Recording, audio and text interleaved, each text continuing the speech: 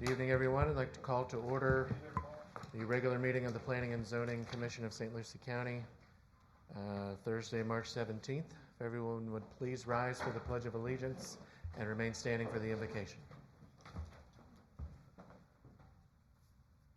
Pledge allegiance to the flag of the United States of America, to the republic for which it stands, one nation, under God, indivisible, with liberty and justice for all. Heavenly Father, as we begin this meeting, we ask that you would guide our thoughts and our actions so that we may have a successful meeting. Please help us to accomplish our goals while displaying your character. We pray these things in your mighty name. Amen. Amen. Okay.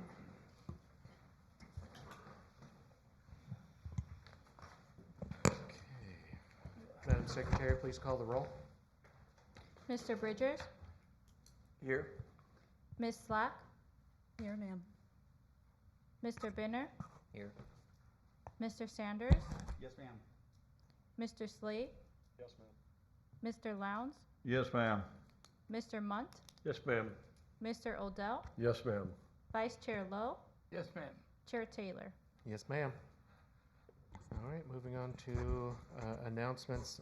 Just one brief agenda announcement. I'm going to move item 9G to the first item because it's just a quick zoning change, and I think we can get that over and out pretty quickly. And then we'll go ahead and go on to the minutes. If there's any additions or deletions or comments from the February 17th meeting, I'll entertain a motion. Motion to approve. Second. Okay, motion is second. All in favor say aye. Aye. All opposed? All right, motion carries unanimously. Okay, item 8, public comment. If there's anyone from the public wishing to address the board on any non-agenda items, please come forward. Seeing none, I will close the public comment section. And we'll go ahead and move on to item 9G, rezone amendment, the official zoning atlas for a change in zoning RF religious facilities to CG general commercial. We have Mr. Tahir with a presentation. Yes, good evening.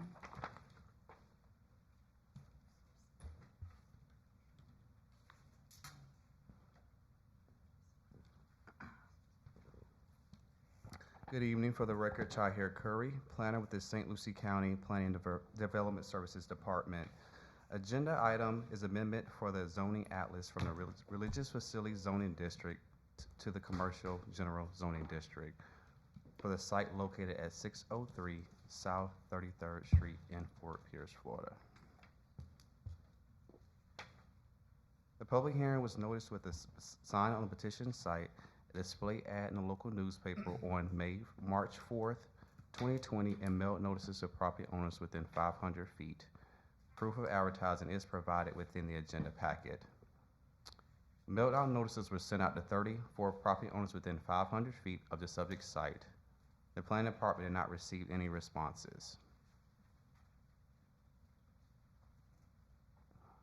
This is the aerial showing the 1.26 acre site outlined in red. On April 5th, 2011, the Board of County Commissioners approved resolution number 2011-003, granting an amendment in official zoning atlas from the Commercial General Zoning District to the Religious Facility Zoning District.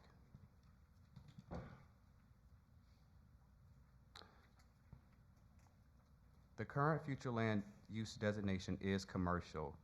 The future land use category is compatible to zoning districts that allow for a broad range of commercial uses. The proposed rezoning to Commercial General Zoning District is consistent with the Commercial Future Land Use Designation Comprehensive Plan Table 1.3 Land Use Designation Zoning Compatibility Chart.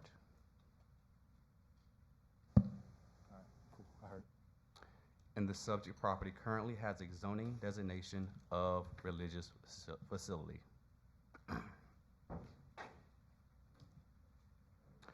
The proposed rezone petition will conform to the minimum lot size and dimensional requirements in accordance to the Land Development Code, Section 70401 for the Commercial General Zoning District.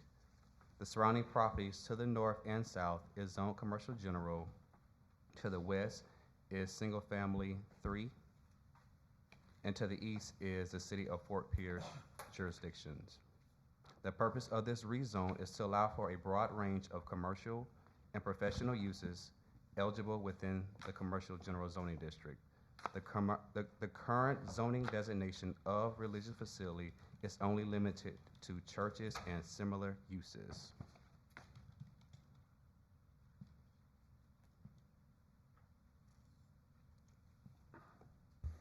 This petition conforms to the standards of review as set forth in the St. Lucie County Land Development Code, Section 110603, and is consistent with the St. Lucie County Comprehensive Plan, goals, objectives, and policies. Staff recommends this petition be forwarded to the Board of County Commissioners with a recommendation of approval. Staff and the agent is available to answer any questions you may have. Okay, thank you, Tahir. Are there any questions of staff from the board this time? Mr. Mudd? Yes. Mr. Curry, when you started your presentation, did you say this was 37th Street? 603 South 33rd Street. Thank you. Any other questions of staff or the applicant? Anyone? Okay, seeing none. This is a public hearing. If there's any member of the public wishing to address the board on this item, please come forward.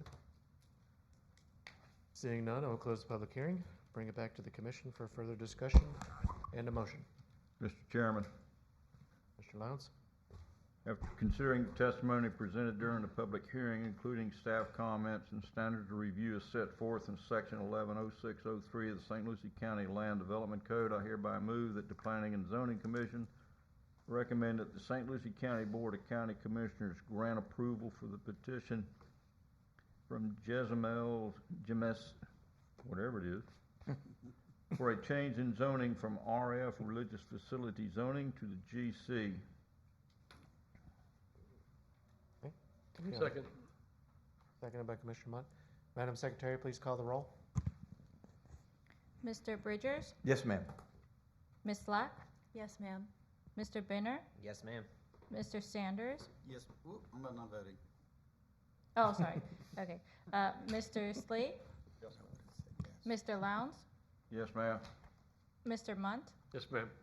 Mr. Odell? Yes, ma'am. Vice Chair Lowe? Yes, ma'am. Chair Taylor? Yes, ma'am. All right, motion passes unanimously. Thank you, Tahir. All right, we'll go ahead and move to item 9A, St. Lucie County Impact Fee Study 2022, Update Library Impact Fees Ordinance.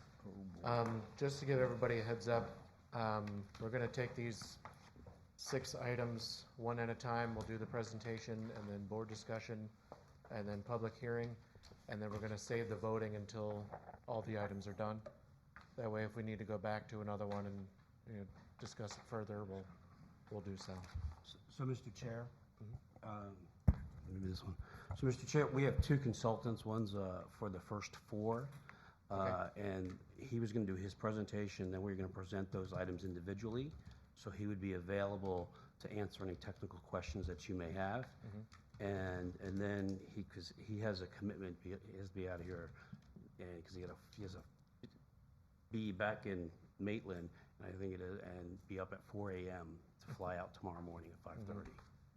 So if possible, we could separate them the way in terms of A through E or D, and he would do his presentation. I would individually present them, and he would still be available to answer any questions, as we present them individually. Okay, so he's A through D, so everything but the road impacts? That's correct. Okay, road impact And fees. then we have another consultant with the road impact fees. Okay. All right, does anybody have any problems with that? No. Okay, that should be fine.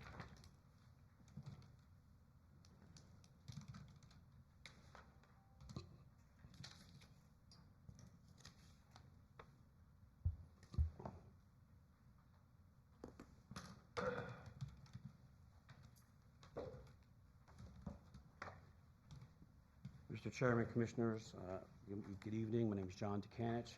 I'm the Innovation and Performance Division Director for the county, of which the county's impact fee program is one of our division's responsibilities. Before I begin, I'd like to recognize staff that have been involved throughout this process.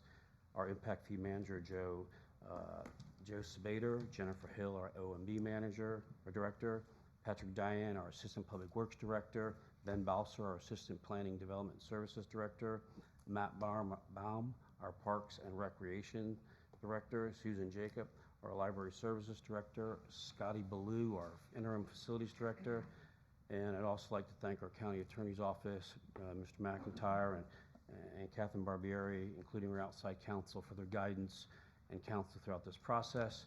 And certainly, last but not least, our County Manager, Mr. Tipton, and Deputy County Administrators, Mr. Satterley and Mr. Jefferson, who provide leadership and direction. So what we're going to do is we're going to bring up Stephen Schriever. He's the consultant with PFM Group Consulting, and they did the libraries, parks and recreation, public buildings, and law enforcement. And we have a presentation here from him, and as I mentioned, and then he'll stay here and I'll go through them individually. There you go. Just Hi, my name's Steve Schriever. I'm with PFM in Orlando, and I appreciate your willingness to work with my schedule. I retired 2 days ago, so.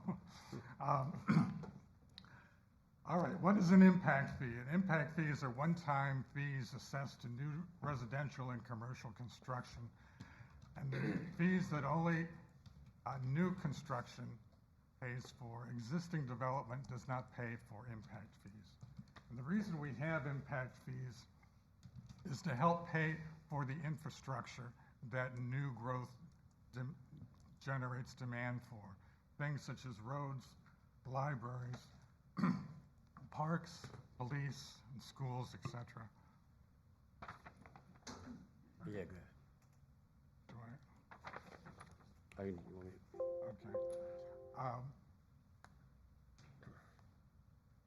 okay.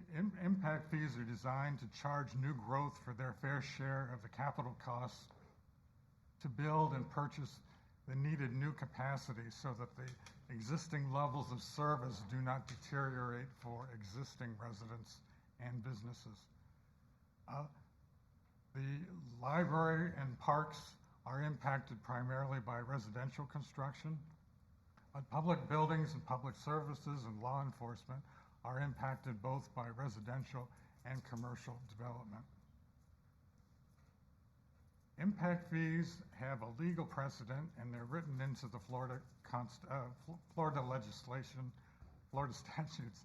The legislature found that impact fees are an important source of revenue for local government to use in funding infrastructure necessitated by new growth. The legislature further found that impact fees are an outgrowth of the home rule power of a local government to provide certain services within a jurisdiction. There are a number of legal requirements for impact fees. They must be based on the most current and local data, and this is why the cities and counties have to update their impact fees on a regular basis. They must account for revenues and expenditures in separate impact fee funds, so the library would have its own fund, parks and Sheriff's Department would also have their own impact fee funds. They must be proportional and have a rational nexus to the need generated by new growth. And they have to be expended in a reasonable amount of time to benefit new growth.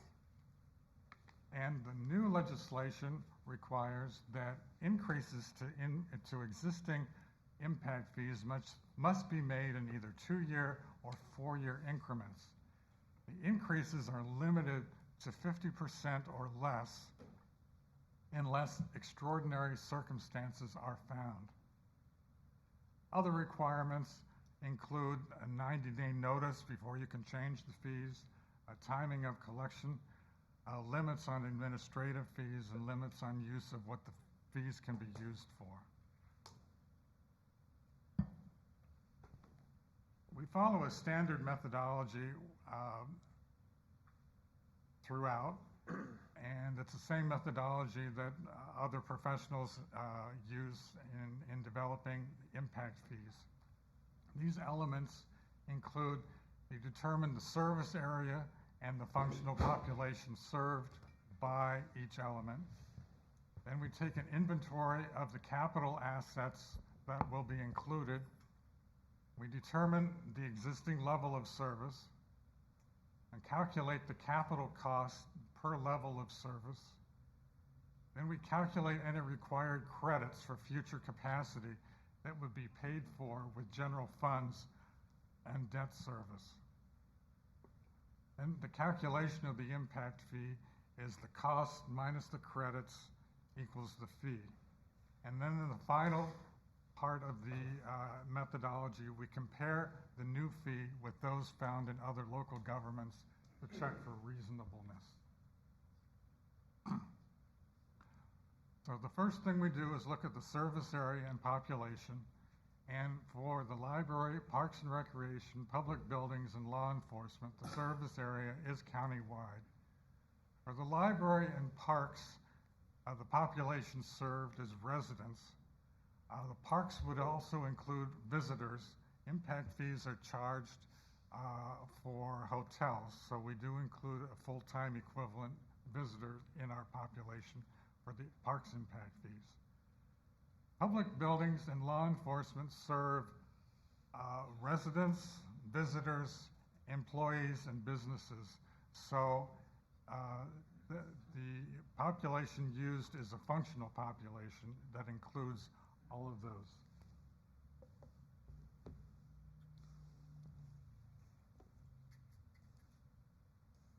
Am I? Okay, these don't seem to be, okay. The parks and recreation, Right. am I missing the line? Okay. The next thing we have to look at is the benefit zones. And Parks and Recreation has, currently has 2 benefit zones shown in this map. But current work with the Parks Department and legal counsel has determined that the expenditure zones be increased to 4 so that impact fees collected in each of these districts would be spent within each district so that there's a close association with who pays the impact fees is this also the person who gets the benefit.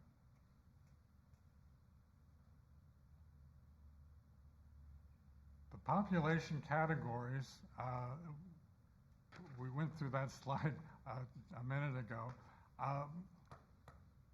For the libraries, we're using the permanent population countywide, which is the first column.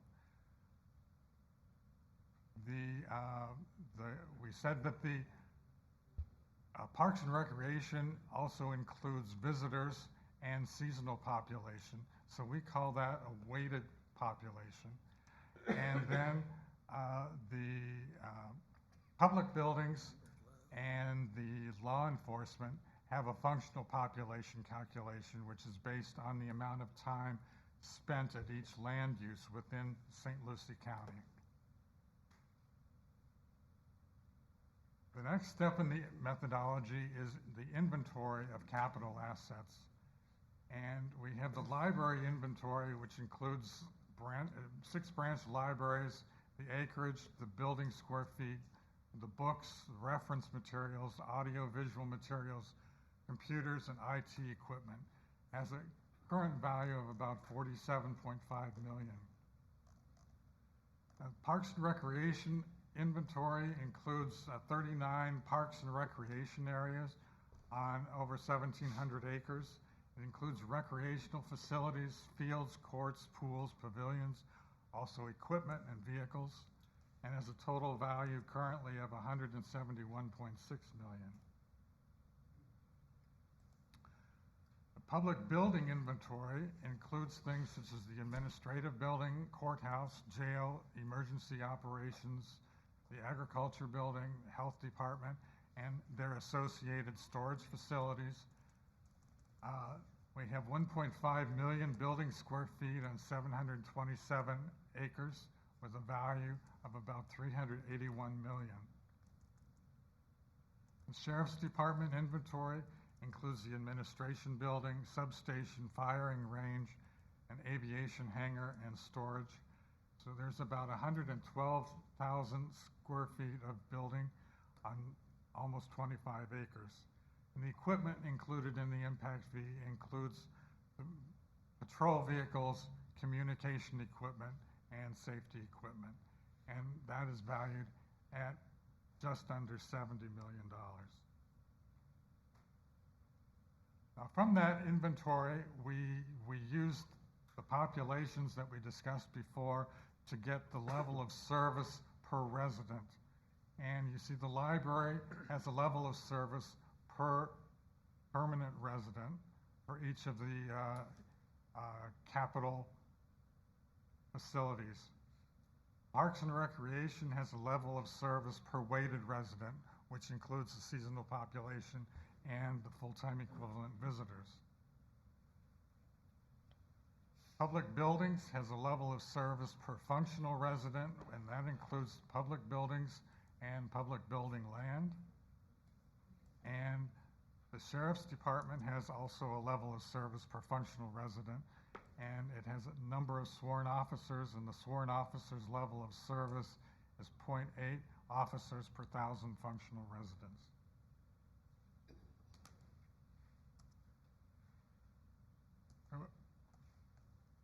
With the costing information and the level of service, we calculate the cost of level of service, and the library level of service is $160 per resident. Parks and Recreation cost is $1,015 per weighted resident. Public Buildings is $1,200 per functional resident, and the Sheriff's Department cost is $219 per functional resident. What was the last one? Costs have gone up quite a bit, and I think everyone is quite aware of how land prices have gone up. The value of homes has gone up. The cost of construction, labor, and materials has gone up. Furniture, fixtures, and equipment, capital equipment, vehicles, communication equipment, all of this is why our impact fees are going up. I should also let you know I did a little research, and looking back at the 2016, some of these impact fees, such as the Parks impact fee at the time had over $13 million in debt service. That $13 million was applied as a credit. So in 2016, your Parks impact fee was lower than your 2010 impact fee.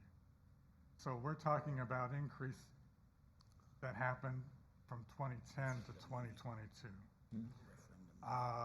And public buildings, when they calculated that impact fee, those fees increased substantially, between 30 and 45%, I believe. But it was determined at the time not to increase. So the public impact fees, public building impact fees as they stand now, are still at the 2010 level. So when you look at these huge changes in impact fee costs, that's why many of your impact fees are based on more than 10 years ago.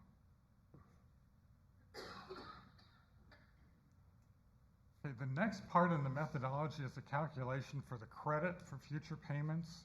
And impact fees credits are given for capital expenditures that are paid for using revenue sources that are also funded by new growth. So impact fees are also provided for future debt service payments that will be funded by new growth. So general revenue that future residents and future businesses will be paying to offset the capital expenditures has to be, a credit has to be calculated for that and subtracted from the total cost so that they're not paying double. The library credit is based on an average of expenditures for capital equipment and materials that are funded by non-impact fee revenues. The Parks and Recreation credit is, the credit is based on planned expenditures for Parks General Obligation Bond debt service payments and some capital equipment purchases that are also going to be funded from non-impact fee revenues taken from the CIP. The Public Buildings credit is expenditures for capital maintenance, improvements, and capital equipment that will also be funded by non-impact fee revenues, plus the debt service payments on existing revenue bonds. And the Sheriff's Department or law enforcement credit is based on planned expenditure for capital maintenance, improvements, and equipment purchases that will also be funded by non-impact fee revenues. So this shows us what are our resident costs per person and our credits per person, and that gives us our net cost per person, per weighted resident, and per functional resident. And this is what the net cost is what is used in the calculation of the impact fees. Now, as I stated, last year legislation passed that requires that any increase in impact fees must be made in equal increments over 2 or 4 year period. Up until last year, you could increase your impact fees at will, and it would be a one-time increase. Now, any increase at all, up to 25%, has to be implemented in equal installments over 2 years. And any increases over 25%, but no more than 50%, have to be implemented in equal installments over a 4-year period. So increases over 50% must be supported by a finding of extraordinary circumstances.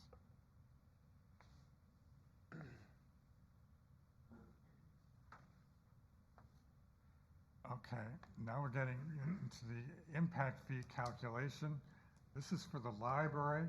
These are the land uses on the right-hand side, the average persons per household that is used to calculate the impact fee. The second column is the maximum calculated impact fee. The third column is the current impact fee. And the last column is the impact fee using the statutory cap, meaning that the impact fees, as presented, will be no more than a 50% increase. Many will be less, but nothing will be over 50%.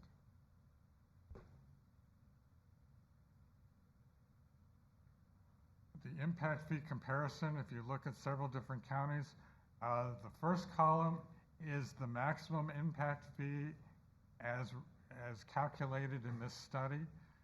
The second column is the impact fee that would be implemented in 2020, in this year, because they have to be implemented in increments.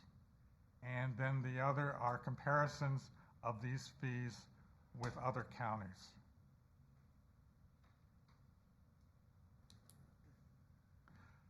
We did the same thing for the Parks and Recreation.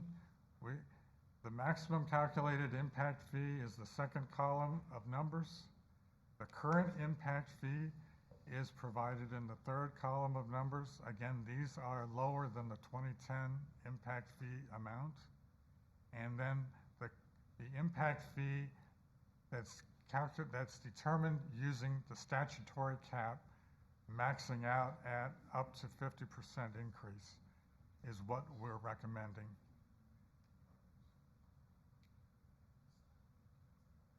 The impact fee comparison for Parks and Recreation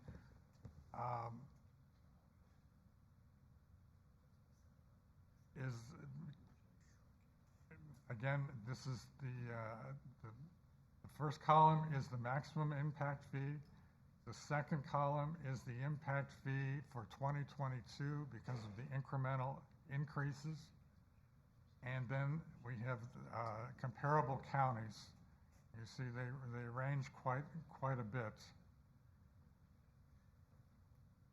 And St. Lucie County will be within that range.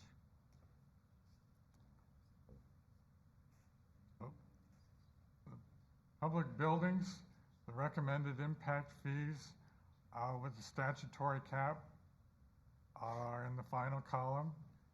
And again, they're significantly higher. You can see the maximum calculated is tremendously high based on current costs. And the current impact fee is quite low because it's based on 2010 and it's based on a property appraiser valuations. But we can't come close to implementing the maximum calculated impact fee. So the last column is what we're able to collect or recommend as an impact fee using the statutory cap.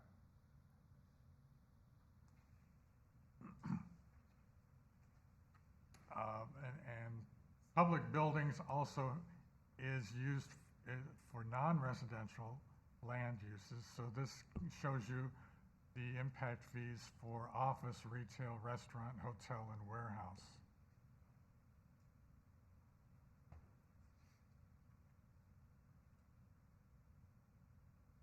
And a comparison then of the public buildings. Again, the first column is the maximum impact fee. The second column is the 2022 impact fee if implemented.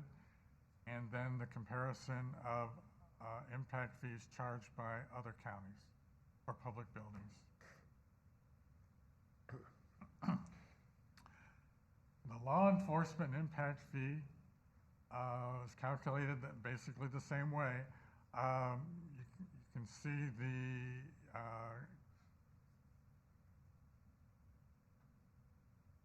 impact fee with the statutory cap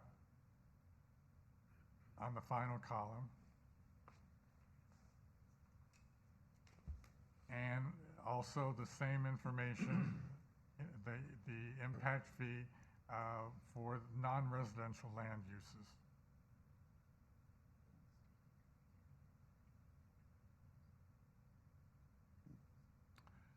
And then an impact fee comparison with other counties. The column in blue is what the impact fee would be in 2022.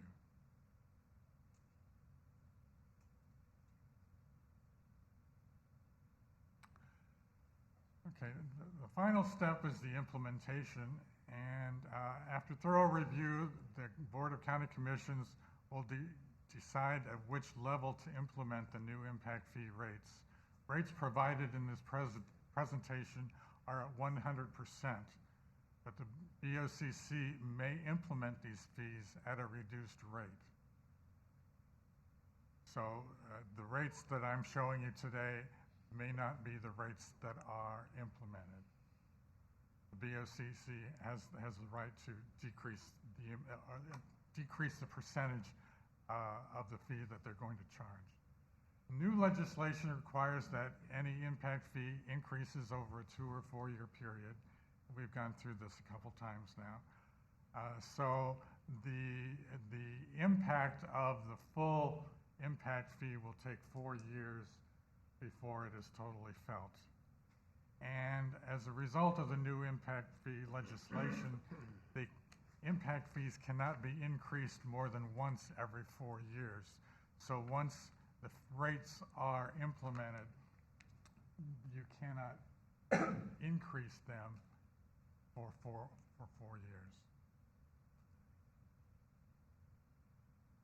Okay, today's meeting is the planning and zoning, and the next 2 public hearings will be the county commission hearing in April. And I think I have the wrong date for the second one. I'll correct it. Okay. Give me 1 second, Mr. Chairman.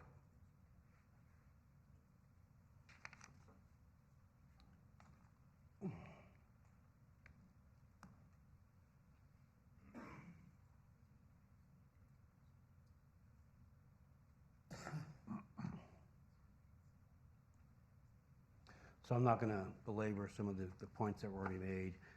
Just impact fees have been around since the 1980s. St. Lucie County first adopted a road impact fee in 1985, implemented in 1986, and then we had in 1995, you had libraries, parks, and public buildings adopted by the county, and then you had in 2004 the law enforcement, and all of those impact fees that we're discussing this evening right now for this particular agenda, these next 4 agenda items were updated in 2017. So from a public engagement standpoint, what did we do? We held a virtual public workshop on February 16th. In addition to the Board of County Commissioners held a special informal meeting on January 25th, at which the draft impact fee study update was proposed. We created a web page for impact fees. We uploaded the document, the presentation, an opportunity for anybody to complete an online form. There was, press releases and information put out on our social media. The last I would say is on February 16th that the county held that public workshop. Up to this point, we also provided the cities copies of this impact fee study report, and to date, we've received no comments from the public or the cities. So with that, the first item on your agenda, Mr. Chairman, is the Library Impact Fees Ordinance 9A. And you've already seen this map. These are actually, you didn't see this map. It was not in this presentation. But this is the actual library impact fee districts. There's 2 of them. It's not proposed to make any changes. If you read the report, you would note that it's generally, there's not more than one district because everything will go countywide, because especially in this day and age, resources that are purchased one branch can go to another branch. So, but the point is, we're not making any changes to the library impact fee districts. This is what they look like. I don't need to go through all those, what Stephen did. What I will share with you, I highlighted the single family. That is we used the most predominant, impact fee revenue source, and tried to determine what the impact is. Like, for instance, in this past year, the 85% of impact fee revenues are derived from development within the city of Port St. Lucie, of which 77% are single-family residential, and over a 3-year trend that actually goes up into the 90 percentile. So for a single family, based on the one thing I would like there's 2 note regarding Stephen's presentation. We are planning on, what's in the ordinance is to adopt it as of 10/1/22. So that would be fiscal year 23. So it's not going to be implemented in FY22. And then the rate's at 100%.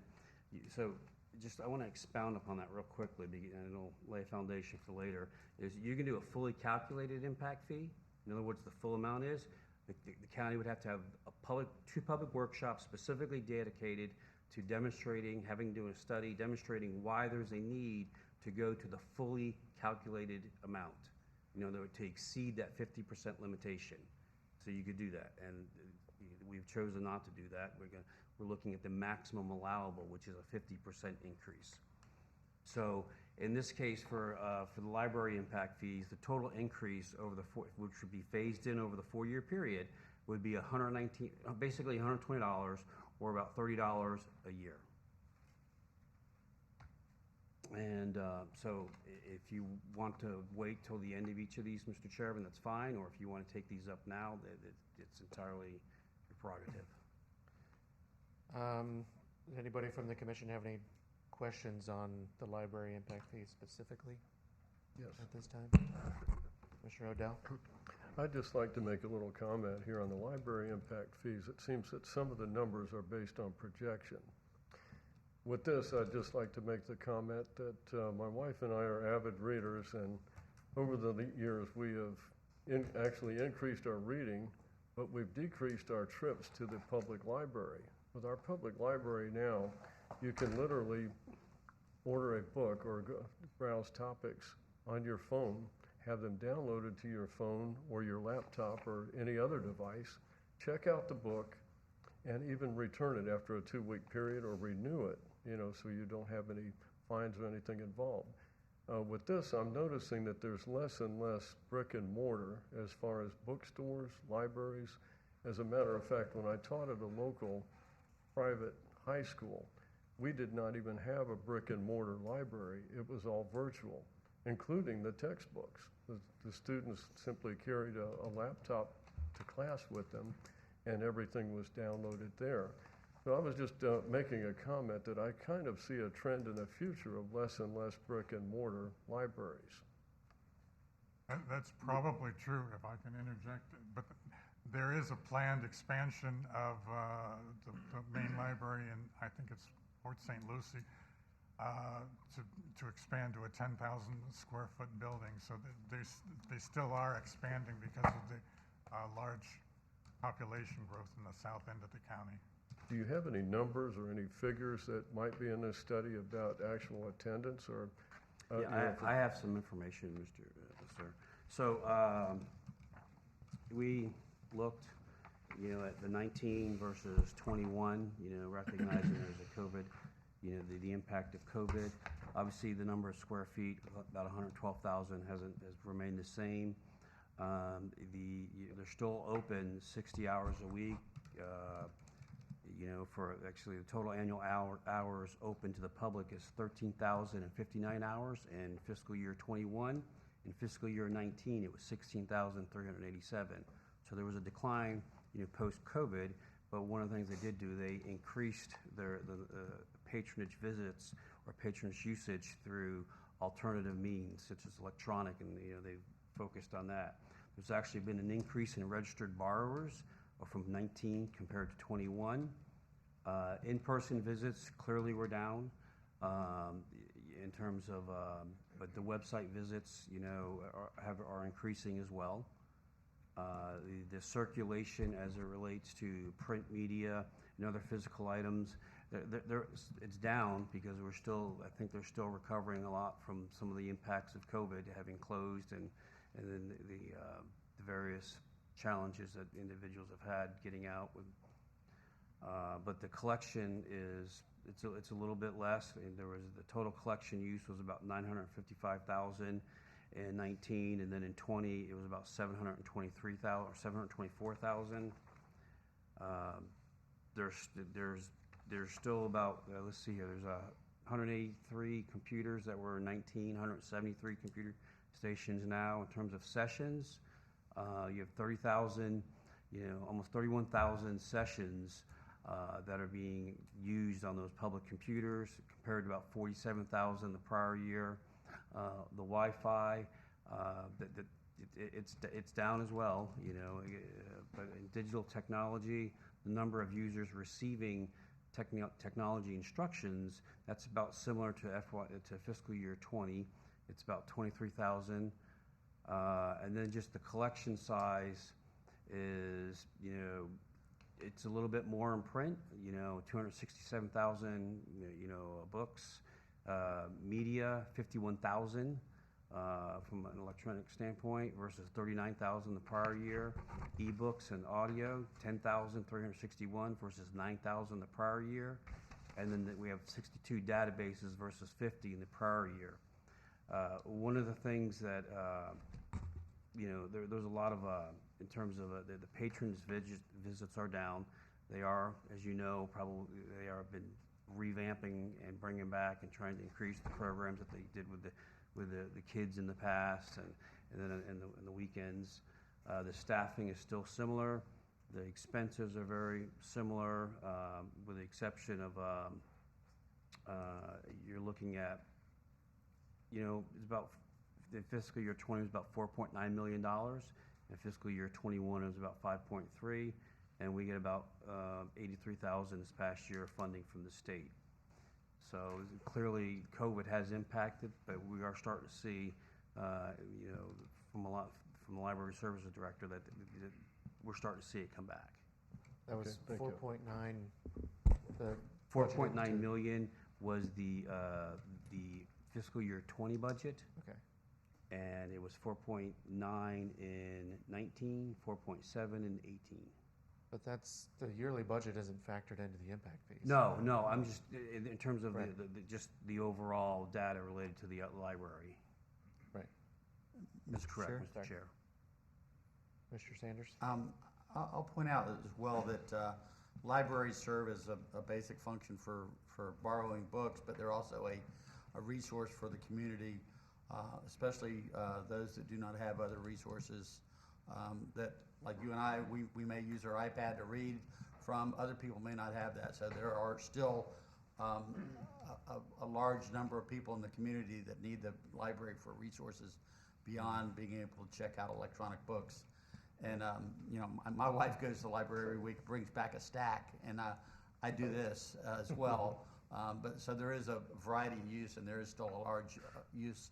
We found that in the school district that we do electronic books for some things, but other things a lot of people still like the feel of a book, reading a book, and there are certain circumstances where learning is enhanced by having that tactile feel and being able to have real resources in front of you.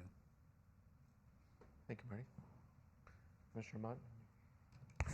Thank you, Mr. Chairman. Anyone? Few questions in your presentation. The going from 2 zones to 4 on that chart, can you give me some reasoning why you went to 4? Is this based on population or? So that would be on parks. We're going to come up to parks and speak about Okay, that specifically. We can answer the question now. I mean, in one, it's in large measure related to. Could you speak up? I'm sorry. In one, that's related to parks, where we're going to multiple zones, more than the 2 zones, and it's in large measure due to population and municipal boundaries and the adjustments. So population is the driver on that particular Yes. case? And Okay. toward that, you know, I mean, there was the question about the library being built in Port St. Lucie. There's a current branch there right now, the St. Lucie branch. It's a 4,400 square foot branch, and it's going to be expanded to over approximately 11,000 square feet to the cost of $5.9 million. And I would just, and that's based on, in June of last year, that preliminary conceptual design and feasibility study was completed. The term, what are the non-impact fee revenues? Give me some examples of that. General fund dollars, they could also be any other revenue source that's not, you know, any revenue source that's being used for capital that's not an impact fee.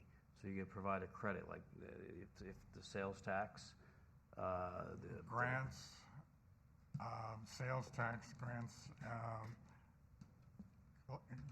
any fees that are collected, like library fees, could also be funding capital facilities, debt service proceeds, anything like that. But it's primarily general fund revenues that are paying for capital facilities. All right. You said there's cost per resident, less credits. What would some of those credits be? Example of. The credits are primarily for outstanding debt service and for projected capital expenditures that are on their CIP that are not funded by impact fees. So they're planned capital purchases that are not paid for by impact fees. And that would show up in the county budget? Yes, it's on the CIP, Capital Improvement Program. On your impact fee comparisons, some of the counties were Brevard, Volusia, Palm Beach. Initially, I didn't see Indian River County, but then Indian River County did pop up later on as a comparative county. Then Collier was included, St. John's was included. Why wasn't it the same counties every time? Were you cherry picking the comparison counties? They don't all have the same impact fees. Yeah, there is, I know. A lot of them don't have public buildings, a lot of them don't have libraries. They might just have roads. So, So you had to jump to another county? yes, It wasn't there? yes. So so the slide on the screen is the one you're referring to, sir, and it's Indian River County, to my knowledge, does not have a library impact fee. Well, there's several. I mean, it took a while before Martin County popped up there. I think Martin County's on pretty much every one. First couple of comparisons didn't have Martin County included. Yeah, there was no selection. I downloaded impact fees from many different counties, but I had to choose the ones that had the impact fees for libraries. Yeah, library is the only one that we don't have Indian River, but we do have Martin County and Indian River on all of them, other than that. Okay.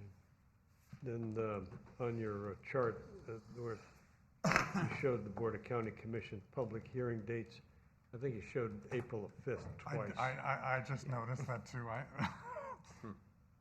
Yes. So- He's It'll be going a to busy fix it. night if you have back-to-back public So hearings. what's going to happen after this meeting, sir, is on March 29th, we're actually having a special informal board meeting with the Board of County Commission for the purpose of discussing these rates. We've already had one on February 22nd, of which rates were one of the topics, but we did discuss both, the road impact fees and what we're calling other impact fees. So we're doing that on the 29th, and then Is that a public hearing, or is that just discussion with the board? It's a special informal board meeting. And It's not the public hearing The date. public hearings are on April 5th, And, and then April 19th would be the second public hearing, which is adoption. all right. I suggest you get your date on the, I can say that on the impact, I understand it's on this, there were two presentations here, but on the website, the dates the times are there are correct. it was April 19th on the second? Yes, Public and hearing. that'd be 9 a.m., and on the 5th, it's gonna be at 6 p.m. All right. And it's a 1 o'clock meeting on March 29th. Thank you, Mr. Chair. Commissioner Lowndes? First. Gentlemen, can you go back to your main figure chart? I'm a little dirt road slow, so you're gonna have to bear with me for a minute. What is our current impact fee for a single family for libraries? Okay, so I'll hang on a minute. Pull mine up.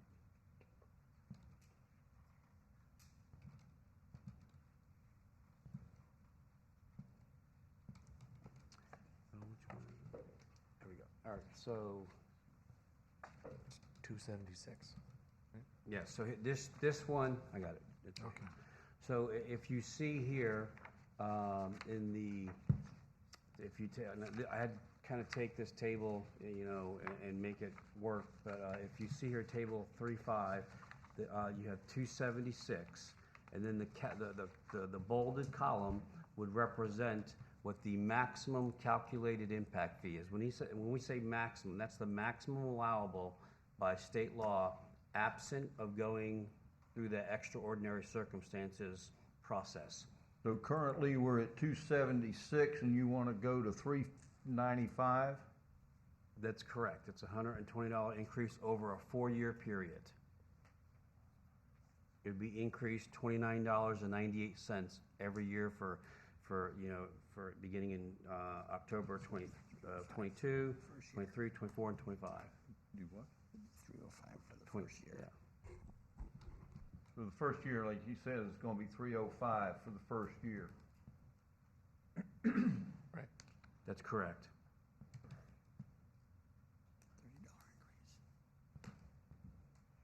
I'm gonna ask you the same question and all the rest of them, so get ready. I have them all prepared like this in presentation that I have. Commissioner Love? Just a Question. quick question. When your original presentation, where is the fire department? So the fire department, actually, they're an independent district. They have looked at their impact fees. They forwarded it to us, and we noticed there was an issue with the study, and we sent it back to them, and they're gonna take it back to their board, get that corrected, and then bring it back to us. So they are they are looking at their impact fees as well. Will that be a separate file income back fee that, like, instead of library, it'll say fire department? Yes, the fire district will have to be a separate agenda item, correct.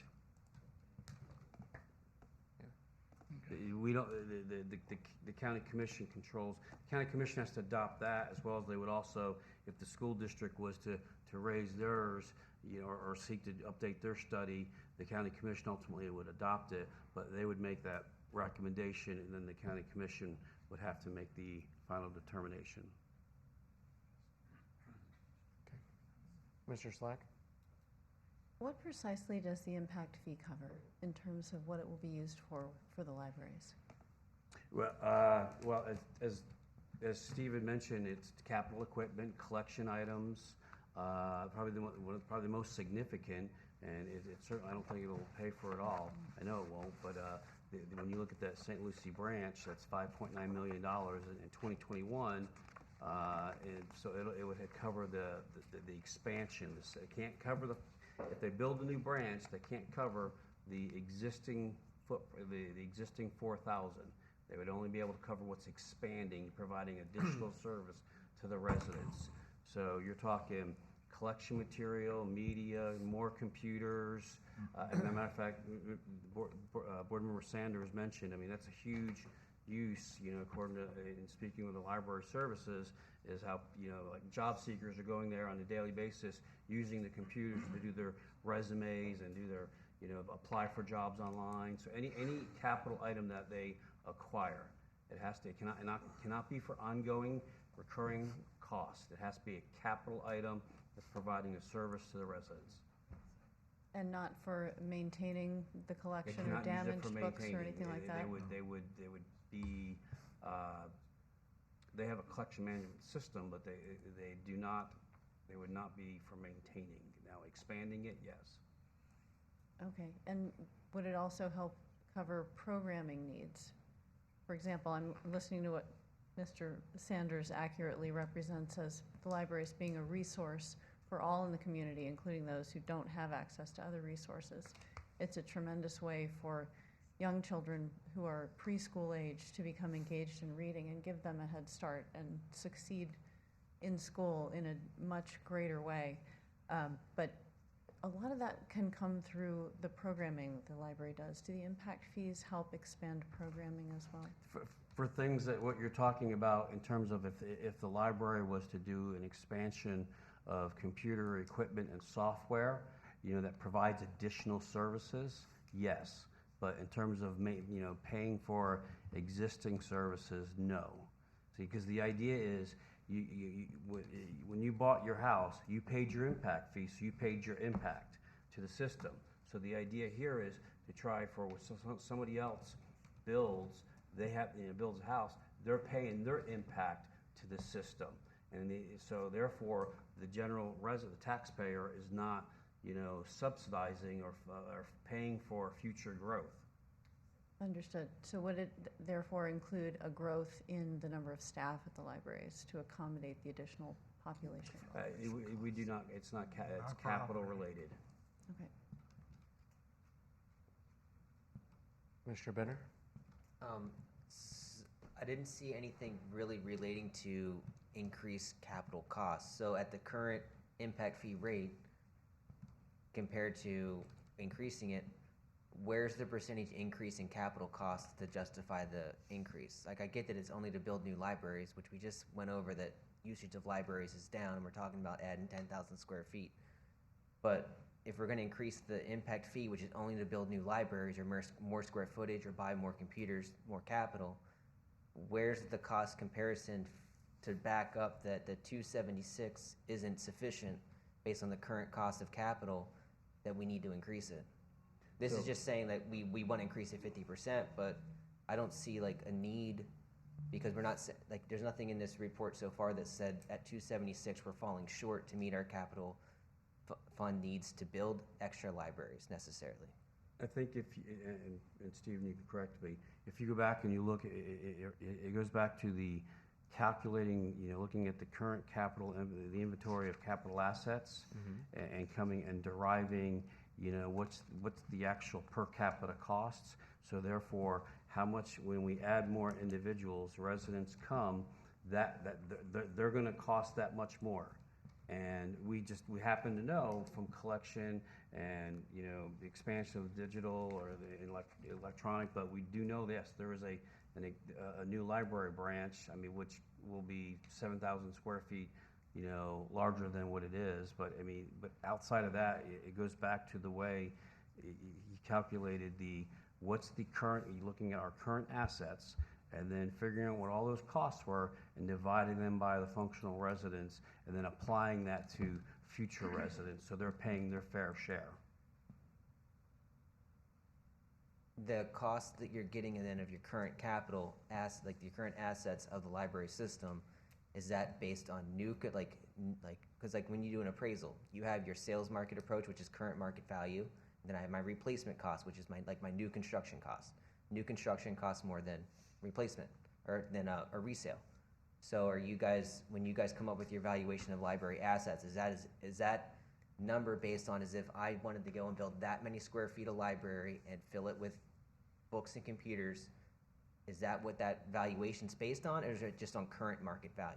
It's a mixture of both. The land value is based on property appraiser value, which is way less than market value. The building value is based on replacement cost or adding addition or building a new facility. So it's based on current construction costs. The materials, equipment, computers, and collection is all based on current expenses How current? within the past year. Like operating expenses, or just what you've been No, paying this last year for the- computers? Yes, the cost of new computers. And where does it say like that at 276, it's not enough to cover it? Because we're talking about adding more money to the fund, but are we falling short now at 276? Well, likely. It's based on current cost, and this is what the current cost is. What's based on current cost? The impact fee per resident. At per 276. library, yeah.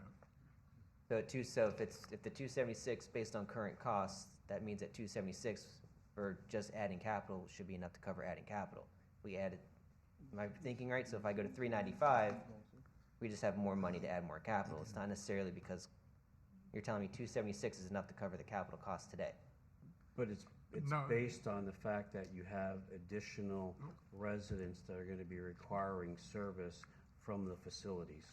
Yeah, but in other words, so if I bought a house, what I'm asking is at 276, is that enough money to cover the expenditures in the budget? If 1,000 people paid impact fees at 276, would that cover it? Or where are you No. showing, No. where is it showing me that 276 is not enough to cover that $5.9 million The expansion? 276 represents the cost in 2016. The 395 represents the same cost for the same stuff in 2022. That's where the difference is. Well, that's the maximum fee increase. Well- But where's the county providing that they need that, because if they don't have that, it's not enough to pay for Well, the the capital? materials that have gone into calculating this cost are in the report. Mr. Chair? If I can add something, there's two basic methods of looking at impact fees, and there's people in the room that smarter me on this. But one of them is called a consumption model that basically says each new resident, you need this many square inches of land for library, this many square inches of building for library, and that's what this fee is looking at, as a consumption model. The other is a program model that says we're gonna build these 10 libraries, and this is how much it's gonna cost, and this is how many new residents, and you can divide one by the other to get the cost per resident. So this is really a consumption model. It doesn't look at a building program that says this is how many libraries we're gonna build. Thank you. Mr. Mutt? Are we gonna get to a chart that shows cumulatively that all of these impact fees bundled together are gonna cost someone coming in for a permit X dollars?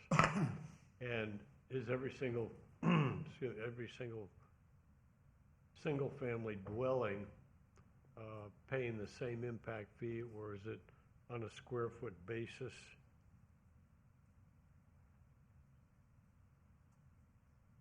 The way the impact fee schedule for this county is set up is it's per unit, it's not per square foot. Okay, that's fine. And that's for these impact fees. For roads, it's a little bit different. Okay. Can I say, wasn't it more expensive, the impact fees, if you're building a 4,000 foot or 5,000 home instead of a 2,000 foot? That's on, for roads, it's kind of has a tiered approach, but for these impact fees, you know, it's a straight 276. The parks is it's a straight amount on a residential unit.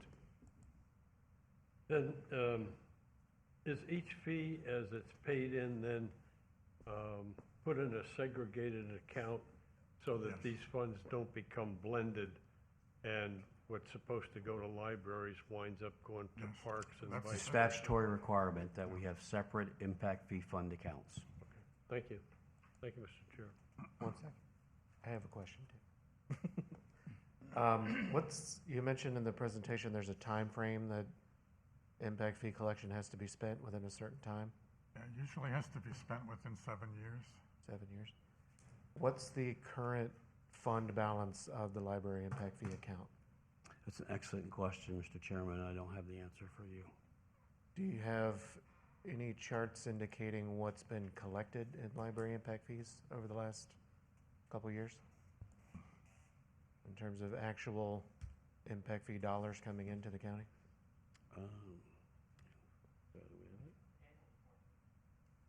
Thank you. Hang on, Mr. Chair. Seems pretty important. We can provide you all a copy of this. It is on the website. That's good. Thank you, Joe. We have our statements for each of the funds here. So, libraries. Mr. Lowndes, did you have a question while we're doing this? This obviously takes in no consideration for what Fort St. Lucie or Fort Pierce will add to their impact fees? Not for library, I don't think. Yeah, not for. They don't have libraries. Fort St. Lucie doesn't have a library fee? Well, we are the ones that provide library countywide.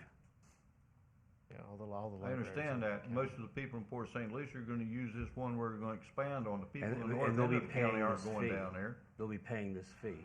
Yes, sir. And that's where the main growth is going to be? Yeah, 77% in this past year. There was, according to the PSL's, Port St. Lucie's annual report, 4,721 building permits for single family occurred. That was 77% of their total permit, and so 77% of those revenues. And I mentioned 85% of all impact fee revenues, come from this within the city of Port St. Lucie. So I build a house in Lakewood Park, I'm still gonna provide funds for Port St. Lucie's library. No, because if you recall, there are two districts, but I want to be fair to say that under certain circumstances, you can spend money from one district to an adjacent district. So I'm asking you questions that I get when I go to the public out there and they say, you're gonna do what? You better pay attention then. You get to go off someplace else, and we got to stand here and talk to the public and the people we represent, as well as the Board of County Commissioners. So, understand, and then let me answer the one question. So there's two districts, Library A, and the unaudited, balance for 2021 was $210,000.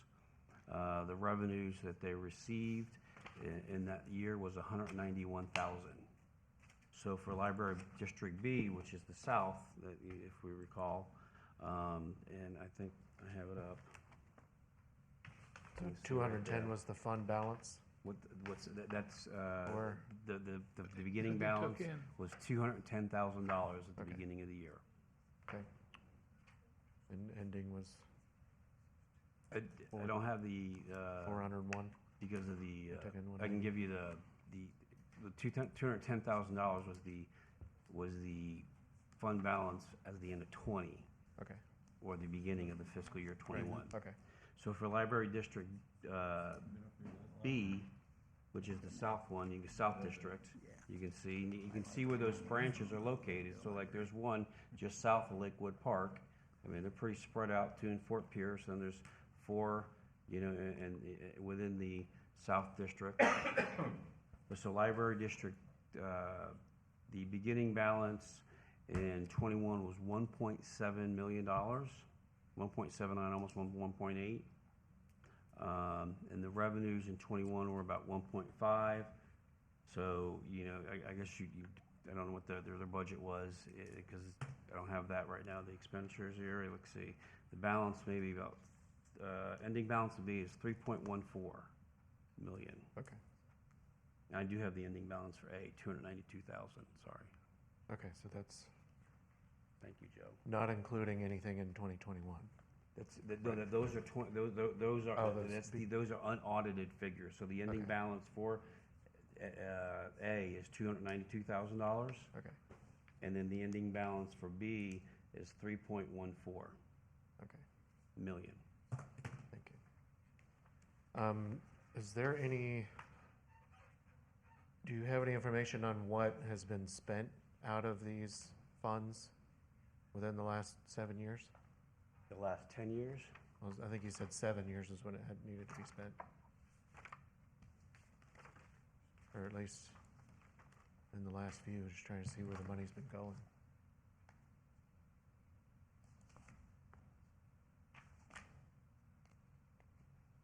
So in District A, largely it has been equipment, books, and subscriptions.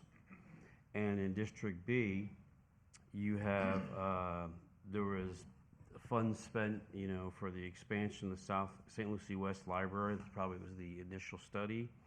For the Rosser Boulevard Branch Library, going back, it's from 16 all the way through 20, funds being spent. Matter of fact, in 17, in Rosser Boulevard Branch Library, $1.7 million. The PSL Branch Library upgrades. There was equipment, books, subscriptions, ranging from $242,000 to $164,000 a year each. Then that would be from 16 through 21. And then for the upgrades itself, in terms of probably the study, that was the $57,000 for that conceptual study that shows the $5.9 million. Okay. Thank you. Mr. Munt? In the final analysis, when a builder comes in and wants to do a project, he's going to look at the impact fees in St. Lucie County, and then he's going to look at the surrounding counties. Do we have any numbers or projections on how we're going to compare with the surrounding area? What you're asking for is a cumulative. I'm going to sit here and write it down and give you a cumulative. I can go through real quick. Well, I'm talking- each one if you want. I'm talking about a builder that wants to come in and wants to, build 25 homes on a tract of land that he's got, and or he maybe doesn't have the 25 acres or whatever, but he's going to look at what his costs are going to be in each community or county, and that impacts his bottom line and his cost of construction. Is it going to be more attractive to go into Indian River County or Martin County or Okeechobee County? And are we going to set a level that it hurts our building trades and our people? Arguably, I know generally it adds to building costs, but what I would submit to you is people are building in St. Lucie County because of its location and the services that are being offered. And absent those services, they may not be so inclined to locate here. I mean, Indian River County doesn't have a library impact fee. But Martin County, we can go back to the ones, and if you look, Martin County is generally a little, I think if we recall correctly, Martin County was a little bit higher. If you look at this slide, if we're gonna be going to 396 total, and it's at 537. Palm Beach County, it's kind of a little different there. They have so much, they have the volume, so therefore they can have a little bit of a lower fee because they have such a large population. And so, and Brevard County, I could tell you as a resident of Brevard County that's moving south. Well, we want to provide the services, but then we want to be competitive as well.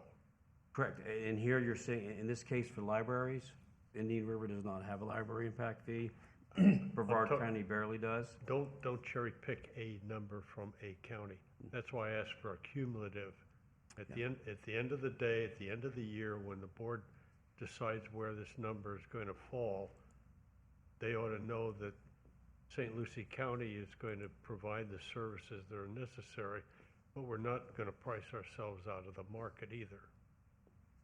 That's an excellent point, and it's an additional slide that I'll prepare, for the March 29th. I do not have a cumulative impact slide.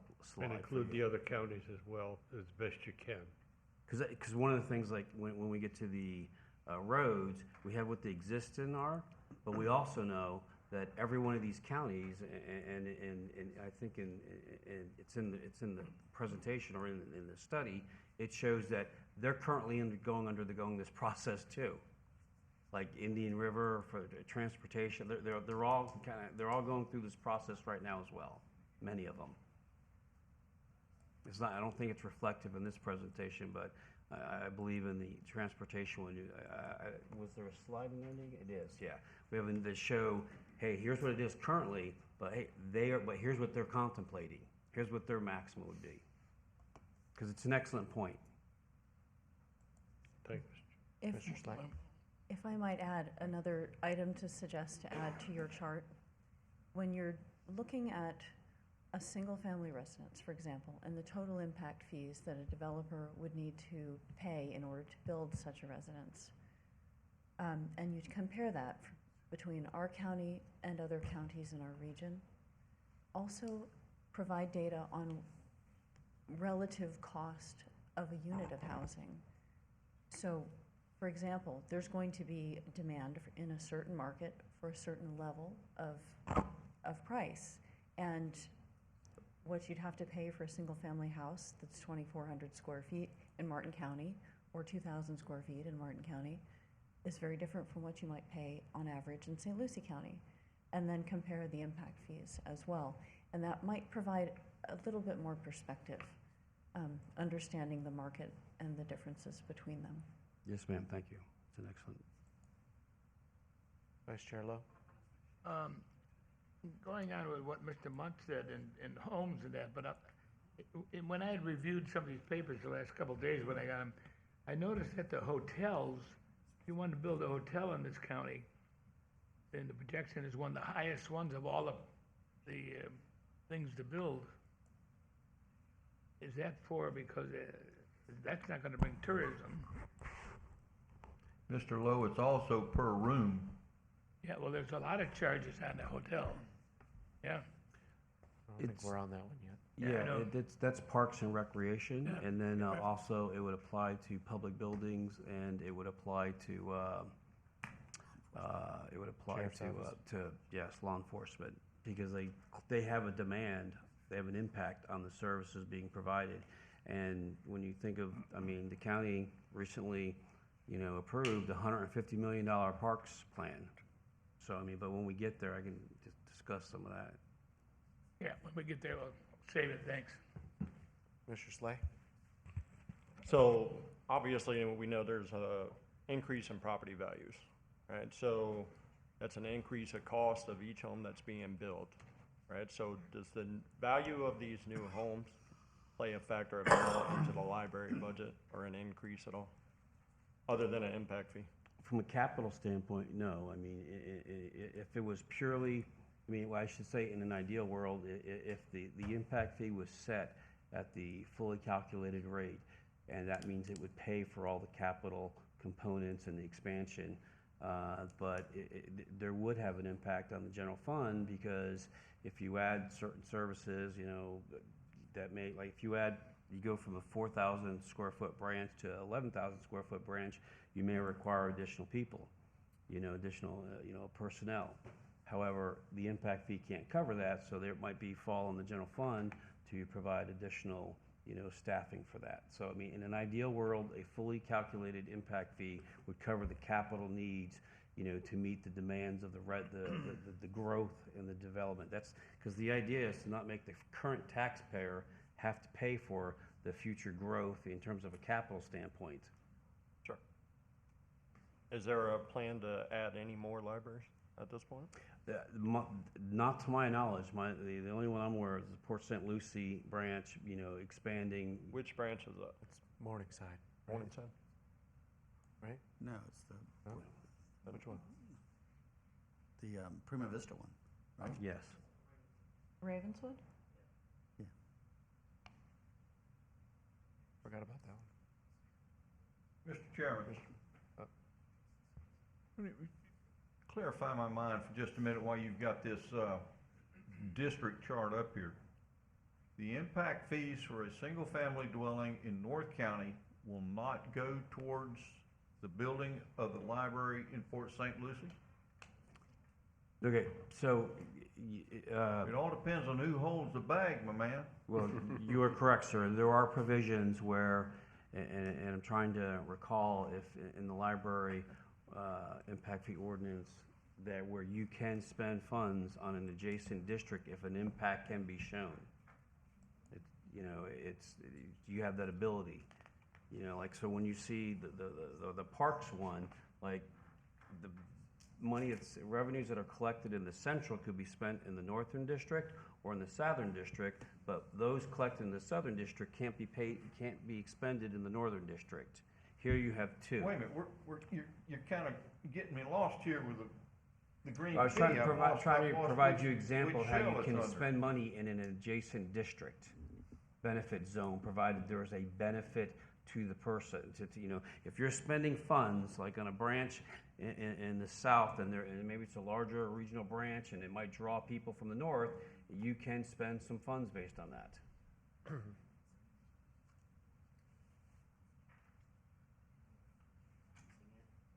But generally speaking, you're spending your funds in the district from Wait a which you're minute. collecting. I got a green pea and 3 shells. Is that individually collected impact fees? I'm sorry. Like, are you speaking about one house, wherever it's located, and you decide that they're gonna be impacting both districts or a different district based on an individual collected? Take the Port St. Lucie branch. If the general impact of that was to go into the North District, you could determine what that impact is and use a portion of those fees for the Port St. Lucie branch, or vice versa. Okay. But in a But from you the just total can't do it. total fund You have to have balance. some reasonable basis. You have to Okay. have some reasonable basis Right. in order to be able to do that. You just can't say, well, we've got money in the North District, so we're going to use that to pay for something in the South District. You cannot do that. You have to have a reasonable basis in order to be able to use money in an adjacent district. Right. Mr. Benner? So it sounded like you said there's about 3 million in the South District Library Fund now. That's correct. It's like 3.1. So when you do this library expansion, do you guys need to have the cash on hand for that expansion? Or are you going to borrow the shortfall? So it's generally a policy question for the board, but I think, the history has, from what I've been able to ascertain in my almost 2 years here, is the board is less reliant on debt and prefers a pay-as-you-go approach. So, because right now it sounds like you're pulling in about you did 191 or 1.5 million in revenue. If we got 3 million in there, by the time this fee even kicks in at the current rate, you have the cash to do the renovation. Based on the current land value that's going up, don't you think they'll have a little bit more money? again, impact fees are a flat fee. Yeah, that doesn't And come into play. But the county's gonna receive more money. that's only to operate. This is, the impact fee is only to build new library square footage. It's not to operate libraries. So my point is, if we got 3 million in there, we're bringing in 1.5 million towards building new libraries. We're doing a $6 million renovation and there's nothing else slated. I mean, before you even reach your max fee, you have enough cash to do the renovation. Right. So my point is, like, I still don't see the need being described. Like, I don't see the need yet given to me that it says at the current rate we have a shortfall. Do you have any, is there any forecasting done based on what we collected last year and what you expect to collect at the current fee or at the new fee? I do not have that for any of the other impact fees. I do have it for road impact fees. Okay. You know, where we were able to, because you have the districts, you know, it can be done for the library impact fee districts because we know what they are, but there were some proposals for parks. We're just getting the data, looking at the permit trends to try to figure out as it relates to, you know, what would go into the various park, be collected in the various park districts. So I'm going to apologize, Mr. Chair. I don't have that trend data or forecast for any of the other impact fees. Okay. I got a general question. So, you guys had max of, is it 50%? Is what these numbers are based on? 50% would be the maximum allowable increase without that's statutorily, without going through that process of saying that there's an extraordinary circumstance. Okay, and as we go through each one of these individually, is there one where we can say, hey, we don't want to increase there, or is this a 50 across the board type deal? You as a board, you know, we're asking you to, you know, make a recommendation to the Board of County Commissioners to approve the study, and you can make a recommendation whether or not you know, we're recommending that you approve it at the maximum allowable. That's phased in over 4 years. You can make a recommendation that is different than that. Okay. If I may interject, that this study is a study for what the current costs are for new growth. But it is not, today you're not deciding on the amount or what percentage of this you're going to charge. Mm-hmm. But this is an analysis of what the current costs are. What was the growth? You said before that impact fees were year by year before. Was there? Well, it's in between studies. You know, there was an annual CPI increase, and in 2021. The legislature adopted and they eliminated that, but so in 2020, it was the county's last increase. We did not. Okay. Was there a standard method to the way that you used to increase? You know, like 3% a year or something. What's that? Was there a method to the way that you used to increase impact fees before this came about? No, this is exactly. There would be a study done, and it would demonstrate what the costs are for the impact. To the facilities or the services being provided, and then an impact fee schedule would be calculated like we have today, and then in between those period of times, you know, our current code says we'll do it about every 5 years, and so we now are doing it because, you know, it was 17, but that was last done, so it's at 5 years. But now the statute says you can't do it you can't increase, you know, in once every 4 years unless you go through that whole process that they established for extraordinary circumstances, in which the county has indicated, you know, the commission that not desirous of doing that, you know, I mean, in terms of holding extra hearings. Oh, thank you. Vice Chair Lowe. I understand that the county has about 50,000 permits that are going to be pulled in the next 5 years in growth, in homes, mostly west. How does this budget that you're talking about, these figures, affect something in the next 5 years? Well, those are, you know, if they're, what did you have, 2.37? So it's about 120,000 people that are gonna impact the system. That's the point. So if you got that 50,000 houses and you got what was it? 2.73, 2.37. If it's two, it's 100,000. If it's three, it's 150,000, somewhere in between there of new people that are residents that are gonna be impacting the existing system, putting a greater demand on it, more pressures, the same level of services. You had a slide earlier that showed the Yeah, projected growth. it's in his.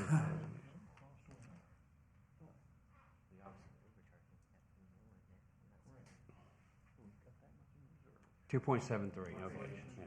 I wasn't sure if it was 7.3 or 3.7. But you have one somewhere that says like, this is the population right now, this is it in 5 Oh, years. yeah, that's the beginning, it's his, the future population, there you go. And these are based off the University of Florida Business of Economic and Business and Research. They use the 2020 census, and then each year they update it, they take the census, they look at, what they do is they look at residential accounts, and they figure out how many we have based on they divide that based on the number of residents the census says, and then they track that through every year, and that's how they come up with their estimations.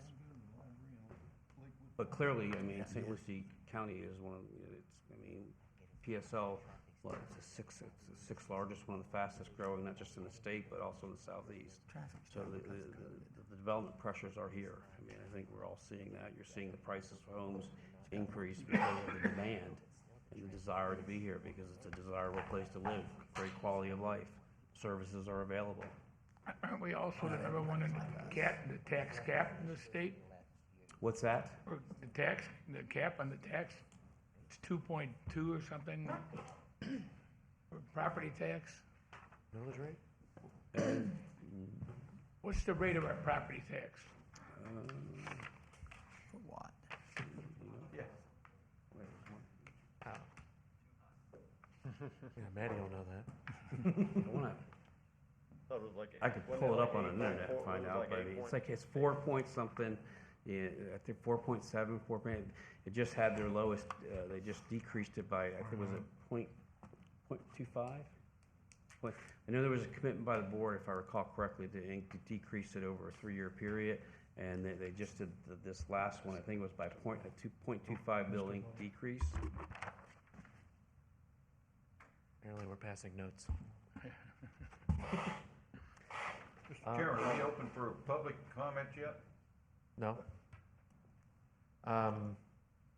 One, I know you read all those statistics about the library, and just really out of curiosity, is there any data in there about active library card users?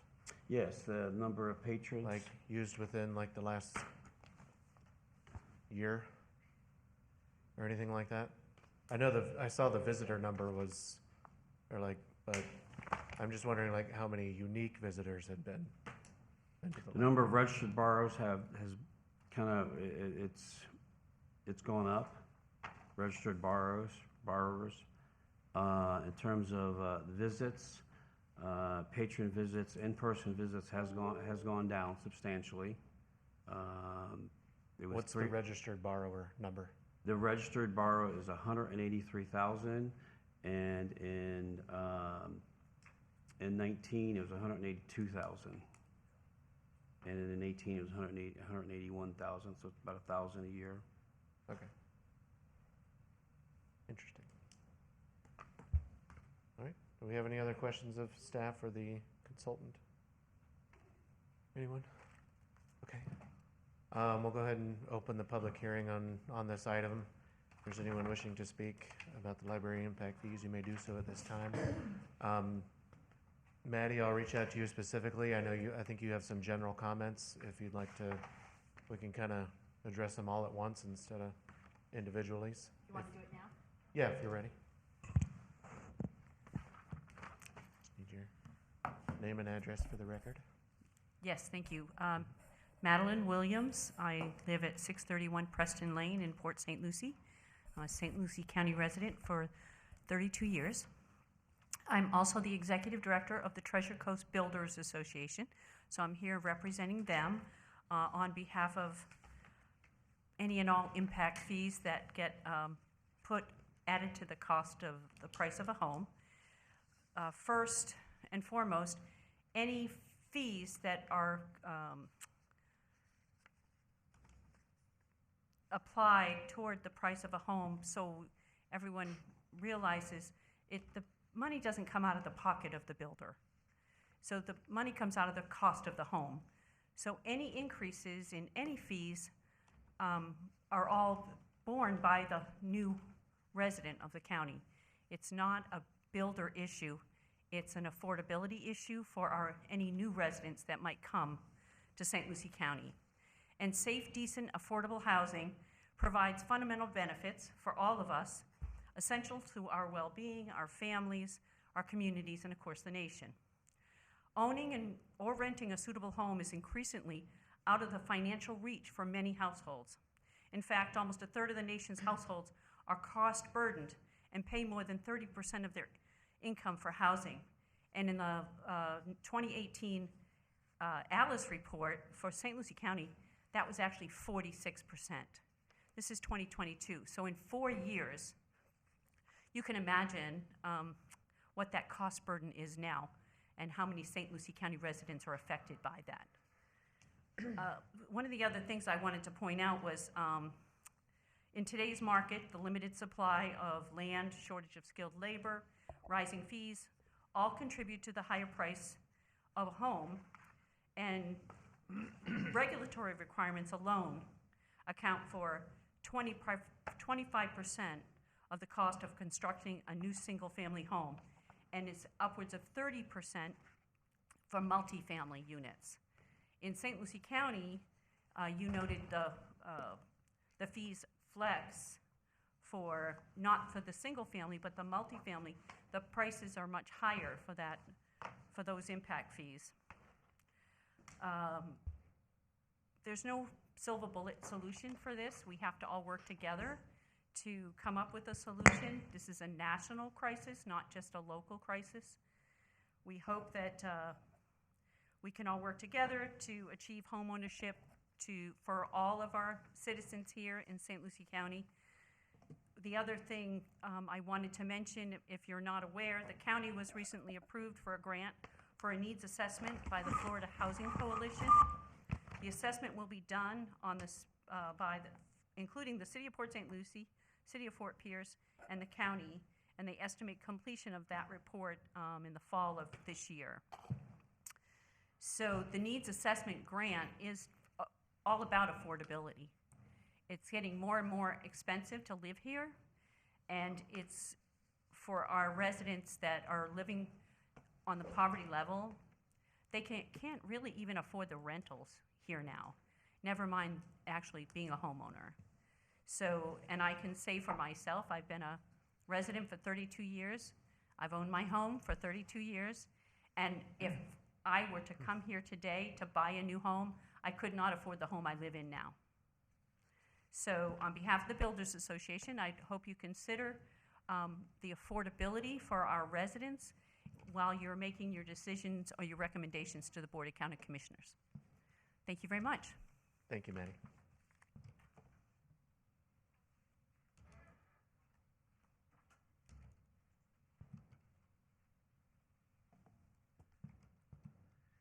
Chairman Taylor, members of the board, good evening. Harvey Allagood.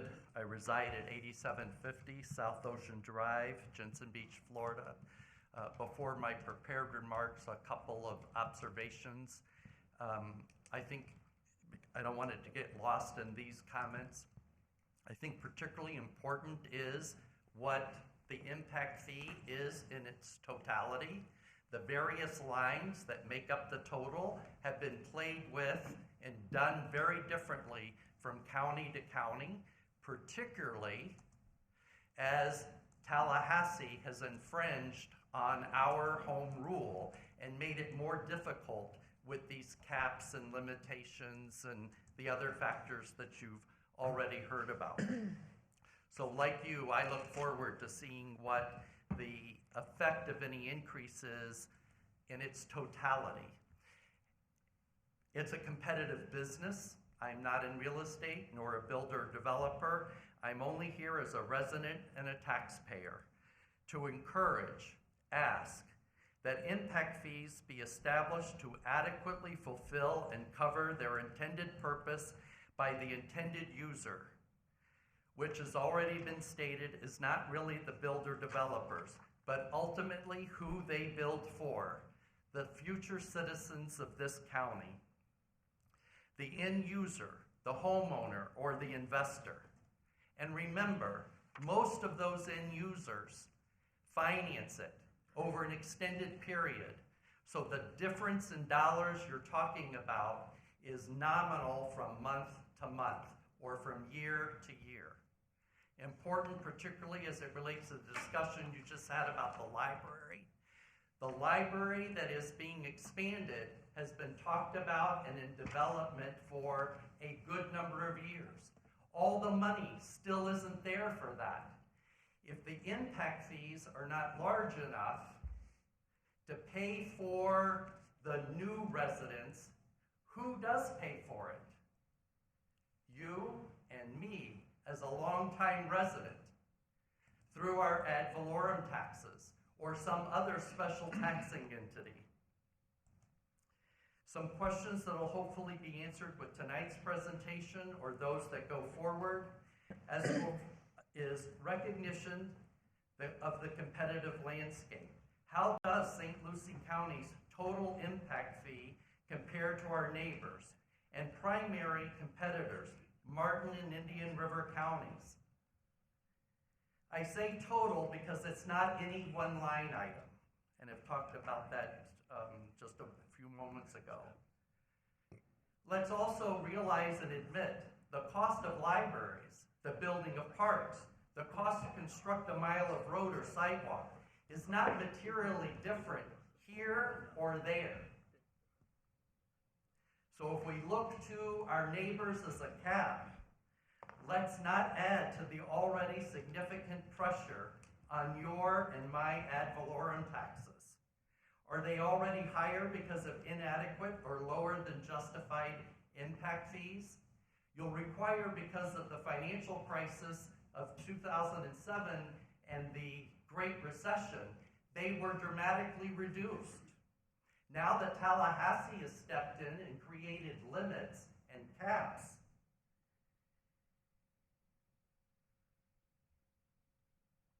how are we ever to catch up?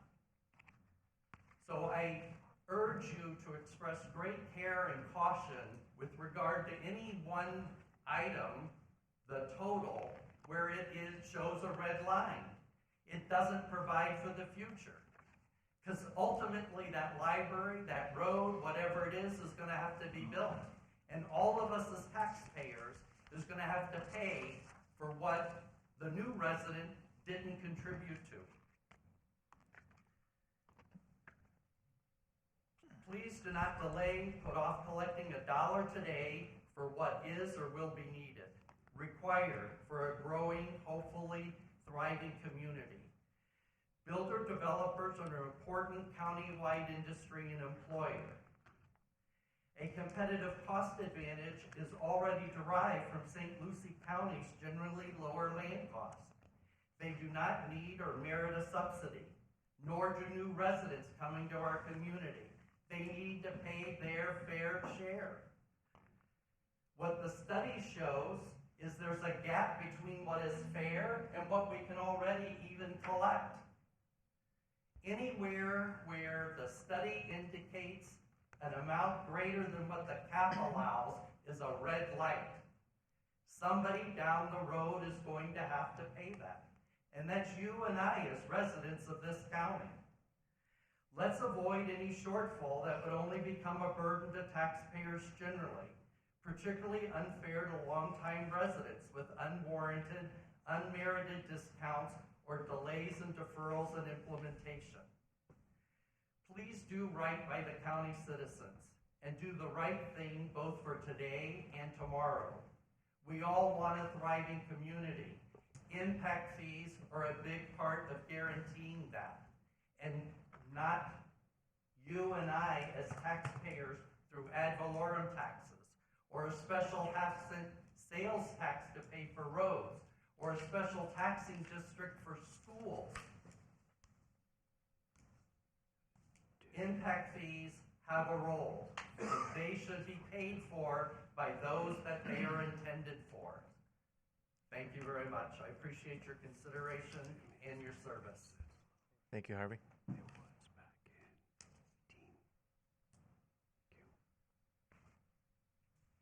Good evening. My name is James Clasby. Also, happy St. Patrick's Day.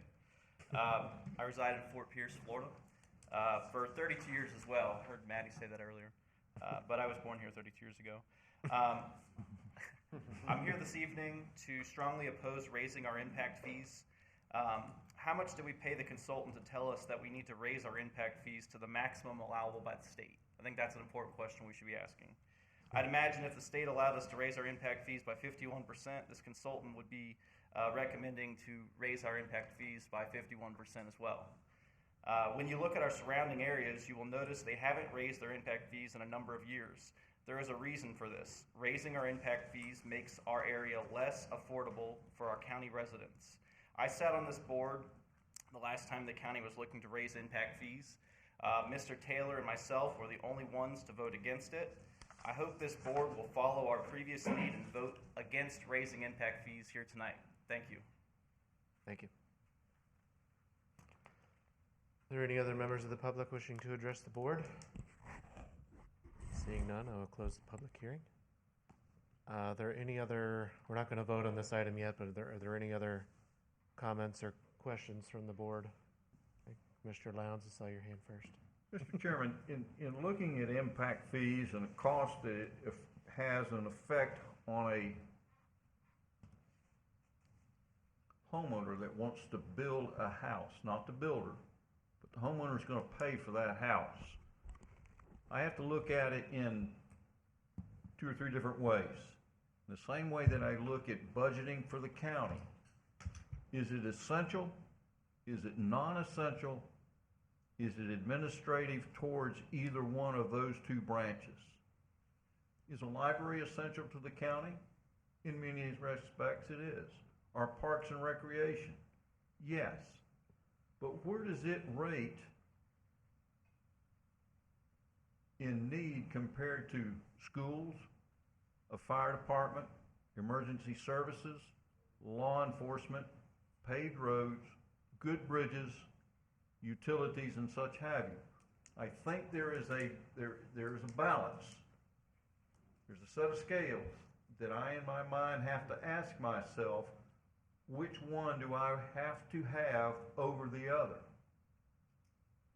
I'm not sure I need more money in a library compared to better schools, paved roads, better culverts, better bridges, better law enforcement. I have to weigh that. And I ask you all to do the same. Thank you. Mr. Benner? Yeah, quick question on when you guys went through your slides and you went over like the maximum fee at 50%. Was one of those somewhere on here? Is one of these figures what you're saying the cost really is based on current values?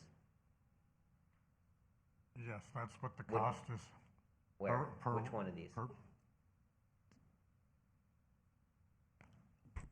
So you have the bolded box is what the actual cost of the impact is. I know, I'm not talking about what the actual fee currently is. I'm saying what the county is, what the consultant is saying, the cost per resident. So based on the current market cost per resident, how are you guys figuring out what the total, like how are you backing that into what the impact fee should be? Where's the calculation? If you look at and he can go into the details of the calculation, but like for multifamily here, you see these highlighted in gold? Mm-hmm. They exceed that 50%. That's the true cost of the impact in a multifamily.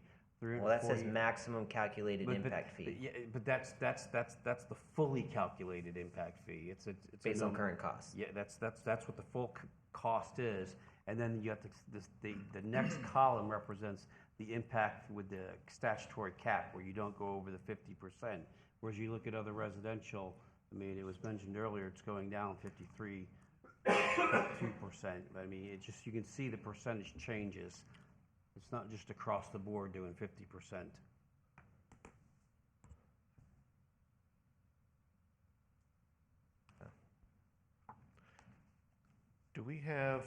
Do you have a percentage of what the value, or cost has increased percentage-wise? For the impact fee? Right. So whatever the total number was is 69, it's 41 million or whatever? So if you, I mean, this percent change that's based on the proposal is in the far right column, but that's that's over a phased 4 years, the full 4 years. I mean, what was the total value of the assets of the library system? 5.9 or something? I think that it was like 47 million or something.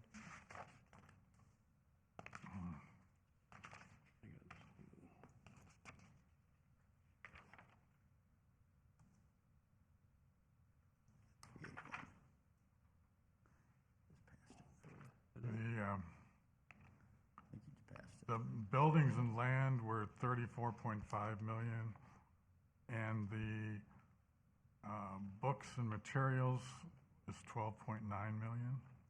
Okay. So the total number that's factored in? 47 million. 47? Okay. What percentage has that increased over the last time we raised the impact fees?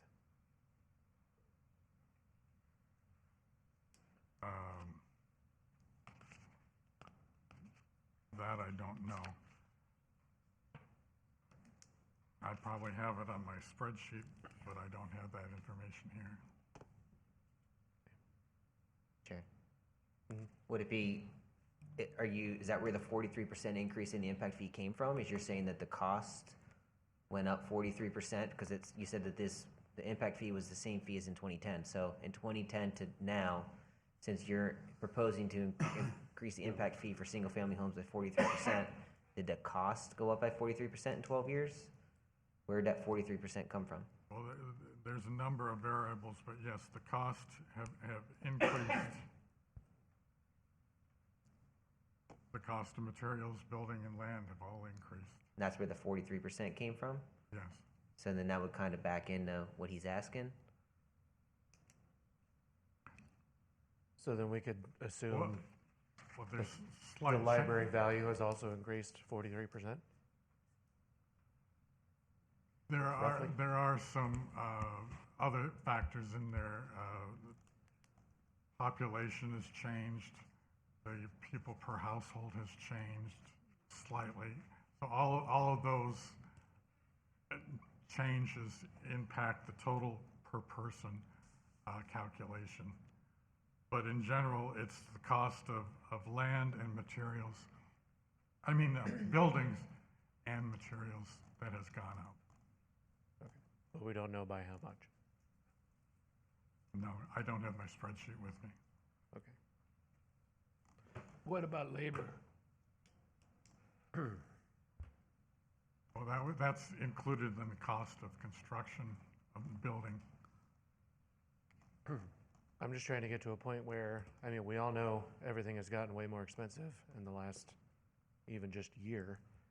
So I'm trying to, but I don't think it's gone up 50%. So I'm trying to, get into a place where I'm comfortable, where I think these numbers need to be adjusted with the market and inflation, but I think 50% seems a little extreme.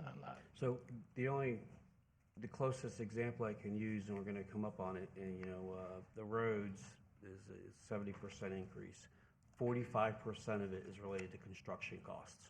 So there's we happen to know that I know that number with Negan. 45% construction costs, and then the other 25% is related to, in that case, the value of the additional sales tax, gas taxes. It's not worth what it was before.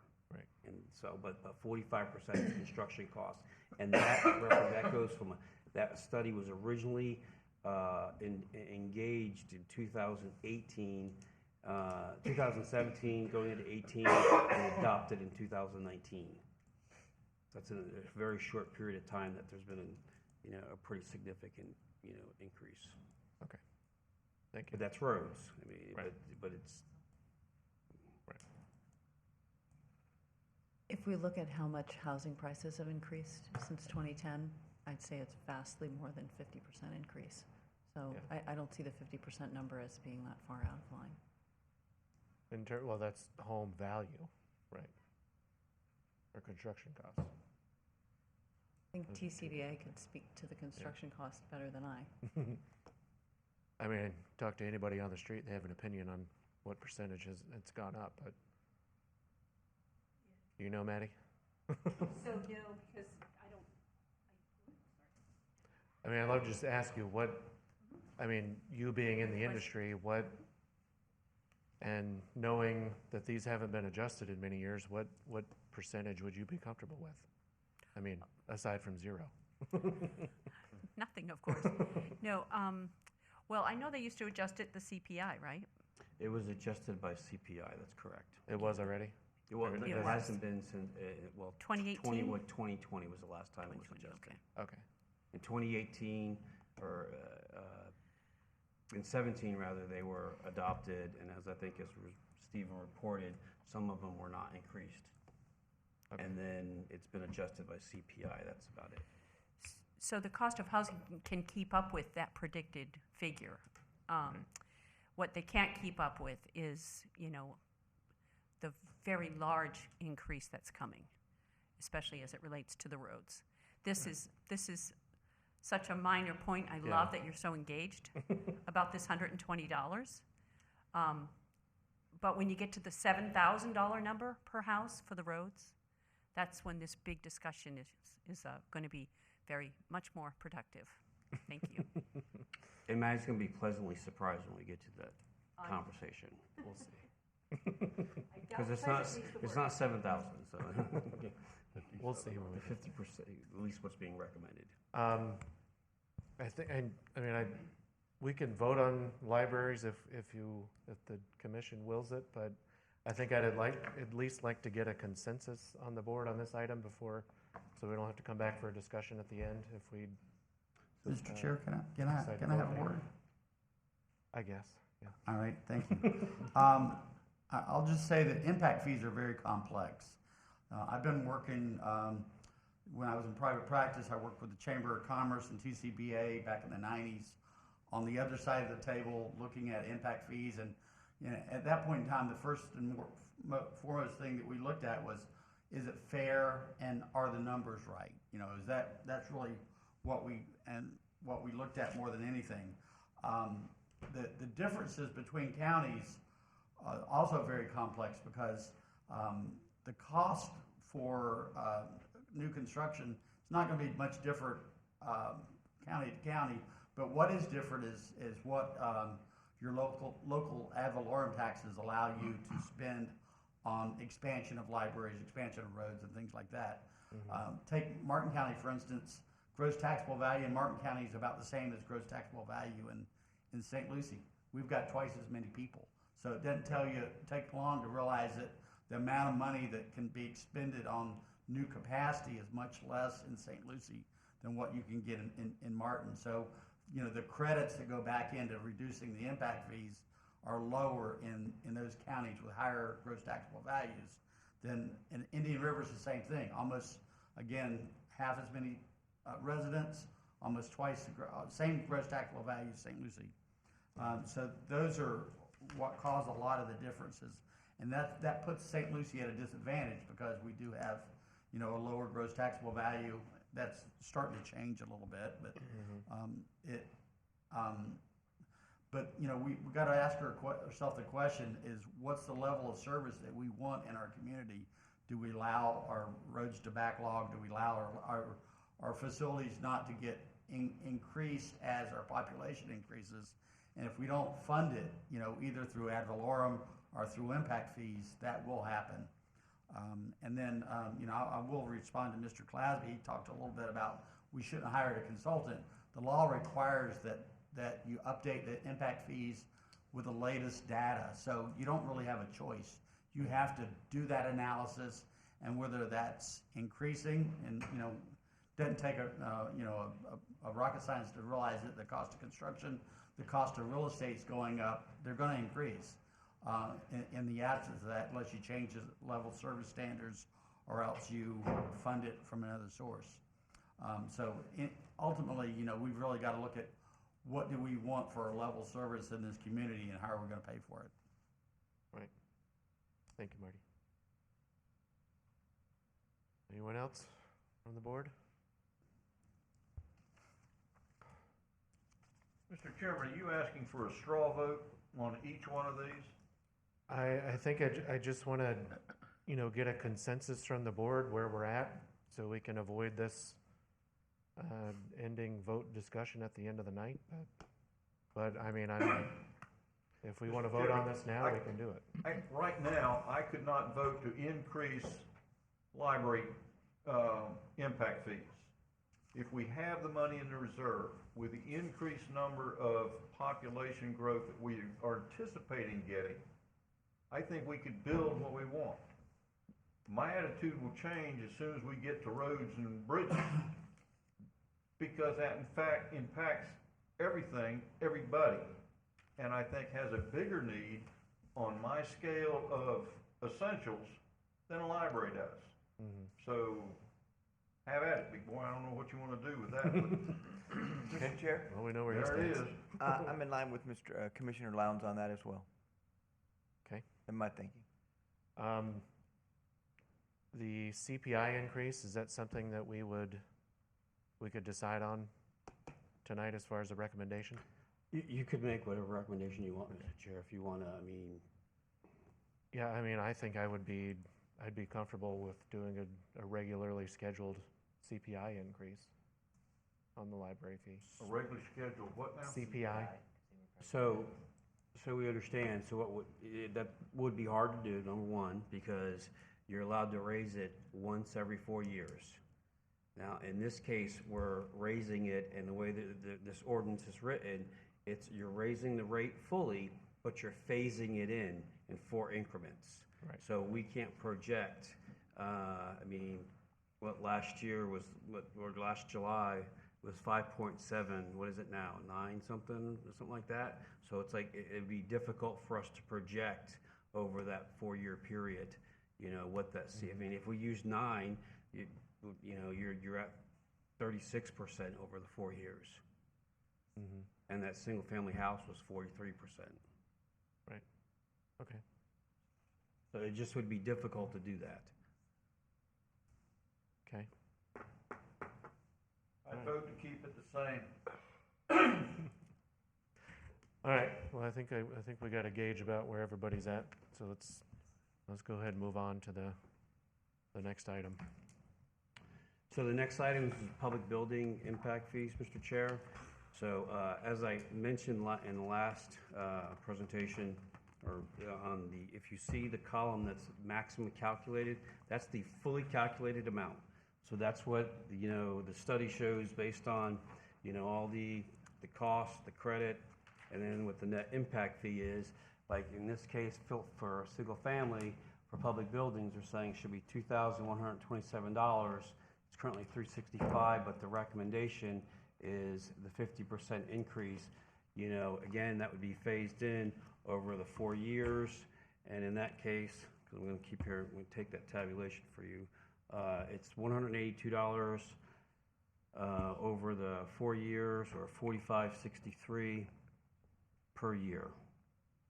And that goes, and if you recall in Mr. Shriver's presentation, it was because public buildings in the last update was not increased, despite that there was, when you see such that's a pretty dramatic increase, 365 to fully calculated at 2,127 for a single family home.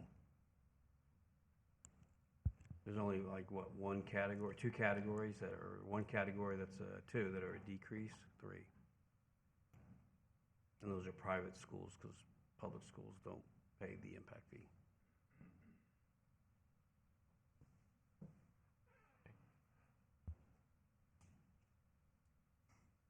So this actually, the library showed you where there was only two. This shows you how we're not just cherry picking and saying do 50% across the board, because this shows you right here how this is the fully calculated for public buildings, and you can see pretty much all but 4 that we're recommending the 50%. Whereas, versus the fully calculated, or in this case, the entitled maximum calculated.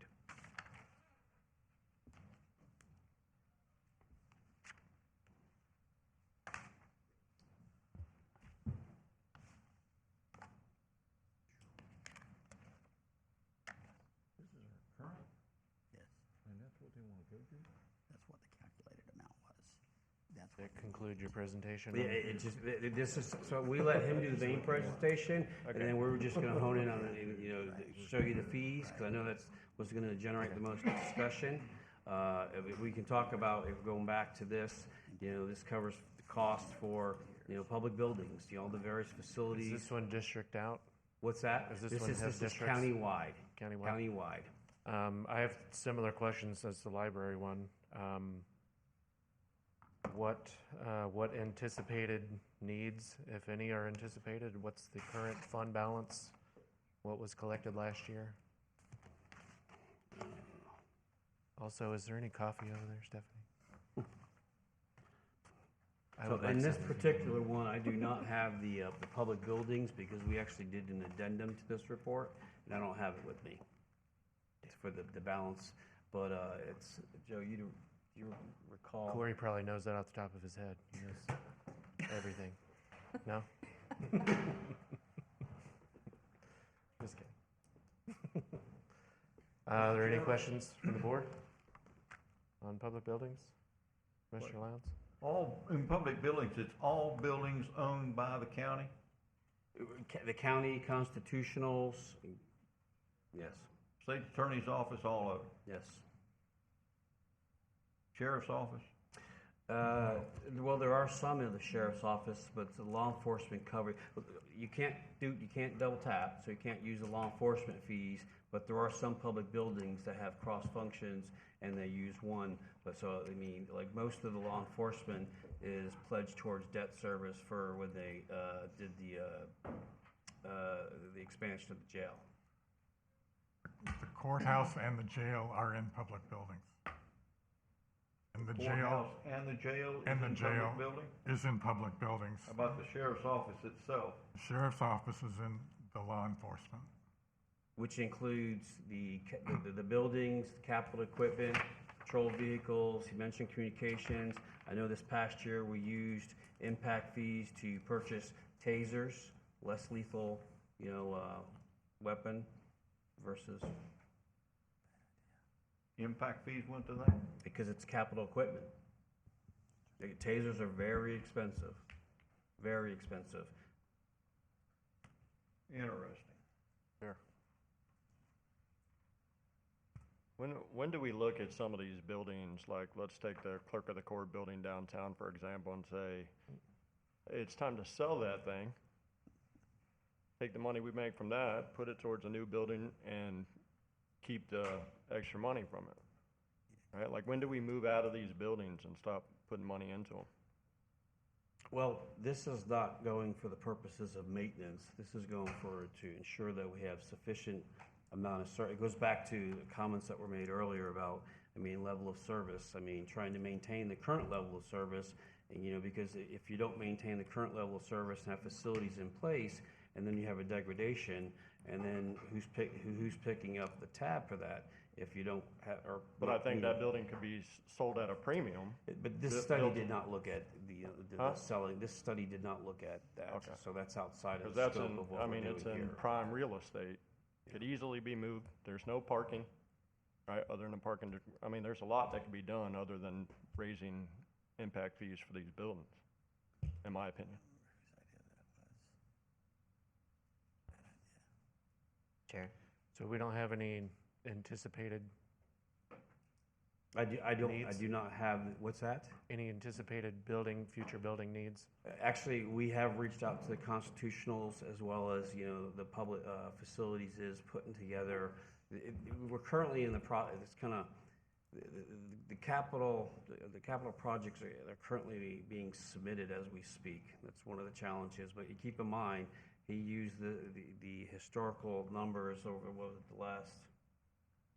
Well, I used last year's CIP. Last year's CIP as a basis for the capital improvements plan. The supervisor of election facility has been under discussion, I recall. Yeah.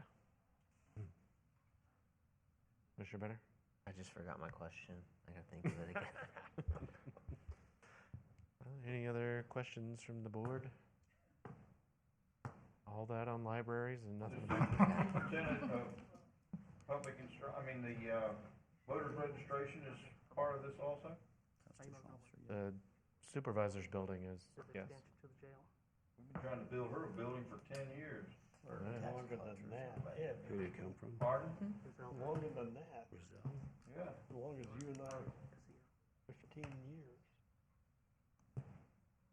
I remember my question. Commissioner Benner? What, based on the current square footage and number of buildings we have, are we at capacity of what we can service already? Or is there, in other words, so if you look at a classroom, how many seats do you have? Do we have enough students to fill the seats to capacity? No. With the current buildings we have now, are we at max capacity of our current services that these buildings provide? Take the jail. The jail's an issue. That's one of the projects. That they're looking at. They're doing a study.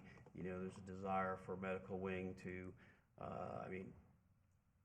reduce the cost if you can, because inmate medical services are very, very cost-intensive services that are provided, that the taxpayers have to pay for. And so there's been a desire to, the discussion, I think there was at one point in time plans to add, and now it's being revitalized or at least be brought back. And that's one of the, I was just talking to, I can't get it up on my phone, the projects that they have, but the jail was one of the ones where there are issues, especially when it comes to. But other than that, the other public buildings that this would cover, are we at capacity in those buildings? Or is there room for them to be used more? Hey, good evening, Mr. Chair, members of the Planning and Zoning Board. I'm Mark Satterley, the Deputy County Administrator. I think, to Mr. Slay's question and Mr. Benner's question, we are constantly evaluating our needs, our square footage needs. We have a tremendous amount of need in the court system. We have a very aging facility, and we are out of space, and it's non-functional. It's built for 1970 or 1980, and the needs that we have now to protect, separate, inmates, children, the judges, given the current environment, is completely different than it was when those buildings were constructed. So we're constantly, trying to keep up with that maintenance, but also meet the capacity needs. As we've grown, just in the last decade, this county's grown by 55,000 people. So we are always, bumping up against capacity and having to be creative in how we accommodate all the new growth that's happened. But I think the question, Bo, the question that you asked about those buildings downtown, yeah. But we have 160 buildings that we own and maintain, from this complex to the court complex to the state's attorney, the health department. We have to maintain all the health department buildings. We just bought the building down the street here. We're completely renovating it because the health department had outgrown the facility over on 7th Street, because it's 65 years old and costs more to maintain than it's worth. So it's a constant battle to try just to maintain what we own and then keep up with the growth that we have. I really wish that we would have had more of our staff here tonight, our library staff. You guys are asking great questions, the details of the capital projects. These are all things that we take into consideration. So I really appreciate, sort of the detail in the interest that you all are taking in, in how the county manages its business. But I can tell you, I've worked for St. Lucie County for going on 16 years, and we need every penny, and we deal with Maddie, on a daily basis, trying to balance this affordability issue that we have. We used to be really affordable. Now the only thing we're affordable for people that live in Palm Beach County. But we have these, as the staff has told you, and as our consultants have told you, and as Harvey Alligood told you, we also have to take into consideration that every new resident that comes here has an impact and has a demand on our services, on our parks, on our libraries, our public buildings, and it's unrelenting. So we really appreciate the detailed questions that you all are asking, and the time that you are taking to really dive into this is really appreciated. Thank you, Mark. Are there any questions? Thank you. Of Mark while he's up here, Mr. Lowndes? Mr. Sadler, in the difference between public building facilities and what Parks and Recreation would have as their buildings, are they lumped under public buildings or Parks and Recreation? Parks and Recreation. Yeah, I think John is telling me. Parks and that Recreation. Parks So has its those own buildings and building facilities are separate than what we're talking about here? That's Yes. correct. Not including the airport or the golf course and such have you? Yeah, the golf course is an enterprise, so I think they manage that building. airport's not But I'm involved. sure that the facilities goes out there and helps. I know that the facilities, like when we renovated the bathrooms, facilities went out and did all that work. So there's some cross-pollination, but we try to have the enterprise funds pay for themselves. So Because if to just renovate to update, it would not increase capacity or level of service. You cannot use impact fee funds for that. It's for additional capacity to maintain your existing level of services. Again, it depends on who holds the bag, my man. The airport is substantial. There's no need there. It's not part of this. It's not part of. yeah, it's a standalone. What we're trying to do is make sure the airport isn't increasing revenues at the airport so that it's not being subsidized by the general fund. But we get a lot of money from the FAA and the FDOT for the projects that we have at the airport, and primarily what we do there is, match Those buildings are under this heading. If you let me, I'll tell you what buildings are covered under Thank you, public sir. buildings, because a lot of those are not. The administration building, the courthouse and annex, the jail, Emergency Operations Center, South Second Street, the Agriculture Department, and the Health Department, and then there's the support buildings, the Inmate Work Farm, the Data House, and the Community Services buildings. Those are the only buildings included in the public buildings impact fee. Which are all facilities that will be impacted by future growth. I got a question. So when you guys figured out the costs, like kind of what Bo said, like if you say the courthouse isn't good and you need a new courthouse, when you figure out the maximum calculated impact fee cost, are you factoring in if you sold the asset to replace the asset, or is this just replacing and keeping the other one on the book and as a vacant? So what I would say, like with the library, if you can't just replace the asset, like with the library, it's 4,000 square feet to the branch, and they're gonna be proposing 11,000. The only funds that can be used from impact fee revenues are towards that 7,000. It's again, when you're adding capacity. What about like that health services building? You said that they outgrew it and it was too costly to maintain, so they bought a new one.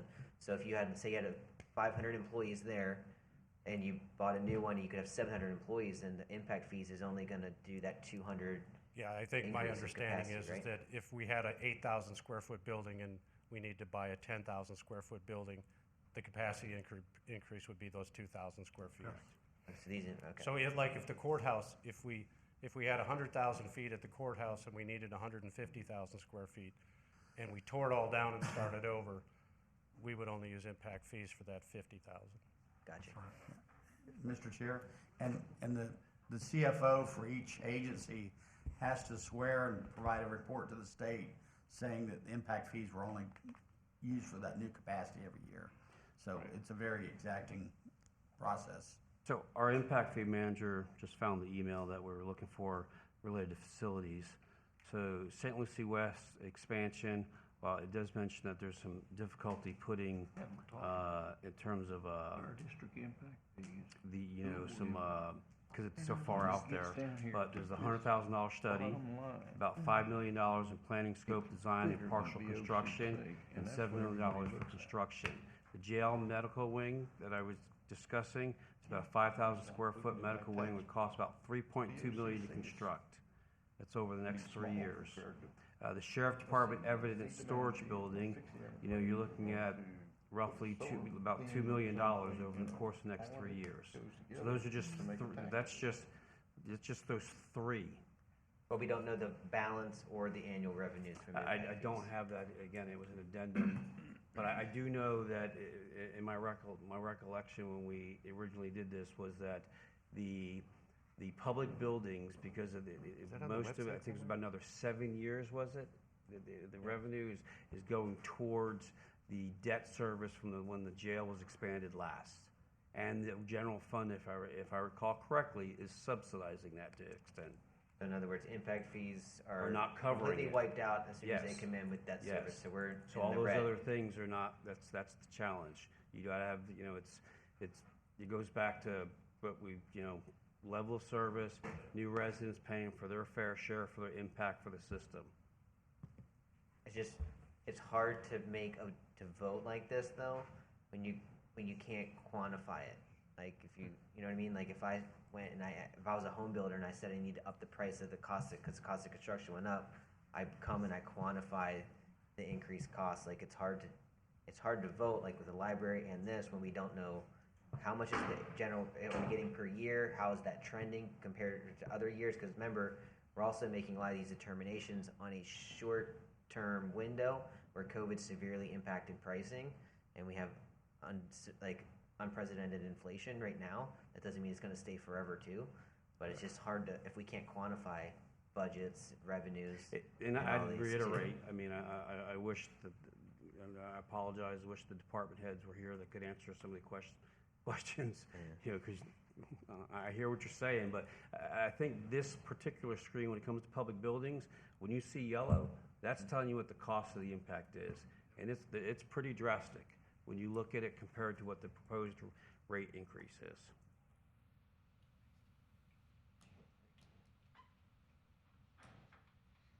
I had a question about, hang on, let me get back to the institution, specifically the two that are the elementary and the middle high school that are per student. So is that the number in the maximum calculated fee, is that $98 for a high school, or is that 98 times each student? It's times each, it's for private schools. It's not, public schools do not pay this. Okay. Interesting, okay. All right. Are there any other questions on public buildings impact fees? at I'll this give you time? your number now. Okay. Thank you, Joe. I'll just sit there. Yeah. So all right, so the beginning fund balance was $3.2 million for public buildings. The total revenue was about 2.5. The expenses were 1.6, so it's currently 4.1 million. And I just listed off probably what, $20-30 million of projects. Okay, so that's the balance, okay. Mr. Mr. Odell? Okay.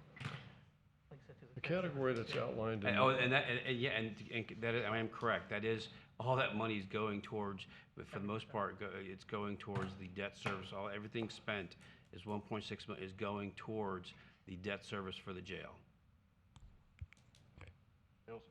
How much longer does that have?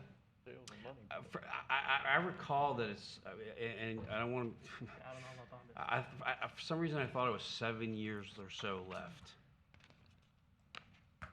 I don't know if that was the transportation bond or it was the, it was the jail. For public buildings, I have debt service going out to 2033. When, sir? 2033. That's on current debt that's on the books, or is that That's projected on new debt? existing, that's Series 2013 debt. So my 7 years must be the transportation note. I know there was one that was 7 years, it was the transportation bond. It was, yeah, it was done 2015, yeah. And what we built with that money is already antiquated. And there's additional needs, hence, because of the impact of the growth that's happening. You're correct. Amazing. Mr. Odell? Okay, on the maximum calculated impact fee, you said that was pretty drastic. Who makes up for that shortfall? Well, that's the crux of the whole decision that the board will be facing when they adopt a rate, is if you're not doing a fully calculated rate and you're only doing like the maximum allowable, the challenge will be is you're either going to defer capital because you're just not going to have the money. And it's going to become a little bit more crystal clear when we get to the roads, because I've done a lot of financial projections based on the roads, because that's kind of been the primary one. To be honest, y'all caught me off guard today with all the questions. But yeah, you're right. That's the concern. Either the future resident that's building the home or that's going to occupy the home pays their fair share, or ultimately you're going to have to adjust your capital program, or the general fund or some other funding source is going to have to come in and backfill it. Thank you.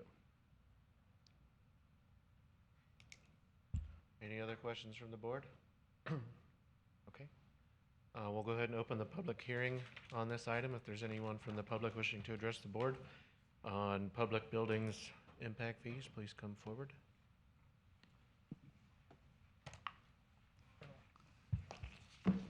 Again, Harvey Alligood, 8750 South Ocean Drive. You appreciate all the questions and attempt to get on the detail and understand a very complex subject. I'm a pretty simple person, really. A little too long-winded, but simple. And I would draw your attention to pick up what John was talking about, is the box that's highlighted in yellow. That's the amount the study indicates is needed just to pay for the services by people who are yet to arrive. Not all of whatever, just that. If the study is overstated as to that cost, in some instances by 20, 25, even 50%. Can't be that wrong. The statutory cap that Tallahassee has imposed upon you leaves us with a shortfall that is dramatic. And to the answer to the question, who's going to pay for that? It's you and me. In our ad valorem taxes, or some special new line on the tax bill. It's going to become a burden, an unnecessary burden, to the longtime residents of the county. The buildings are aging. The building that you so wisely spoke about that could be sold, there's been at least 2 or 3 discussions. It's a slow ball that's moving forward. But that doesn't pay for the demand that's created by the new residents. That's the impact fee. If there's something left over, as you talk about, all of us should share in that, including the new resident going forward. But they need to pay their fair share, or should. Secondly, I really feel for the position that you're in, because too many before you let me rephrase that. One, an important element that I think is missing from this, and I hope you inquire about it, is the history with these impact fees. Again, because of the financial crisis and the Great Recession, the impact fees for a couple or 2 or 3 cycles have never been what they should have been. So we're attempting to dig out of a hole. Something less than the 50% just creates yet more of a hole. How is it that we're ever going to catch up? How are we going to remove the burden from the existing taxpayer? Thank you. Can I ask some question? Can I, sir, how would you yourself, and you sound like you're pretty knowledgeable talking about it, how would you trying to separate these two taxes between the people that are here and the people that are coming if you had to send out a bill? Well, 2 things I would take into consideration. The people who are coming aren't here yet, so I'd probably be a little less concerned about them and more concerned about the citizens who are here and their services and roads, particularly when Mr. Lowndes gets to it, being maintained. We're way behind on maintaining our roads, which this has nothing to do with. But there's a point where maintenance means expansion, and that's when these dollars can be used. And it's not money that's for the next 2 or 3 years. These projects are years in the making. The money needs to be there. And I would also remind you one last thing, that just as we sat here this evening and realized that the rate that was established in 2017 is no longer applicable, it's not enough to take care of the future, though the costs are based on what is now, not the inflation that we're looking towards, the increase. Tallahassee, again, has strangled you from doing a CPI. If we don't take advantage of the opportunity that we have once every 4 years, we're never going to catch up. And we are way, way behind. And that isn't your doing, but what we as citizens are asking is that you move us forward and don't just add to our burden going forward. Thank you. Did I answer your question? Pretty much. Thank you. So, Mr. Chairman, Thank you. a comment, as Mr. Alligood said, indicated, it was around 2008, obviously with the Great Recession, you saw permits plummet, and then it was about 2015, again, using road impact fees, is when we started seeing the increase happen, and particularly the last 3 years.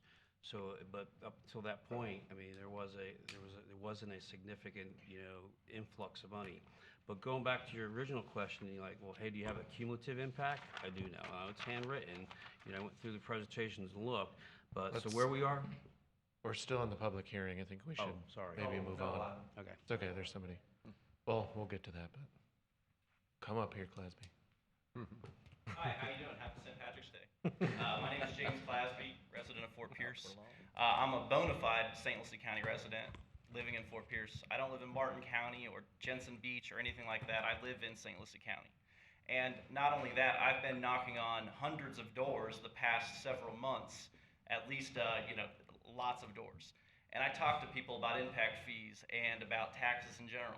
There's not a lot of people in this county that want to raise impact fees. Neither do I. I think you should vote against raising all of these impact fees here tonight. I can't stay around for all of them, but I just wanted to go ahead and put that on the record that I think that you should vote against raising all of the impact fees. Thank you. Thank you. Maddie, I assume your comments are ditto for this one? Yeah, I'm saving. From your last comment? That's all. Okay, is there anyone else that would like to address the board on this item at this time? Seeing none, I'll close the public hearing and we'll come back to your announcement. So where you, you asked cumulatively, so if we, libraries and public, if they're at the 50%, it'd be $75 a year, and $302 over the 4-year period. When you add law enforcement, it'd be another $31 or $106 a year, you know, when the cumulative impact, or $853 over a 4-year period in terms of the cumulative impact increase. And then when you get to roads, if you were to do the roads, that it's just, or the parks is a little bit, that's $853. That's the projected increase over a 4-year period. That's $1,278, almost $1,280 over a 4-year period, or $319 a year increase of impact fees to new residents that are coming here, paying that for the purposes of their impact. And then roads, we'll get to that one in more detail, but it's you know, what's being recommended is actually there's a discount at the maximum allowable, and it's $641 increase over a 4-year period, which is $160.25 a year. So the total impact cumulatively would be about $1,919 as being recommended over a 4-year period, or $479, you know, in year 1 beginning in October 1st of this year. Please Okay, do so that that's again. the recommendation of 1919 all of over these 4 years. different types of fees. And the In 4 years, it'll be $1,900 higher. Correct. Total Than what impact they're fees paying for now. all impact fees. Right, okay. That's the increase, correct? That's the increase. The increase. The increase. Oh, that's the increase? That's Yes, the increase. and so what's- do you what's have the the total? I could take some time and write it out. It's gonna take- So, sorry. Commissioner Slay? Sorry. Go But to touch on what Harvey was saying was, I'm a lifelong resident here too. I'm multi generations here. I'm born and raised here. I've been here 42 years. 2018, I built my house. I spent $14-something thousand on impact fees. I don't use the jail. I don't go to the library. I don't have sidewalks. I don't have street lights. My roads haven't been improved. So what did I get for the 15 grand that I spent? You know what I'm saying? So I didn't come from somewhere else. I've been here.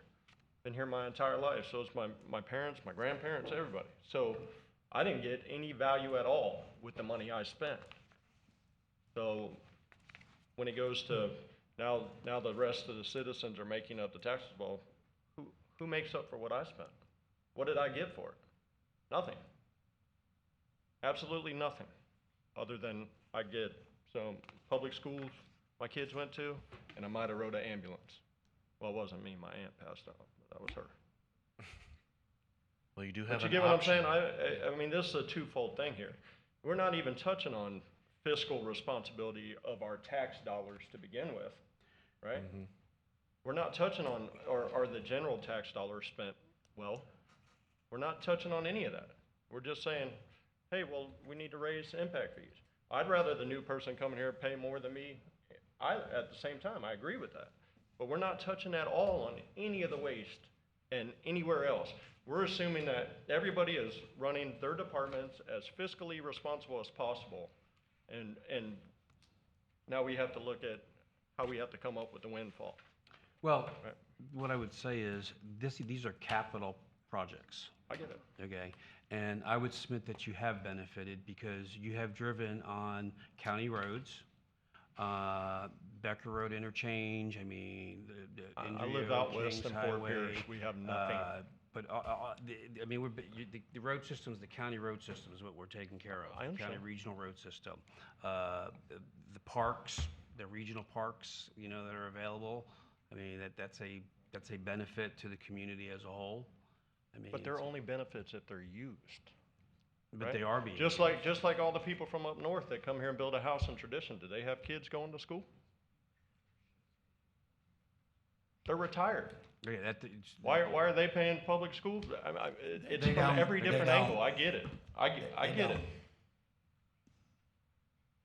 The age-restricted housing does not pay school impact fees. What's that? Age-restricted housing. If you're a 55-plus community, you do not pay Okay, but not everything's a 55. I get it. Before my wife and I had kids, we were paying impact fees. I mean, we paid the impact fees for school and paid the school taxes and all that. I mean, I get it. But it's I'm not part of that 85%. That's a decision that goes beyond the county commission. I mean, that's something that Tallahassee set that. Sure. But I'm not part of that 85% where it maxes out value for them in Port St. Lucie. I'm part of the spread out people in rural Fort Pierce that get no benefit for other than driving on the road. Unless I want to go get arrested or something, then I can use the sheriff's department. You always have the option to use the jail. Yeah, well, should you need I might, no.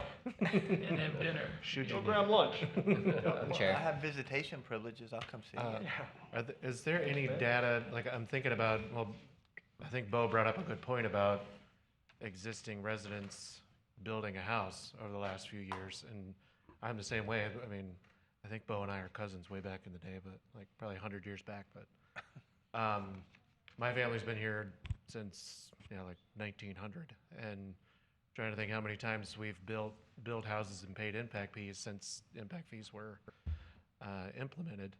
Is there any type of data on that it's a lateral move of a county resident versus a newcomer? No, because somebody else is going to occupy the house that you're leaving, and therefore you are. So I mean, it's that as a new house is built and a person is going in that, and then the other house is the impact's been paid for. I mean, from a tax standpoint, obviously you get ad valorem your portability, to kind of protect your homestead. Okay, yeah, that makes sense. Sure. Mr. Benner? Real quick, so the jail was financed. That's why we had the debt service. So you said the libraries, though, they don't. So the question is, when they did the jail, how much was the down payment compared to how much did they pay the bonds? I don't have that answer, sir. So the reason I ask is if we have 4.1 million in there, and we're obviously, from the sounds of it, not paying cash for everything, we're financing it through bonds and stuff.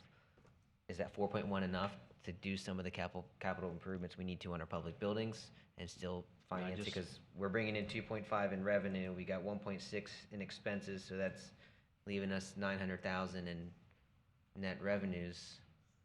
So over 4 years, that's 3.6 million. Well, assuming, I mean, you guys' population estimates are adding 200,000 residents over the next 20 years also.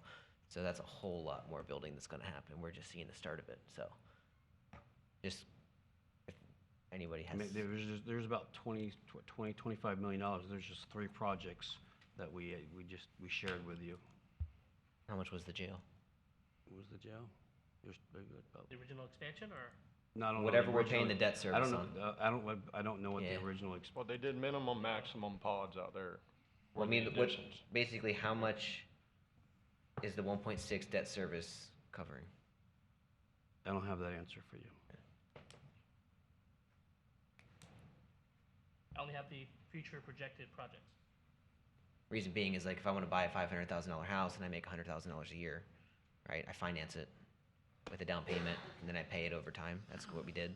So we're not talking about raising impact fees, so we have enough to pay cash for these projects. Obviously, there's financing tools used to pay for them. We just got to make sure we have enough in the funds to make the down payments, have reserves, and then have enough revenues to cover the debt service as well. So, kind of. One of the reasons why we finance that is, as you see, the maximum calculated fee is so high. True. We were well below that. We'll never catch up to just pay for that cash. Yeah, agree. Just wondering. I wish, Mark, you have something to say? Sorry. Just whenever you all are ready to take a little break, I've found a capital improvement plan document that shows all of the projects by department and the funding source, and so that it might be helpful so you can have a better picture of the projects and where the funds are coming from, particularly related to impact fees and kind of the schedule, the proposed schedule for expending those fees. Okay, cool. Yeah, I'd imagine, I think we'll take a break before the next one, but, do you have any type of, I'd like to see a chart from when the impact fees first began to, how much they've increased incrementally over the years. I don't have that, but it's certainly something that we You don't we have can any try to like put historical together. data of like the last time this was done, was it what percentage was it? And We can work on trying to put that together. Okay. But to answer your other question, it's about $7,700 right now, currently the total impact fee. Okay, total. Yes. Okay. Can I ask one question? What percent of our income in our county in a year goes towards debt service? It's fairly low. I mean, I don't know the numbers, but I just know that the county as a whole, you know, is, I don't want to say adverse, but it's very reticent on, you know, using debt. And more so, like when we get to roads, you're going to see $46.8 million in fund balance to start off with, but it covers 3 years of projects. And when you see the charts, I think it'll illustrate why. So I mean, it's pretty low. I mean, in comparison. Do you know how much our debt is? I do not have that number. Thank you. He's not OMB. Okay. Commissioner Benner? Do we have an idea compared to the last time the study was done, how much the maximum calculated impact fee, the yellow column, has changed? Is there any like historical comparison to that? I do know, when I did my research, in 2016, when they calculated the impact fee for buildings, the residential impact fees would have increased between 37% and 48%, depending on the residential type. But it was agreed to not increase the impact fees, so the impact fees remained at 2010 levels. So the fact that the maximum calculated fee is so grossly higher now, it's like the last time in 2016, you're telling me if it was at 365, they only want to increase it 40%.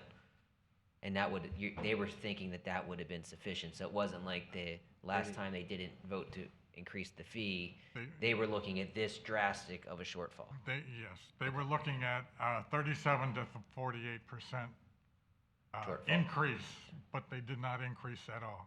But and my point though is they didn't see this calculated fee compared to the current fee wasn't that big of a difference then. No. It was only that 40. Right. Gotcha. So that plus the new costs generate that huge number now. Gotcha. Mr. Slack?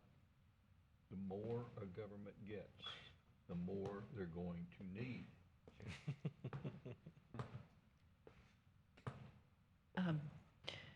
We've focused a lot on looking at things in very fine detail here in terms of numbers. But if I could step back while we're talking about public buildings in a more general sense, there's been some mention of selling off more valuable properties to generate revenues.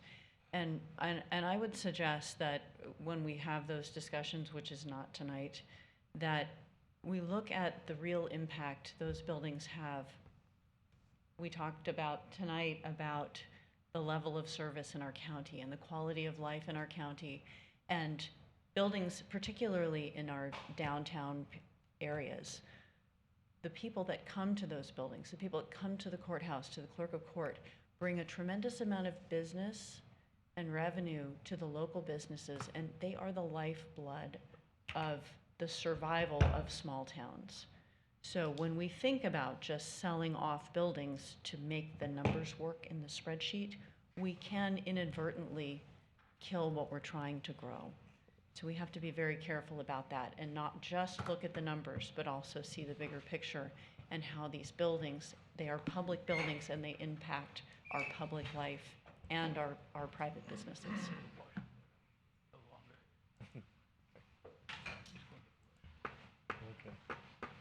Okay. Do we have any other comments or questions from the board on public building impact fees? Okay. All right, we already did the public hearing, so if everyone would like to take a 10-minute break, and then we'll come back? Yes. That's all right? Okay. Can I bang this?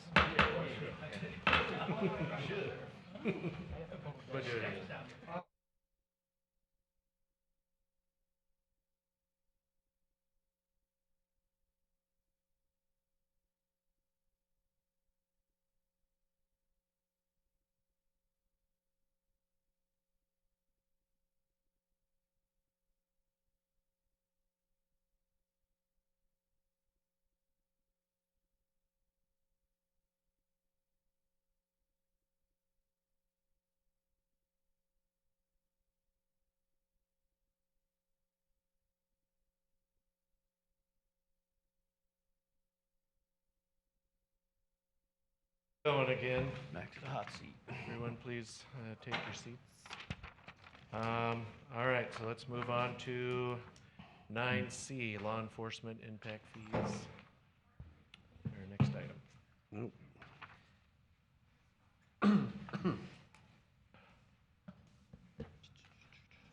There we go.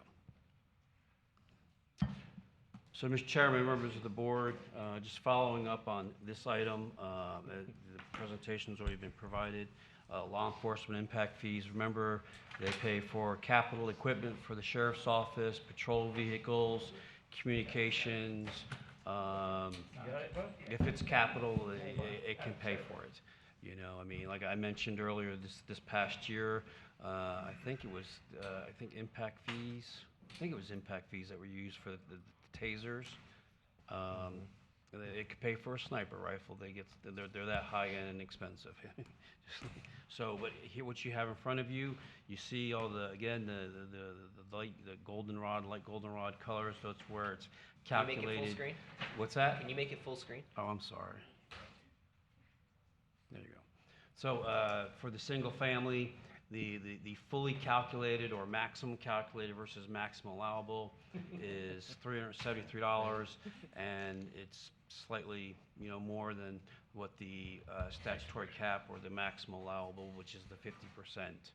So you can see where they are, the percentage-wise, and here to try to answer any questions that we can answer. Commissioner Odell? Okay. Looking at table 6-1, which would be a few pages before this, they itemized the law enforcement vehicles and equipment inventory.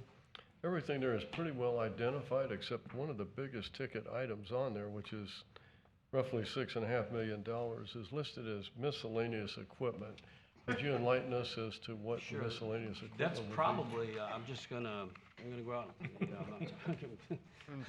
I'm on a lot of limbs right now, but that's It would be probably 6-1. a lot of their equipment, that when they. 6-1, excuse me, sorry. Sorry, I just want to pull it up. Chair was asking which page. It's 6-1 if you want to pull it up. And it's Okay. on page, 32. 32. Yep. So it's probably the equipment that they use to outfit the officer. I mean, and that's pretty substantial when you look at, the weapons and things of that nature. I mean, Well, it that's could pretty be. vague. Do you have a supporting schedule that you base that upon? No, I do not. What was it based upon? This is their budget. This is their information provided by the Sheriff's Sheriff's Department. Office. Mr. Odell, that's called a rat hole. Okay. I mean, this. I need a gun too. Video enhancement could be CCTV.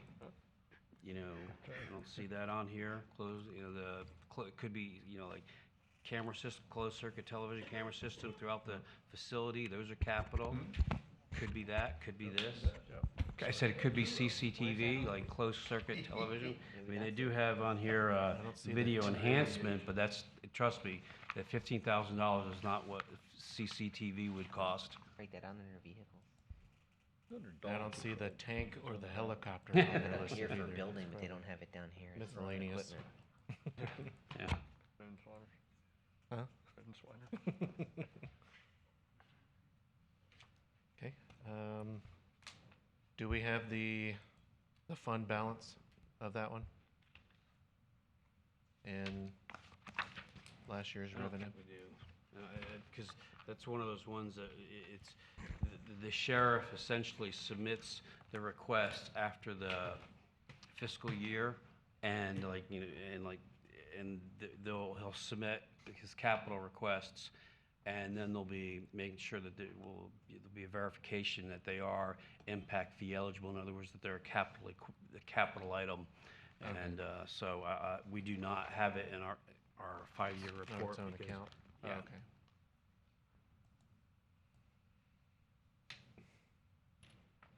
Any other questions from the board at this time? Okay. Seeing none, we'll go ahead and open the public hearing on item 9C, law enforcement impact fees. If there's anyone from the public that wishes to address the board on this item? Nothing, Harvey? Got nothing to say? That's okay. Seeing none, I'll close the public hearing and bring it back to the board for further discussion, or we can move on to the next one. And this is the one, Mr. Chairman and board members, that show you the amount for the 4 years, and then the phased-in amount of $30.75. So if we're keeping tabs, we're up to $106 anew. Okay. All right. So the next one is parks. Go ahead and move on to parks if there's no other questions. So, as Stephen pointed out in his agenda, in his presentation, we have gone from 2 districts to the 4 districts, to make sure, watching. This is good, and this goes back to the example, Mr. Lowndes, I was trying to share about spending impact fees in adjacent districts. You can't spend impact fee revenue from the South District and the North District, but you could if there's a benefit and a relationship established, and the South and the Central could, or the North and the Central could, or the Island and one of the others could. But you can't, it has to be an adjacent district. That's the example I was trying to use, where you have more than the 2. Okay. So here, again, you can see the current impact fee is $1,707. The fully calculated or maximum calculated is $2,728. I'm using single-family example. And the proposed is to go to the statutory or the maximum allowable per the statute, which is $2,550. The total increase phased in over 4 years is $853.50, and the yearly increase is $213.40. And then as we continue to keep tab cumulatively, that brings you up to $319 annually. Each that will be added, and then a total at $1,278. To the impact fee, which again, as has been expressed by others, it's not impacting. It's those that are building and coming here and locating here that will be paying this, not the current residents.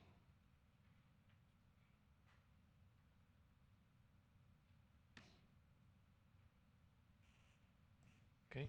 Do we have any, Mr. Lowndes? We're going to spend more on parks and recreation than we are on law enforcement, and we're going to spend more of it on public buildings. Is that what I see here? Based on the needs, actually, it was earlier this year that the county approved a $150 million parks master plan.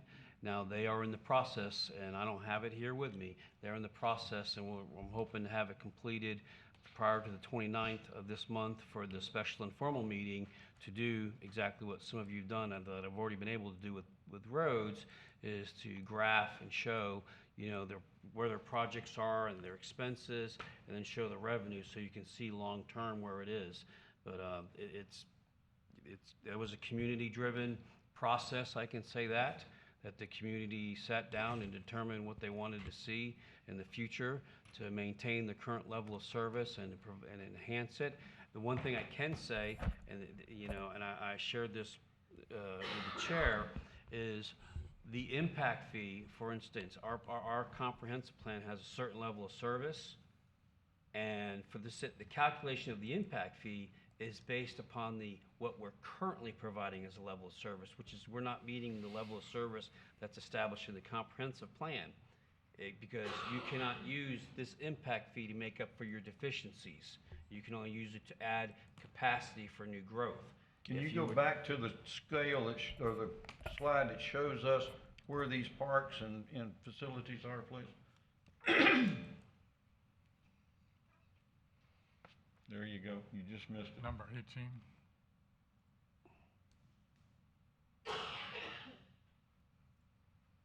You got the wrong slide set. You had the other slide set that you were on, number 18. Let me get rid of this one, 'cause I keep taking this thing. This one? Yes. Oh, there you go, that one? Yes, sir, thank you. Okay, sorry. Again, we have it bracketed out in sections of the county, from North District, Central, and the South District. Correct. So the impact fees that are spent on recreation parks, such have you in North County, do not go to South County. That is correct. South County doesn't go to North County. That is correct.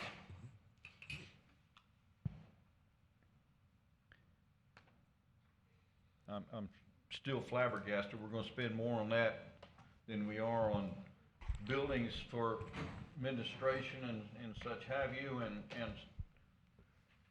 constitutional officers and stuff, and, I don't know that Park and Recreation is gonna come to my house if I need an emergency service. Mr. But Chair. I need a new boat ramp, Bub. I need a new boat ramp. Think about it. Stop being selfish. Mr. Chair, to Mr. Mr.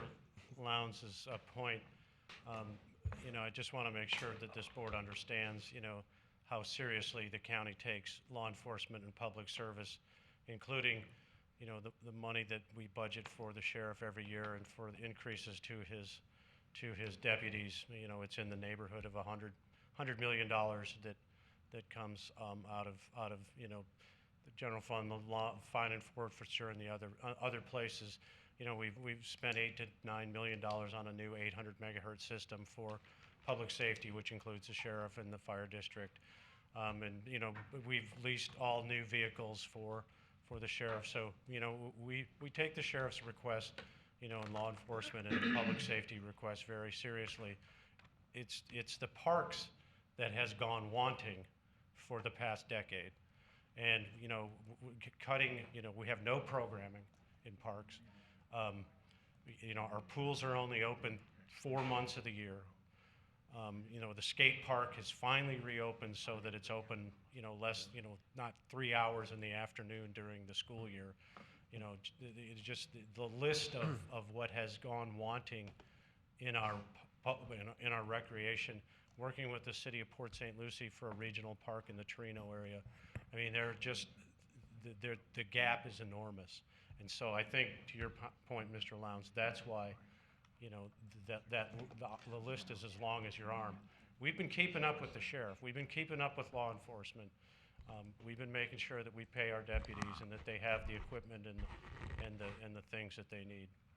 Mr. Satterley, there's times that I will stand with you and argue against what you have done for the sheriff. I understand, and I understand his budgeting techniques compared to what you have to put up with in BOCC.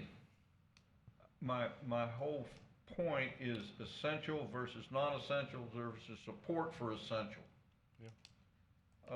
I don't know that Parks and Recreation is as essential as maintaining the building that we're in and all the parking facilities that are needed and all the buildings, plus law enforcement. And then I look at my tax roll, which is not part of BOCC, but falls on this gentleman right here.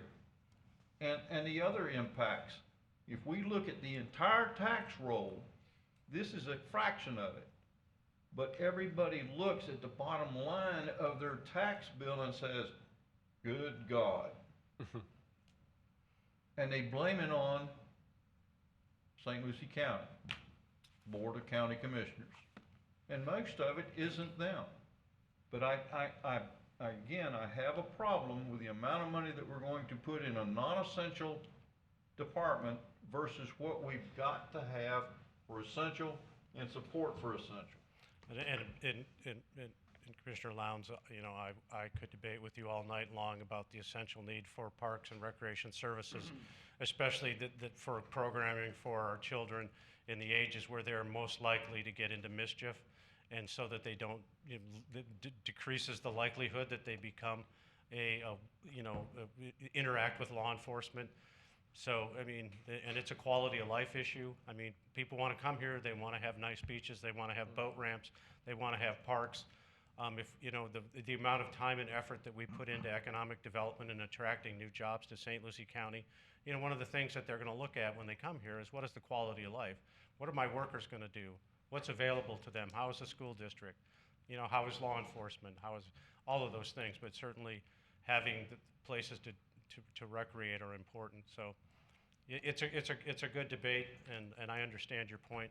But I think that in defense of the, you know, of what we're trying to accomplish with the Parks Master Plan, again, it has gone wanting for more than a decade. I won't disagree with you, Mark. I do agree with you on a lot of the aspects. Thank you. Mark, let me ask you a question.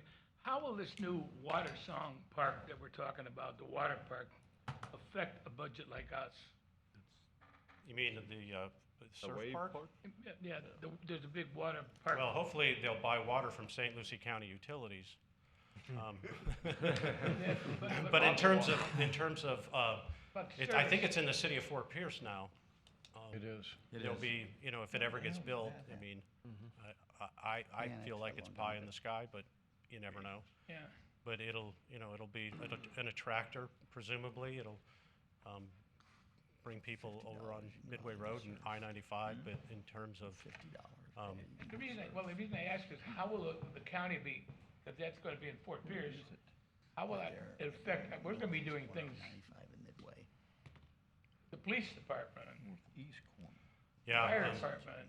yeah, I mean, it's all part of the growth fabric that we're seeing, you know, just across the road is 1 million square feet of Amazon going in, so, down 95 in Southern Grove is, you know, millions of square feet of new logistics, warehouse, and distribution. So it's all over the county.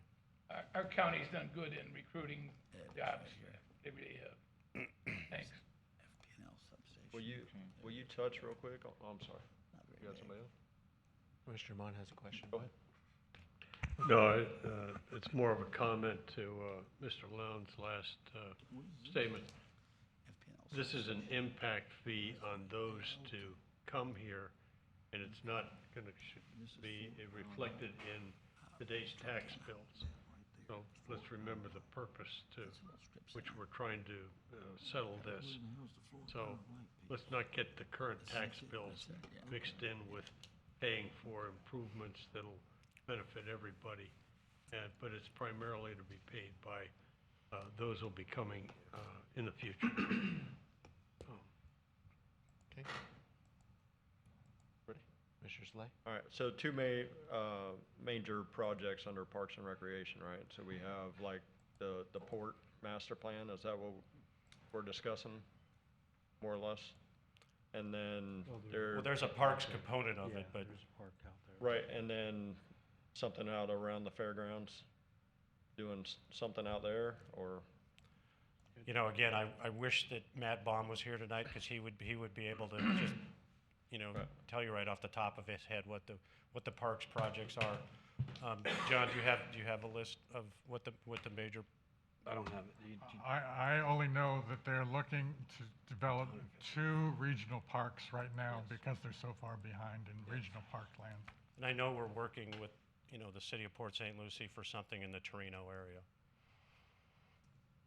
Well, again, excuse me, Mr. Chair, but again, to Mr. Lowndes' point is, you know, I wish that list had been available to us tonight, because, you know, is it need in providing recreational services, and well, John, is it somebody's wish list? I mean, $150 million When's the last time this county stepped up to a $150 million project? So here's Parks and Rec. This is the 2025 plan, and So this is last year's, would have been last year's plan. So it won't reflect and that's, even the one that we have for this year, it does not reflect, because it was just approved, the new master plan. Right at the top, thought Fairwinds was a standalone, and yet they got $100,000 out of impact fees. I think we were It's looking. an enterprise fund, right? Yeah, but I think we were looking to expand some of the facilities out there. I think maybe was building a new golf cart barn so we could get more golf carts, is my recollection. This Commissioner parking Mott. lot expansion.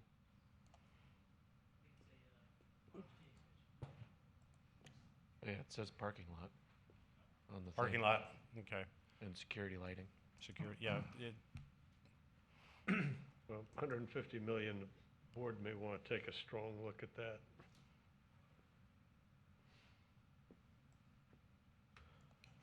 Okay. Any other questions from the board for anyone? I got a question real quick. Commissioner Benner? Based on like the Parks and Rec, like based on our current ball fields and youth sports, are we at capacity on that stuff? Or do we have room for more on it? Well, as I mentioned, I mean, this impact fee is based upon the current level of service being provided, not what our adopted level of service is. So we're not meeting our adopted level of service. So we don't have so enough the point is, there is room for like T-ball teams. We need more fields because right now we can't field enough T-ball teams for people that want to play T-ball. I don't want to speak on behalf of the Parks Director, I mean, but it's, the fact that I think they approved a $150 million master plan, and I get it, that all this stuff may not happen, and they're in the process of prioritizing, which makes it a little bit more difficult today, but he used the previous CIP, which is, I just showed you, it was very light compared to where we were and where we're gonna be going.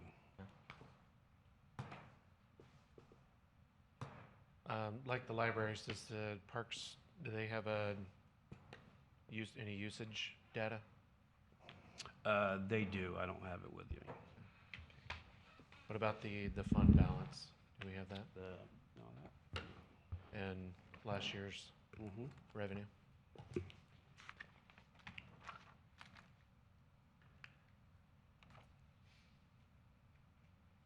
Okay, so remember there's currently 2 districts. So in Parks A, the beginning fund balance was $1.9 million. They had received about $866,000 in revenues. There's some interest, so the total revenues for last year was $2.7 million. And then the expenses was only about $221,000. Again, I think they were putting off everything because they knew they were in the process of this master park planning process. And that was $2.5 million is their end fund balance right now, unaudited.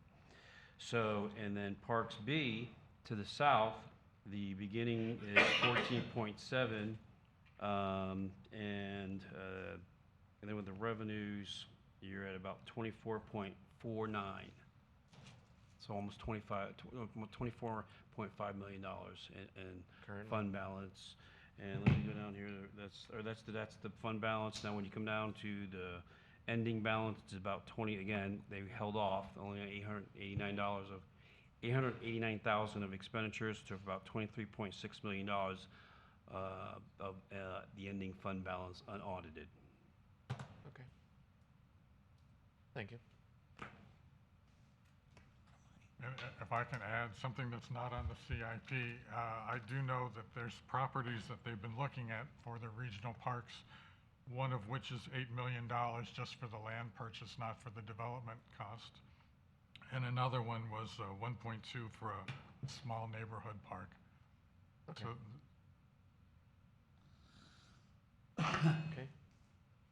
Oh, in South County? No, That I that- don't again, know. they would have to be, again, that's why doing the more districts is better, you know, like, so the North District, those funds would go into that North Impact Fee District Fund, and they'd be spent there.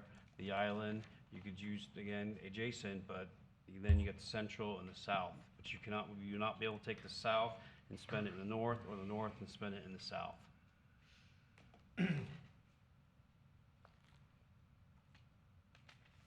Okay, are there any other questions from the board? Okay, seeing none, we will go ahead and open the public hearing on item 9D, park impact fees, if there's anyone from the public wishing to address the board. Okay, seeing none, I'll close the public hearing. I mean, just a comment about the Parks Department.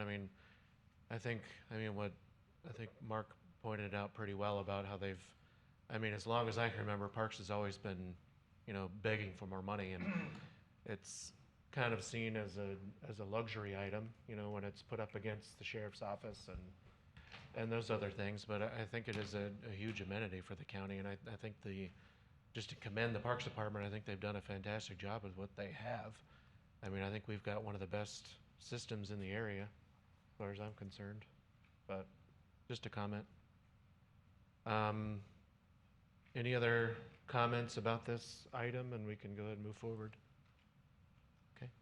All right, let's. So the only other, just to answer one question that was during the break, the county has about $20 million of total debt.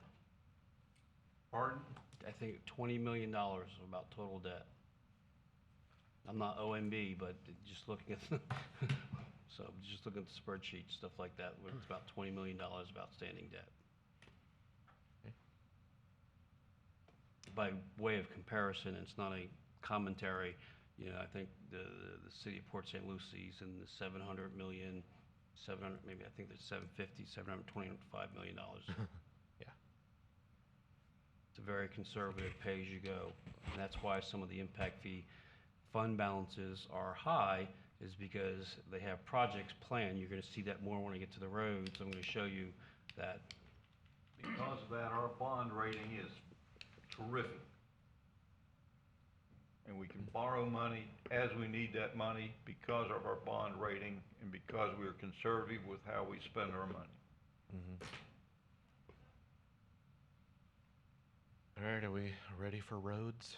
So there are different ordinances, so, unless you have any more questions, do you want to make a general, how do you want to do this, Catherine, for these? Because these are the first four,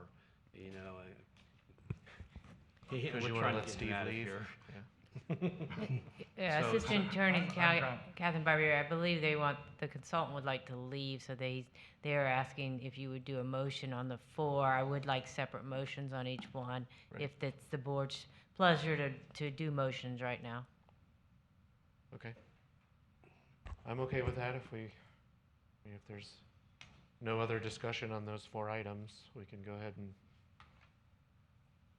if we're ready for that. Mr. Chairman, you want four motions? Yeah, so let's go ahead. So we and- can start off with 9A, We'll agenda start off item with- 9A, which is on Yep. the Library impact fees. library impact fee. Cool. Yeah, let's do that. We'll go ahead and entertain a motion on 9A.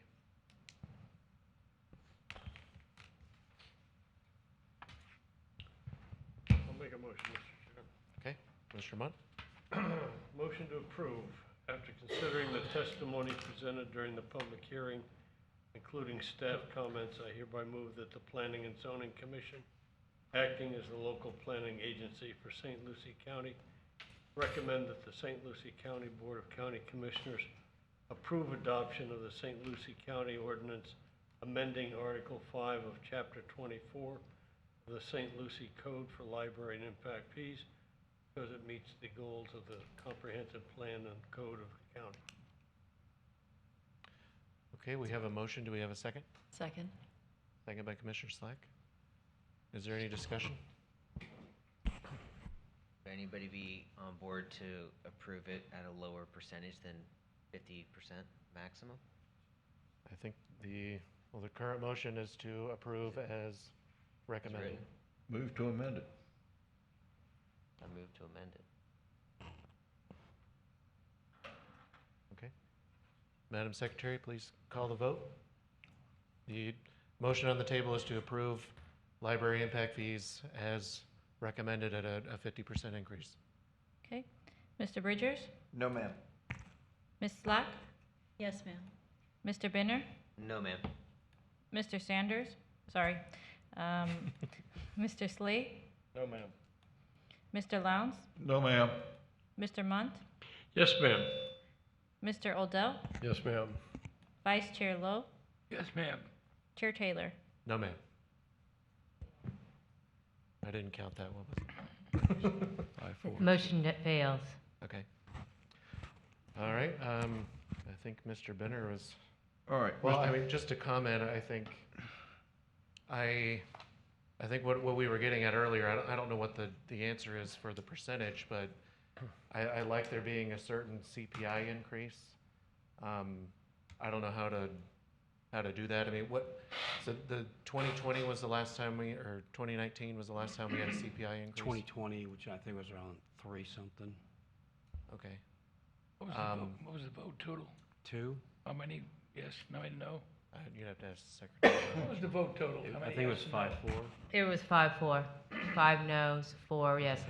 And you have what the current CPI percentage I is? can look it up, but I thought it was somewhere. I know last year was in July it was 7.6. I think just go on newspapers. I haven't been watching it lately, but I think it's currently isn't it currently in the 9?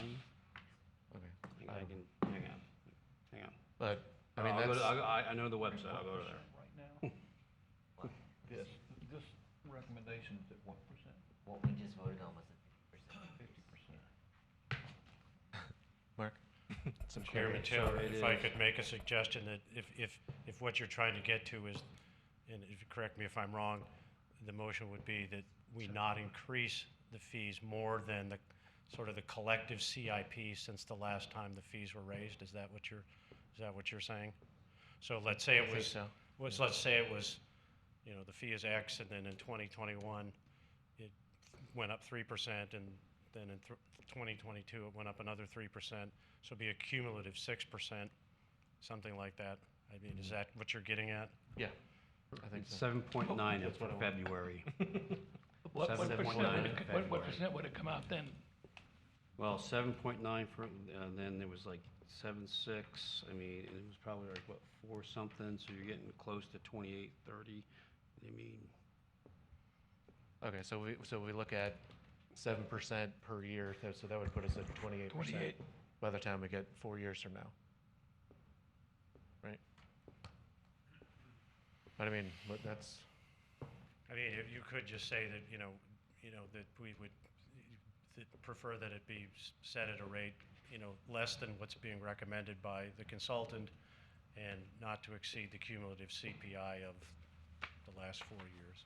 yeah. Or Is something that like that. something we can do, Catherine? Just not an actual percentage number? Yes, you could do like, it sounds like what staff is recommending is that you approve the St. Lucie County Impact Fee Study update, approve an ordinance, an updated ordinance, but that you want the increase to be less than what is recommended and recommend the increase be at 7% or something like that. No higher than.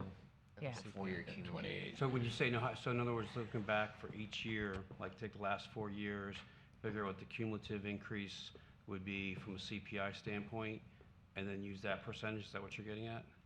Is that something we can do, or do we have to I mean, set it at a certain percentage what 4 you- years in the future? As a recommending body, you can recommend that you're approving the study, adopting an ordinance, but you want the increase to be less. Yeah. Okay. And then that's what I believe your motion would be, and then in the discussion, you could make it clear to staff how much less you're kind of talking about, and let them figure out the logistics later. Right. Okay. We can pass present on that to to the the Board of board. County Commissioners. And that would be part of the minutes, and definitely the board be aware that you think there should be an increase, but this is too much. Okay. You have to vote over then? Is there, I mean, Maddie, are you okay with that? I want to get your opinion. Okay. We got a thumbs up from the TCBA. Okay. But you're recommending about half of what staff and the consultant have requested? I think Mr. that's what A little more. what the amount would account to. I'm not making the motion, but that's where I'm at. No, Mr. I'll make a Chair. motion. If I got a thumbs up from Maddie, then I'm good to go. Just a Mr. quick O'Dell. question here for future motions. We're basically going to recommend, let's say we wanted to approve, but we would just add to increase at a lesser rate. Is that the proper language? Right. Okay. I think Thank so. you. Like, we don't have to pick a specific number, just as long Okay. as it's less than.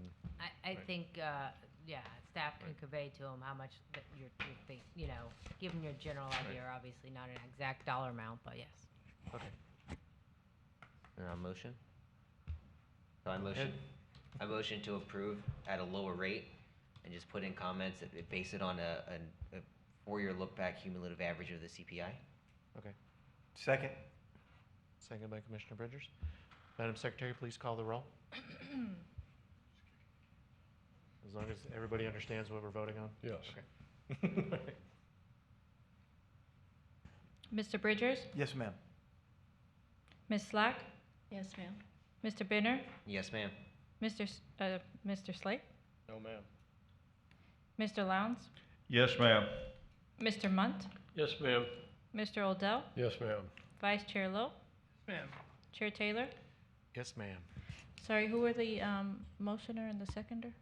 The motion by Commissioner Benner and second by Commissioner Bridgers. Thank you. Okay, I think that was, what, 8-1? Passes? Yes. Yep. Almost had it. Nice try, Bo. Okay, let's go ahead and move right on to item 9B. Mr. Chairman, Mr. Lowndes? after considering testimony presented during the public hearing, concluding staff comments, I hereby move that the Planning and Zoning Commission, acting as the local planning agency for St. Lucie County, recommend that the St. Lucie County Board of County Commissioners approve adoption of the St. Lucie County Ordinance amending Article 6 of Chapter 24 of the St. Lucie County Code for building public building impact fees, because I think it is necessary and, period. So your motion is approve as is, Pardon? as the recommendation, That's my recommendation. Second. as it's written? At the full. At the full impact fee, yes. The full recommended, The full capped impact fee. yes, thank you. Second. Okay, we have a motion and a second. Please call the roll. Mr. Bridgers? No, ma'am. Ms. Slack? Yes, ma'am. Mr. Benner? No, ma'am. Mr. Slade? No, ma'am. Mr. Lowndes? Yes, ma'am. Mr. Munt? Yes, ma'am. Mr. Odell? Yes, ma'am. Vice Chair Lowe? Yes, ma'am. Chair Taylor? No, ma'am. 5 yeses, 4 nos, so that motion carries. Okay. All right, let's go on to item 9C, law enforcement impact fees. Commissioner Odell? All right. Motion to approve. After considering the testimony presented during the public hearing, including staff comments, I hereby move that the Planning and Zoning Commission, acting as the local planning agency for St. Lucie County, recommend that the St. Lucie County Board of County Commissioners approve adoption of the St. Lucie County Ordinance amending Article 4 of Chapter 24 of the St. Lucie County Code for Law Enforcement Impact Fees, because this fee is necessary to allow us to provide the services necessary without being outstripped by the growth, by new growth. Second. Okay. And this motion is as recommended? As is. Staff second. We have a second by Commissioner Slack.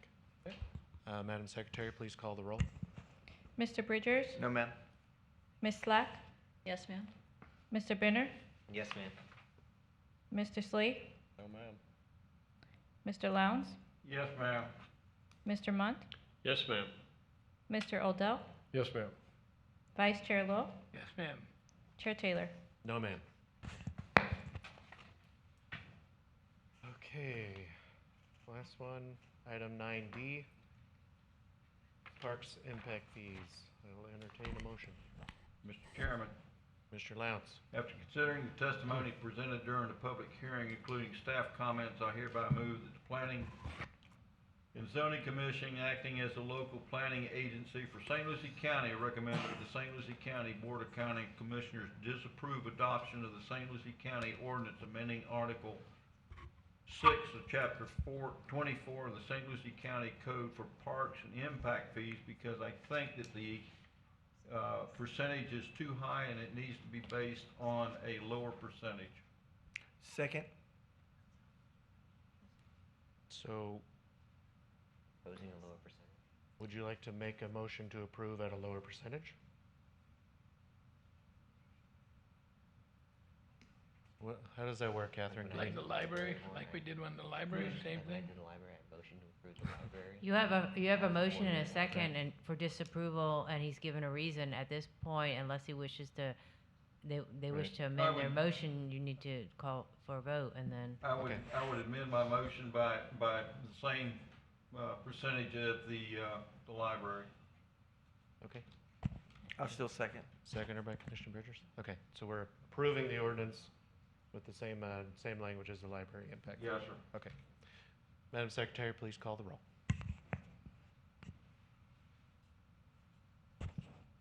Mr. Bridgers, Yes, ma'am. Ms. Slack, Yes, ma'am. Mr. Benner, Yes, ma'am. Mr. Slade, Yes, ma'am. Mr. Lowndes, Yes, ma'am. Mr. Munt, Yes, ma'am. Mr. Odell, Yes, ma'am. Vice Chair Lowe, Yes, ma'am. Chair Taylor. Yes, ma'am. Okay, that was a unanimous one. That was Wow. good. Wow. Can't add those now. All right. I'd like to thank Mr. Shriver with PFM Consulting, who assisted the county and for his time this evening, even though he's retired. Congratulations. And thank you for accommodating my schedule. I appreciate Enjoy your it. retirement. I'm not sure if we did. It's almost 10 o'clock, but drive safe. Thank you. Does anybody need a break before we move on? All right, I need to use the restroom, so I'll let it continue, but Well, you can hand it to the vice chair. I'm going to. Okay. All right, we can proceed. I'm gonna go to the bathroom. I'll be quick. Yeah, do I need the gavel? No? Yeah, you do. If you want. Can I borrow it? Yeah, you do.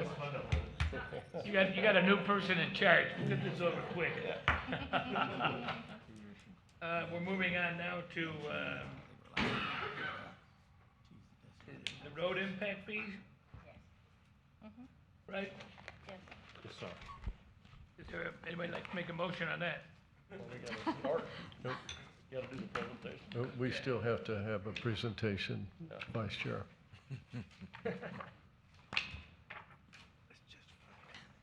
Where we at?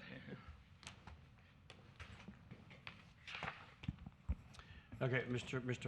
Chair, I would like to introduce Negan Camp with Tyndale Oliver, also now bench, who updated, primary consultant, updated our road impact fee study, and also acknowledge SME, planning engineer firm, who also did some work for us, and I'll discuss later regarding our road impact fee study. So I'm going to turn the presentation over to Negan, and then she can, walk through her findings and the update that's attached to your agenda item. Good evening, Negan Camp with Tyndall Oliver Benish. I have a presentation that goes through the background, technical analysis, benefit zones, and next steps. I think a lot of the background was covered in the earlier presentation, so I'll go through them relatively quickly in the interest of time. Impact fee definition, we did go over it, one-time capital charge to new development. The primary goal is maintaining the level of service. They calculate the cost of growth. They are most needed when you have high growth and limited alternative revenues. We already went through all the legal requirements, so I will skip that slide. And then the House Bill 337 in 2021, again, I think the previous presentation discussed all these limits, so I'll just skip that, but feel free to, stop me if you'd like to review more. So in terms of the road impact fee, the study is using what we call a consumption-based methodology. It's very common throughout Florida. It charges new growth based on the value of the infrastructure it's consuming. So basically what we are saying, up to this point, our existing population contributed this much on a per unit basis, and we want you to start contributing at that same rate. So that's basically the idea. What we provided, and we want the new growth to match that. And again, Board of County Commission can adopt the fees at a reduced rate. The goal of the study is to establish the maximum calculated rate. And of course, with the new law, you have the maximum allowable rates and so on. So the basic impact fee formula for roads starts with cost to add capacity. So that's how much it's costing us to build the roads. From that, we subtract any non-impact fee revenues that are coming from future development. So to the extent that the county is using sales tax or state contributions or fuel tax, if a portion of it will come from future development, we don't want to charge them twice for the same infrastructure. So that amount gets subtracted. That net cost now gets multiplied by demand, and in the case of transportation, it's measured in terms of travel. So transportation works a little different than the other fees, so I think it would be helpful if we go over the formula. So we start with the cost of building a lane. So 1 lane mile costs about almost $5.5 million. So to build a 1 mile of 2-lane road costs us about $11 million. That road carries 9,600 vehicles. So the cost to provide one vehicle mile of capacity is $565. So every time a new car is added to the transportation system, it's costing that system $565, sort of a unit cost. Average home generates 18 vehicle miles daily. So those two multiplied gives us the total impact cost, which is about $10,000 per home. From that, we subtract the future revenues from future development, that's $1,500, and the net fee ends up being about $8,700. That's the full cost of new growth. As we go through each component, the demand component is really measuring the travel, and it looks at how many trips are coming from each land use, how long those trips are, and then how many of them are new trips. They are not on the way to somewhere else. So that's kind of our demand variables. And the data sources we use is the National Institute of Transportation Engineers Trip Generation Reference Book. That's the 11th edition, most recent one. We supplement that by trip characteristic studies done throughout Florida that measures all 3 variables. And then we also looked at the planning, regional planning model to validate that. So those are our primary sources. On the cost component, again, we look at recent projects completed in St. Lucie County, the roadway projects, what they cost. We look at any estimates in the CIP and long-range transportation plan to see what those are saying.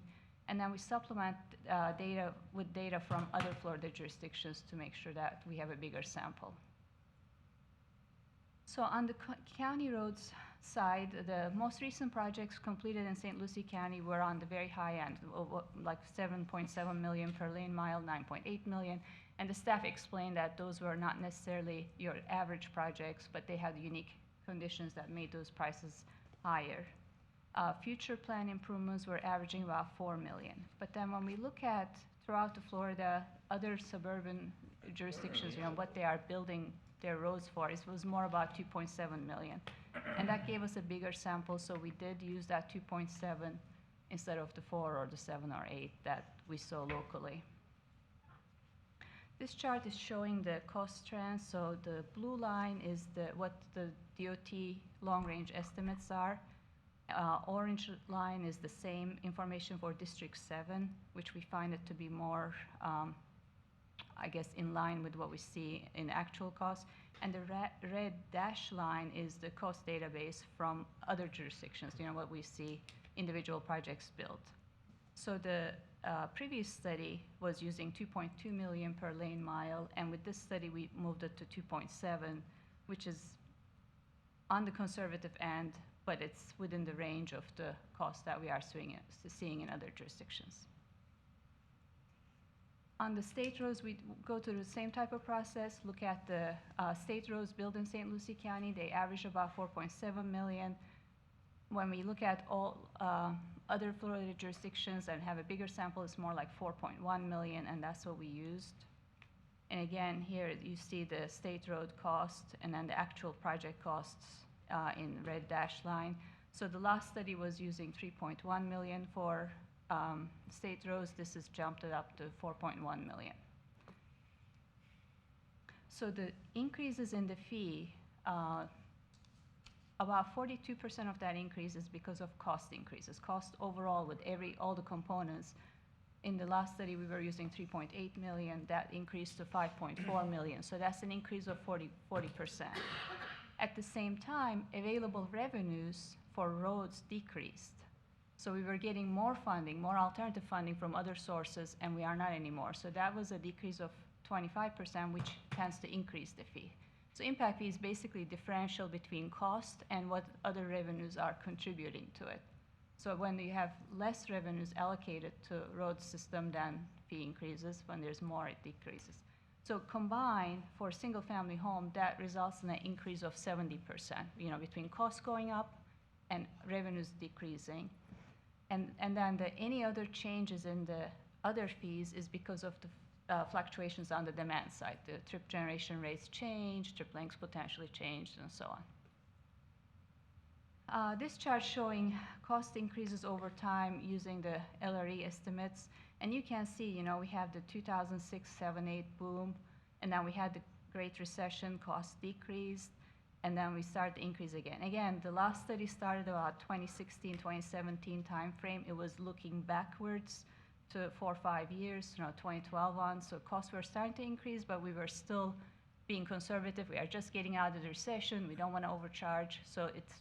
And then it kept going up. So that's that increase that you are seeing in this fee primarily.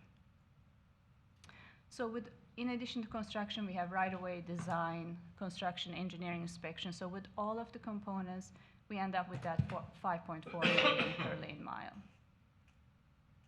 On the credit component, again, the credits is for any non-impact fee revenues. And the primary contributor on this one is state funding. Most of the county funding is being used for operations and maintenance. And really going forward, road impact fees are the primary funding left for the county for capacity projects. So one of the questions we get is that, fuel taxes are a dedicated revenue source for transportation, and so why are we still talking about needing other funding sources? So as you know, fuel taxes are on a per gallon basis. State pennies are indexed, but locals are not allowed to be indexed. Whereas other revenue sources, because they are not on per penny, they are per dollar, they tend to be indexed automatically, like sales tax, ad valorem tax, and so on. So what we see when we Excuse me, what does indexed mean? Oh, increase with inflation. Okay. So, because, for example, sales tax is a percentage of the dollar amount. So as the things that get higher, the sales tax revenues increase too.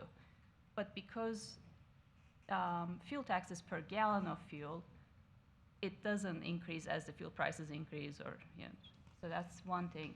And then we also have the vehicle efficiencies that also reduces the use of fuel. So between those two, a penny in 1990s is worth only about half its value today. So we have a structure where the costs are increasing, but our dedicated revenue source is decreasing. So that gap is growing for transportation.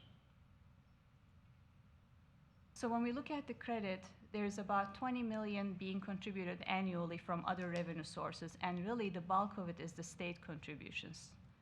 The county has a debt service and also other revenues, but it's pretty minimal. So when we combine all this, then currently single-family fees at $5,130, that would become $8,700 in the unincorporated county, and the maximum allowable for that rate is about $7,700. And then we put a few non-residential categories as examples. The full fee schedule has about 40 land uses. So when we compare that to other jurisdictions, here we try to show you the study date. So you can see like some of these haven't been updated since 2000. And then also what portion they were adopted at, like Indian River is 45 to 75%. So that you have a sense, when we are comparing. But you can see that in this chart, single-family home actual adopted fees are ranging from $2,800 to almost $10,000. Now, of these counties, several of them are updating their fee. So this chart is showing where they are standing right now, or when they recently updated, what that cost was. So you can see that now the range is more like $5,500 to, again, $10,000 in Osceola County. And several of these are in the process of updating right now. What do you mean by assessed portion? Just like we are saying here, we can say instead of adopting the fee at 100%, the board can say we're going to adopt it at 30%. Oh, okay. So then that kind of skews the comparison because that's a policy decision. Right. Okay. Thank you. Now, that was the full fee in the unincorporated county. When we get into the cities, we looked at the travel that's handled by the city roads versus the non-city roads. So again, for that, we looked at all roads by jurisdiction, who owns the roads, and then who's handling the travel. And it's based primarily on the model data, the 2045 Long-Range Transportation Plan. So what that's giving us is about 54% of the travel in Port St. Lucie is being handled by Port St. Lucie roads. This is, again, any travel that starts or ends in Port St. Lucie, 54% of it being handled by city roads, the remaining is county state roads. In Fort Pierce, it's more like 3% versus 97%. So then the fees get adjusted accordingly. But so here, like the total fee, total cost is about $10,000. About 46% is being handled by the county and state roads, that's $4,600. But then all of the credit is county and state, so there's no adjustment to that. So when we subtract the entire $1,500 from it, the net fee that the county can collect in Port St. Lucie is about $3,100. So that's really about 36% of the total fee. And right now, approximately 85% of the permitting, residential permitting, is being pulled in Port St. Lucie. So basically, 85% of new development is going to pay this $3,100 for the county, for county state roads. So this chart is showing unincorporated county, Port St. Lucie, and Fort Pierce schedules at their full calculated rates. And this is showing the same schedules with the maximum allowable rates. So again, in Port St. Lucie, that would be $2,700. Unincorporated can be $7,700, and then Fort Pierce is $7,400. So over the past 5 years, road impact fees collected about $7.7 million on average. If the board were to adopt the full fees, they could. The revenues could be anywhere from $6 million to $8.5 million per year. Now, the difference is, even with the full fee, what the county is collecting in Port St. Lucie is decreasing. And the 85% of the permitting is happening in Port St. Lucie, so the total revenues, if we do it for a 5-year period, is decreasing. Last 3 years, permitting jumped about 40%. So if that continues, they could generate a little bit more than what they generated on average past 5 years. So that's the difference. And then the benefit zones, again, here right now is there's one zone, mainland, and then the 3 islands. That's being proposed to be the main zone being split in 3 subzones, and then the islands will be 2 additional zones. And then the next steps already was discussed. Over to you. So, Mr. Chair, now I'm going to augment this.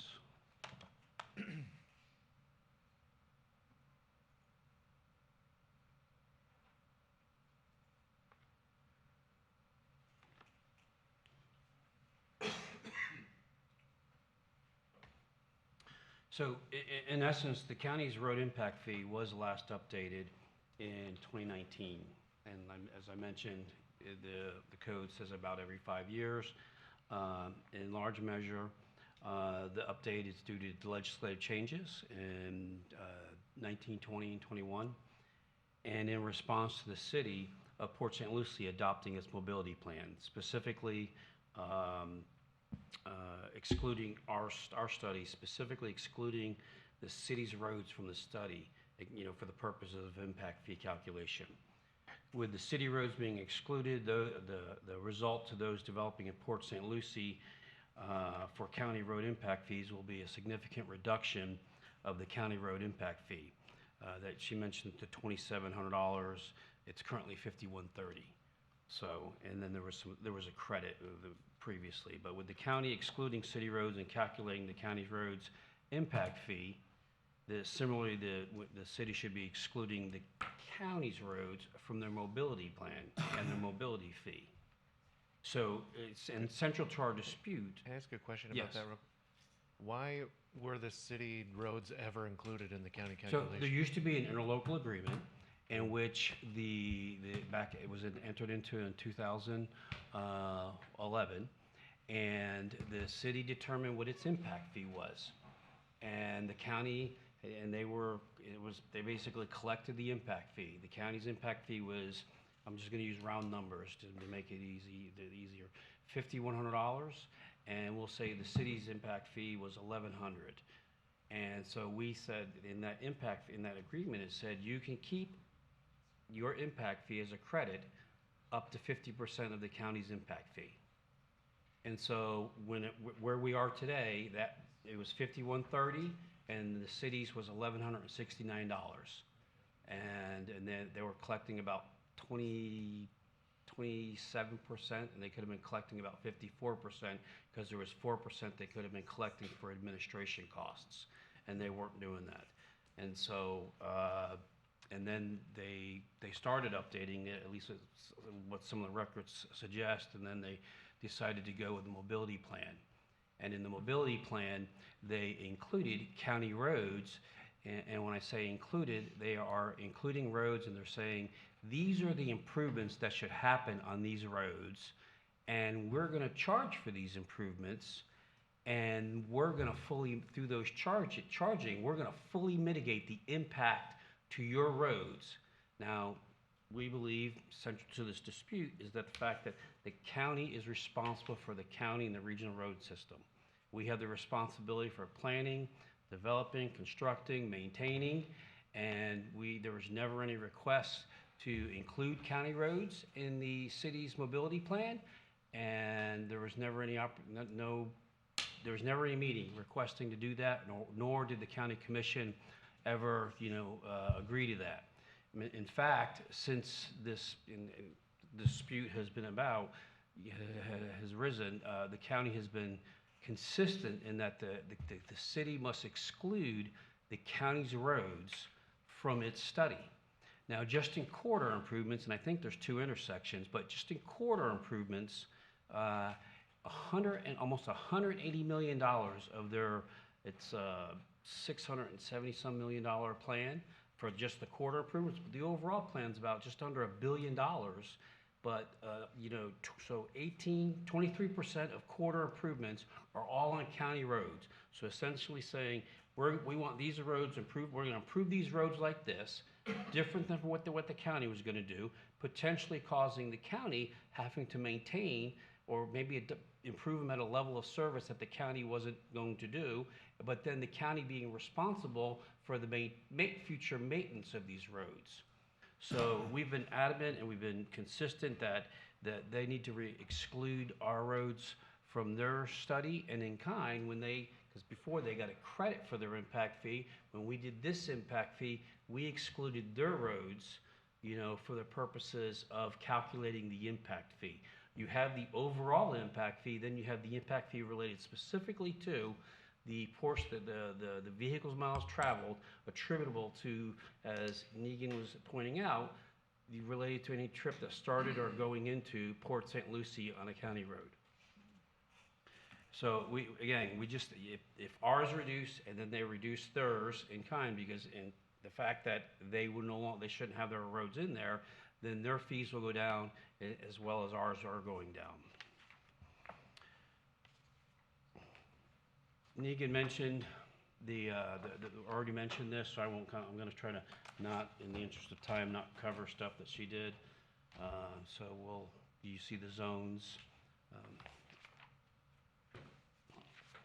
So one of the things, in the process of this whole dispute going on, our code provides for alternative collection, where we have a process where we could actually, send notice to the developer or the property owner or the permit holder and say, we're gonna, here's the county fee that you owe since the city's not collecting it. And we met with Treasure Coast Builder Association and some other, as well as individually met with some builders, and they expressed some concerns, specifically some of the smaller builders related to their the collection, and what that's doing is it's causing confusion with their customers, and as well as it's causing cash flow issues because they're now having to pay what the county's road is, because the city went from $1,169 to $4,082. And so now if you're paying $4,082 and you're paying the $5,130 because the county, you can't you can't collect it because you're charging the unincorporated in the other areas, so you can't just arbitrarily say, well, we're not going to collect that here. So we do have a process, although we have suspended it in response to the concerns expressed by the building community. And we do not intend to pick it up. One of the things I'd like to point out, because we did receive some communication from the city, and after receiving that, the county engaged a third-party planning and engineering firm to independently review the methodology and analyze the travel demand utilizing the recently released, at least our study was nearing completion as the Treasure Coast Regional Planning Model was being released. So both Tyndale Oliver and then an independent firm, ran it, but they also reviewed the methodology and the calculations, and it'll come in. You'll see why we did that shortly. So in terms of public engagement, we held an in-person meeting on February 3rd, and also a virtual meeting on February 9th. We did receive comments from the St. Lucie County TPO, as well as the City of Port St. Lucie, or it's from their consultant. It was on a stationery. The draft road impact fee study update and the public recordings are on the county's webpage, and we also solicited comments. And the only comments we received at either hearing, one was the reiteration of the Port St. Lucie's comments that they provided, and I also would like to mention that those comments, both from TPO and Port St. Lucie, were entered into the public record at a January 11th special informal meeting of the Board of County Commissioners. So the County Commission is very aware of those comments, and the intent of the meetings was to solicit comments, and we did that. And what we did was then our consultant went back. They reran the model with the new Treasure Coast Regional Planning Model. We looked at the comments, and as warranted, they adjusted, and they issued what you have as the final road impact fee study. So the independent review, and I think this is important because we did hold a meeting recently, kind of staff consultant, because the City of Port St. Lucie's consultant doesn't agree with the calculations of the vehicles miles traveled, at least attributable to the City of Port St. Lucie. And so we held a meeting for the consultants to discuss their, the technical and how they arrived at the calculations and all that. And and that happened last week. And there's a little bit of difference. A mobility fee versus a road impact fee, they're a little bit different.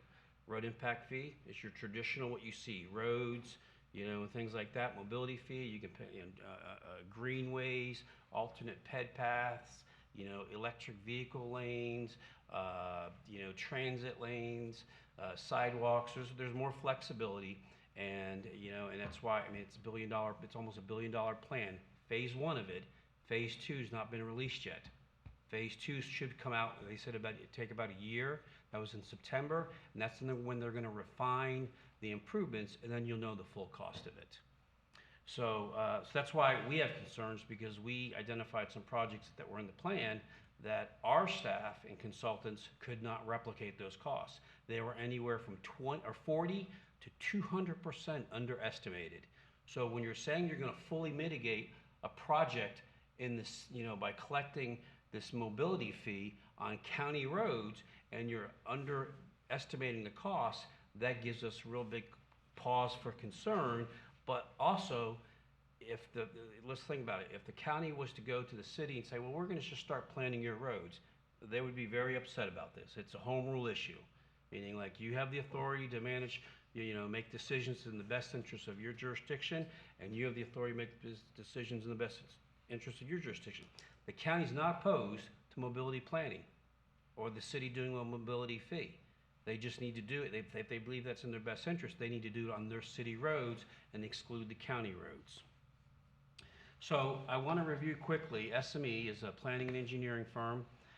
They, in addition to reviewing the methodology and analyzing the travel demand based on the most recent version of the Treasure Coast Regional Planning Model, they also looked at other methods to extract the vehicle miles traveled on roads within the county, and they found it very similar. There was no major differentiation. And so their determination, and there's a copy of their memo as an attachment to the agenda item, is because one of the things, there's a reference error and the model, and as well as the date that we used in terms of the 2015-24-45 model runs, because you're going to hear some comments here in a minute. So the SME 2015 and 2045 model runs produce the same vehicles miles traveled outputs for county, state, and city roadway links within St. Lucie County exactly or within small variation. This is them running them independently. SME was able to match the county's resulting VMT calculations. I think that's very important. And then it is SME's determination that the methodology and process is correct, valid, and can be duplicated. Because, and the reason why I say this is because what we entered into the record is the city of Port St. Lucie's consultant saying, well, I don't know how you came up with your numbers. Well, we have a whole other firm that independently reviewed this and can do that. And that costs $70,000 additional to do that, because you're required to use local and recent data, and we wanted to make sure at the end of the day, whatever was going to the board was going to be right and correct. So now let's talk about where we are. So we mentioned about the impact fee. I've got the two bars here, favorite colors, black and gold. So I highlight 8708 is what is the fully calculated impact fee. The maximum allowable is $76.95. What the recommendation that you have in your agenda item is to adopt the maximum allowable with a 25% discount. That brings it down to $5,771, or a $641 increase over 4 years, $160 for a year. And these are all the land use codes, but I just highlight the single family. I know that's the one that's main. And if we break, I could pull up the table, we could break it out, but for the Port St. Lucie, what's it going to be at the 25%? With the discount like again? 2,400. Was it No, it's like less. So are we looking at the increase, or is this the total fee? This is the total fee. The total fee would be going from $5,130 to $5,771, 64.1. Okay, so, and then the question would be for City of Port St. Lucie, currently the county collects about, if it charges full fee, and it did that right now, the county commission did a couple things to try to mitigate the impacts, providing a discount that was comparable to what was being provided before, but essentially it was about $3,961, and it will go down to $2,060 if it was implemented at the maximum allowable with a 25% discount. So you take that, and then if Port St. Lucie excludes their county roads from their mobility plan, you're looking at probably about an 18%, minimum 18% reduction in their fee. And then the overall fee between the two jurisdictions is not, you know, the $9,000-$10,000 that you have. Where's the 25% discount coming from? So, Did I so miss it's, that? so we're taking, again, the $76.95. Sorry. If you look at it, the $76.95 is the maximum calculated, that's the max. Right. And we're doing a 25% discount off of that. So we're doing the maximum allowable and then discounting it by 25%. So you're just asking for 25 instead of 50? Well, No, it it's doesn't work fully 25% that of way. 50. You gotta do the maximum It's allowable. 12.5. So you're just building in a discount into Yes, the... we're building in a discount from the maximum allowable. Why?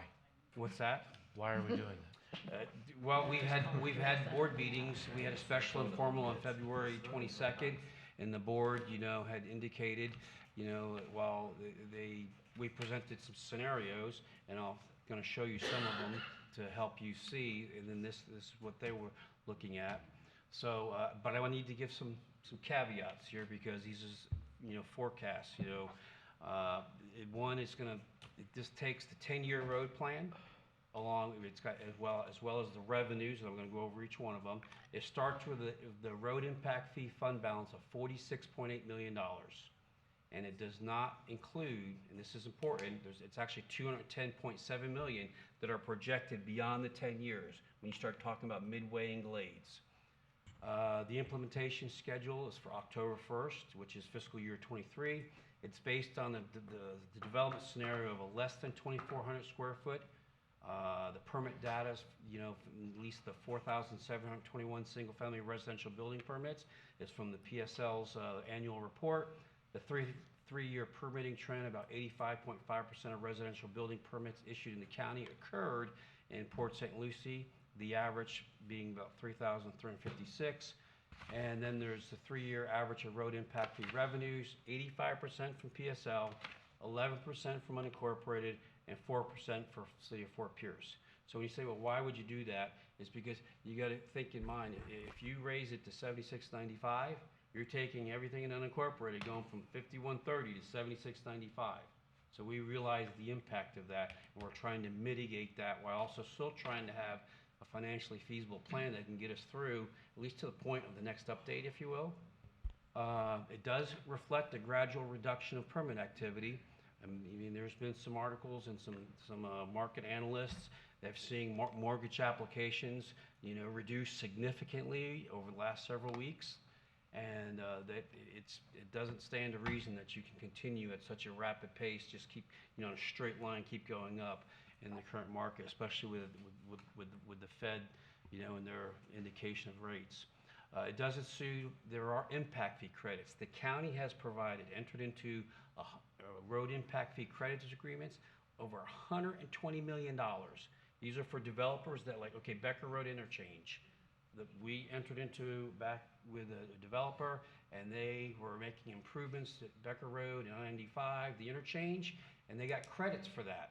So therefore, they can build the houses, and you know, because they made the improvements rather than the county collecting the money, programming the improvements. They could do it in a shorter time frame, benefit their development, and typically a little bit less costly. So they would make those improvements. Some of them in Southern Arterial A, some people talk about. You know, that, again, road impact fee credit agreement. County just issued, I think it's $23.6 million to LTC ranches in the middle of all of what's going on in the last 6-7 months, maybe a little bit longer. I think it was July last year. So the point being is there are impact fee credits out there. So this analysis assumes that there's going to be a similar pull down of impact fee credits and also impact fees being paid. And then the revenue through FY 23 to 26, because remember they're only good for 4 years. I mean, you can only update them every 4 years. Are projected, but for purposes of this analysis, we assume a maximum allowable increase from FY 27 to 31, and these are the charts that you're going to see. So here's the 100% of the fully calculated impact fee. This is that huge number. What was it? $8,700. So you see that brings you all the way to fiscal year 29, where you're eligible to pay for all your projects. Again, you're starting off with $46.8 million, $46.8 million. So you can see just the first 2-3 years are going to take up that $46.8 million, plus you're getting revenue coming in. So that gets you to 29. There is no appetite for that. The board wants to see some alternatives. And on March 29th, we're going to present what we're presenting you and maybe another alternative for their consideration as well. So the fiscal analysis for maximum allowable increase at 50%, this is like if you did the maximum allowable without doing the discount, it takes you to 2029, but now you're shy there. You're $215,000 difference. That's where the point is. So it really, again, it just goes down, and then and look at the far right column. It's vertically, but I don't know how you say that properly. But it does not include out your cost of $210.7 million. That's important to note because those are big projects when you're talking Midway and Glades and Turnpike interchange. The state's only going to do about $20 million, and the rest is on the county. So that's a reality we're facing. So what we're recommending here is the financial, as part of the staff's recommendation, is the maximum allowable with a 25% discount. What does that do? That gets the community to a point where you can do your 23, 24, 25, 26 plan, you update your study, and you can then determine where you need to be at that point. Because this is based upon assuming the maximum allowable increase in 27, and you see where we are. You're going in 27, you're going to have $13 million in projects, but only $8.5 million in revenue because you've spent down your $46.8 million in the first three years. So before I move on, are there any questions related to this? This is probably what you wanted to see. We were hoping to try to do for parks, and we got some data that just didn't have time to get to you. I apologize. We're working on it right now.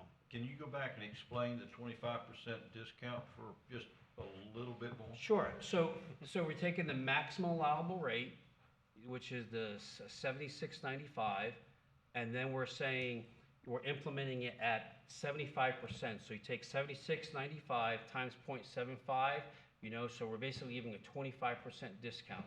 So then you take that number, and as Negan showed, while 46%, about 36% of the true impact fee is attributable, will be, for at least in Port St. Lucie's case, so that brings that fee down for them. So it doesn't matter if you build a new library, if you build a new park, if you build a new jail. If I can't drive to it, what the hell's the purpose of doing all the other? We agree with you completely. Then why give them 25%? Okay, so the alternative, and we'll show that, but right now we're recognizing. The difference is we're not elected. So, sir, you are more than welcome to make a recommendation to adopt at the maximum allowable increase. One's coming. So with that, Mr. Chairman, I will return it to the board with staff's recommendation. I need to recover for a minute. There's so many numbers. Okay. See, this is the one we were expected to be talking a lot about. We thought it'd be on the other one. Yeah, But great questions on the other. You helped us out a lot. Well, Thank you. I think a lot of the questions we had on the other ones were provided in the presentation, which was nice. Like I love seeing when the study dates were done in neighboring counties. That was nice to see. I was wondering that too. I got one. Commissioner Odell. All right. Start us off. It appears this ordinance allows for a, a BOCC rate adjustment if necessary. Well, any ordinance is going to allow for that. It's enabling the fact that the board can adjust the rates. Okay. I just wanted to make sure this one applied as well. The county attorney can correct me if I'm speaking out of turn. I didn't stay at Holiday Inn last night. The total amount is based on new construction of roads. Yes. So is any of that money used? Is there any calculation for repaving or So- road maintenance? No, we cannot use impact None of fees that. to do that. So, Okay. but what we do use that for is, the county, and this is one of the, it's, the county does impose, the full 11 cents, local option gas tax, but as Negan pointed out, the value of that is going down. I think when we looked at it in 19 for a presentation that we presented between us and the city, they get about $10 million, and the county gets, I want to say it was maybe $1.5 million. So we use those funds and some other funds to augment to try to do the roadway maintenance. Okay. But it's considered like Midway has completely changed, so it wasn't repaved, it was expanded. So that's an is that money- expansion, so that would be eligible, yes. Okay. Right. Let me ask you, Mr. Chair. Let me ask you a question. Do you know what roads the counties have in their budget for the next 5 years? I certainly do. I understand that their county is interested in building roads going east and west more than north and south. Okay, well, that's not entirely true. Obviously, there's a focus on east and west roads. Midway is probably, just in my, background, in my opinion, Midway is probably the most critical road for the county and its future. From an economic development standpoint, community development standpoint. But, so here's the projects in the immediate 5 years. I'm gonna go over so you got Jenkins Road Extension, Midway Road to Glades Cutoff, that's north-south. Jenkins Road's Glades Cutoff to Orange Avenue, that's north-south, although that's out there a little bit further, that goes out in 28. So you also have Selvitz Road widening, Edwards Road to Glades Cutoff, which includes kind of Glades Road and the Selvitz intersection. The next one would be that's east-west, but it's Glades Road widening Selvitz to Midway. These are ones that are programmed to occur, in this current fiscal year they're working on. This whole process has put us a little bit, I don't want to say behind, but it's certainly affected our planning and our ability to execute right now as we're going through not just this impact fee, but this whole dispute process. So those are the biggest ones. Then there is one,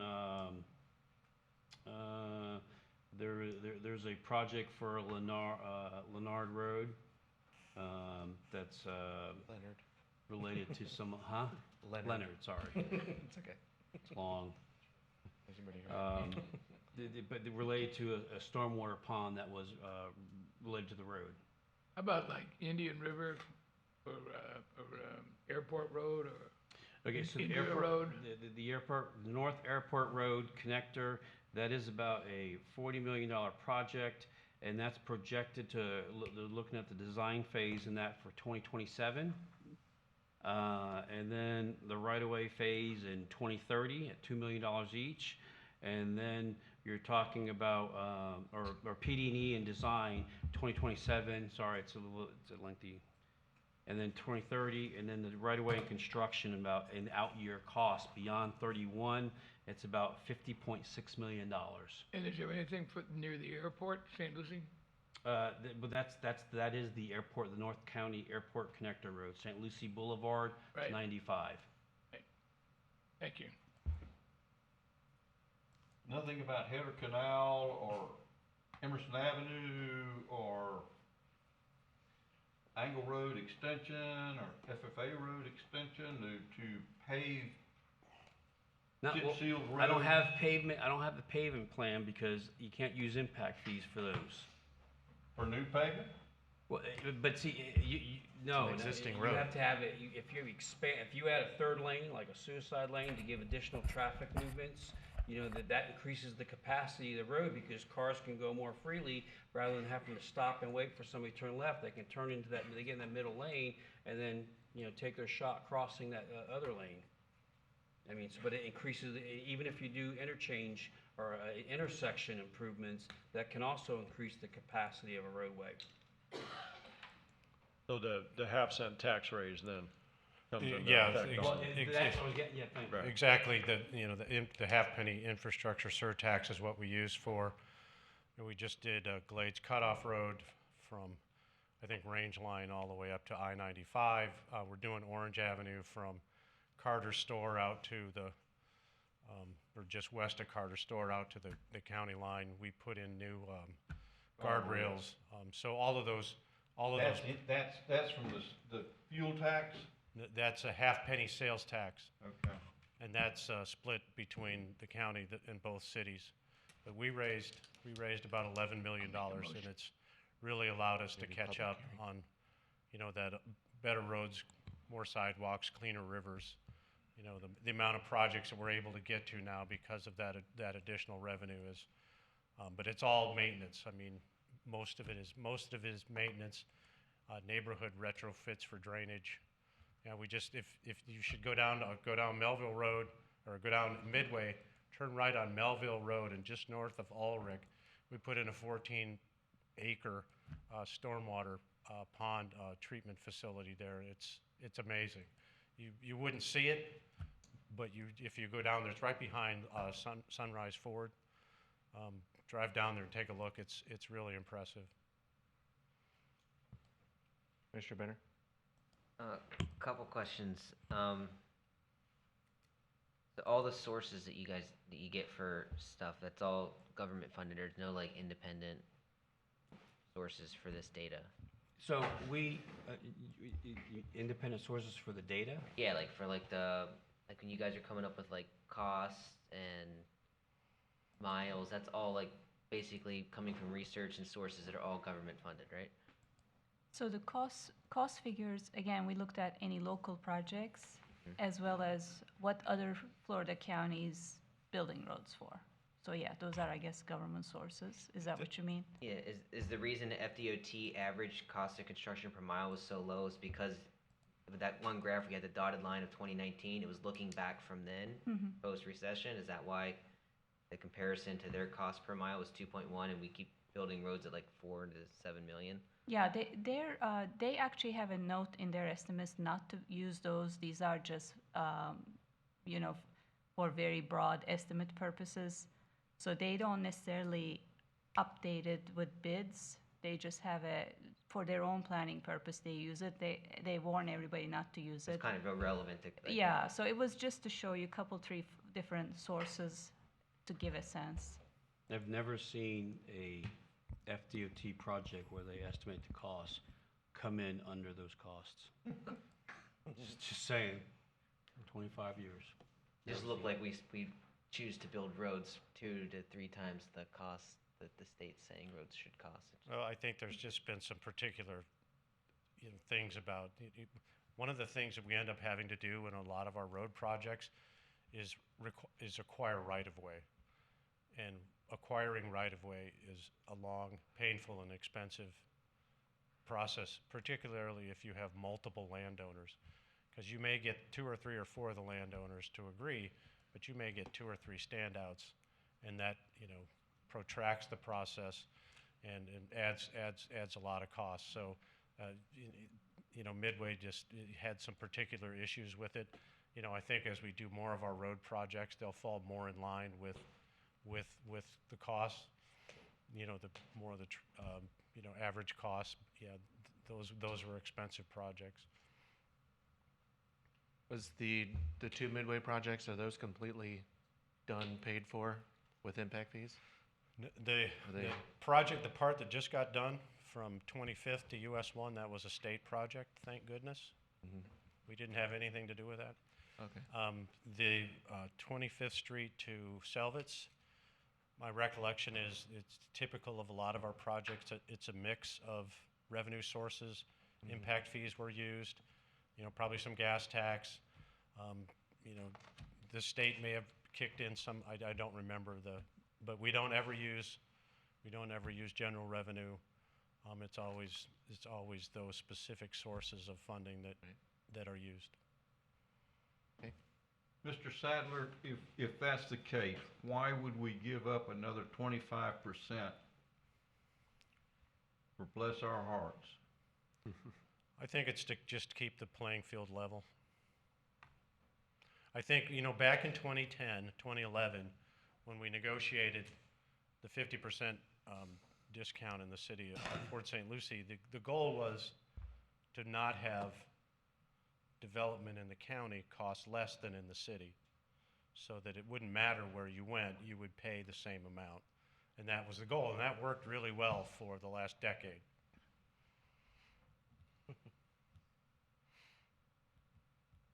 Any other questions of staff? Mr. Slack? We're talking about all these new roads that need to get built because of growth, but there are types of growth that reduce the impacts on roads. Can we include considerations for reducing impact fees for those more densified developments? For example, we did an approval January of last year for a project on Indrio Road near 95 that will be a walkable development that will include a mix of uses and help reduce traffic on our roadways. Have you taken that into consideration at all in developing your impact fees? Well- And could we have some sort of adjustment to try to incentivize smarter growth, less sprawl, less traffic, less impacts on our roadways? The short answer is that no, because of the fact that you have to, I mean, we are focused, and this is why, I mean, you know, PSL's mobility plan and the zones that they recommend, they're very granular because they're looking at the local roads. We're looking at the regional roads, the larger roads versus, you know, that connect to those developments, you know, because it's like, I mean, if you've been to Celebration. I've studied. I haven't personally It's a great community, but it's walkable and all that within the community. But at the end of the day, what do you got to do if you really need something? You got to get in that car, and all your walkability and everything's out the window, and you have to drive. So I mean, so you got to have. It's, you know, we're not. You know, tradition is probably really uniquely designed. It could be that way. You know, but when you look at the development pattern that exists in our county, it's suburban and rural. I mean, and as much as you are correct, I mean, there may be other ways to incentivize, but you can't be arbitrary in assessing your fee. I think the only way that we could consider that, Commissioner Slack, is that if contained within that development was the Publix, your doctor, you know, everything was there, so that everything that you did didn't require you to get in your car and to go and get what you want. But as John has said, we have a very low-rise, low-density pattern of development. And so, particularly in the unincorporated county, you know, the only real options that we have, you know, for transport is either your car or transit. It's a challenge, and you're right, other forms of transit, and I think that's what the city of Port St. Lucie is trying to get to, is let's encourage other forms of transportation. But still, I mean, the reality is that so much of what we do requires us to get in our car just to do just about anything that we do. I would love to be able to go and walk to a restaurant, but I can do that in downtown Fort Pierce if I work for the city of Fort Pierce. If you're at, you know, City Hall in Port St. Lucie, there's lots of things right around City Hall that you can walk to. Here, I can walk across the street to the Walgreens and take my life in my hands, but that's, you know, so it really kind of depends upon, you know, where you are. Out on Indrio, you know, I think that John is right, you would have to get in your car.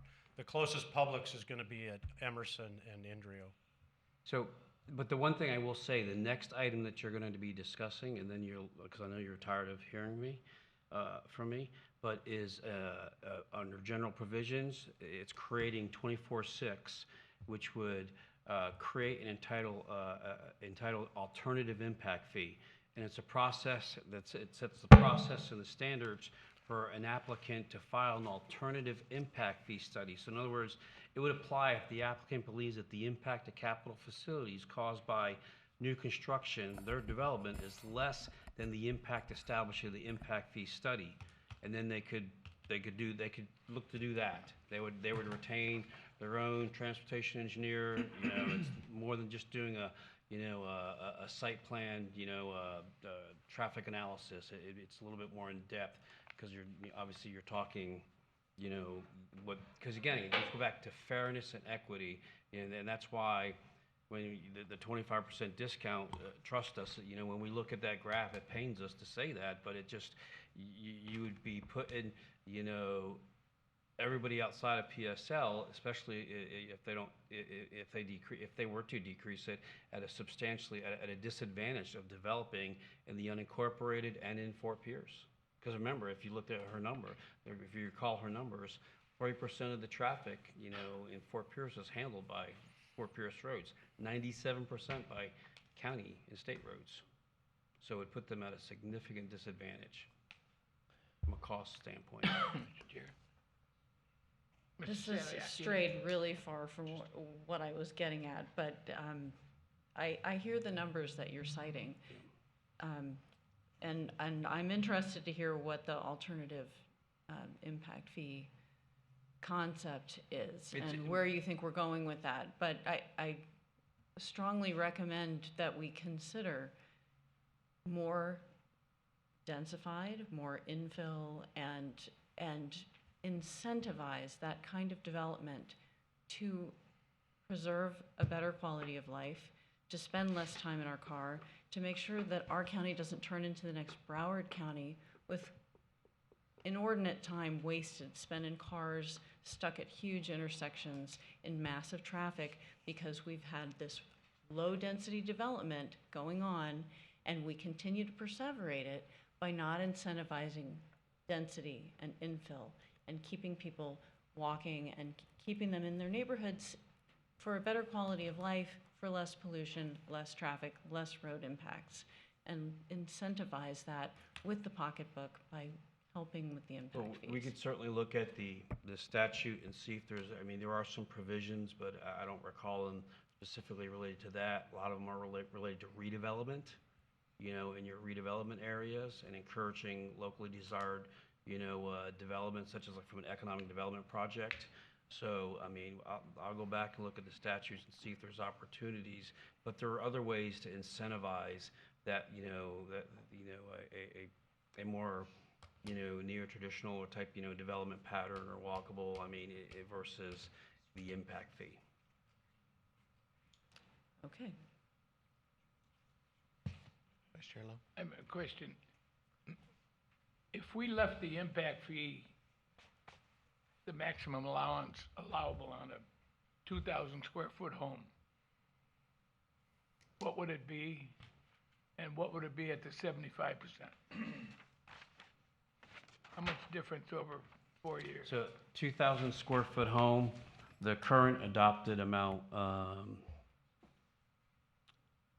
it's $5,130 right now. Okay, and with the adoption at 75% after over a 4-year period, it'll go up to $5,771. That's at the with the discount. You're saying at the maximum amount? What would it be? What would $7,695. How much? $7,695. Over 4 years. It would be over 4 years. And the total charge for the 4 years would be? I think it's basically double that. So it's somewhere, if I recall correctly, around 1,243, something like that.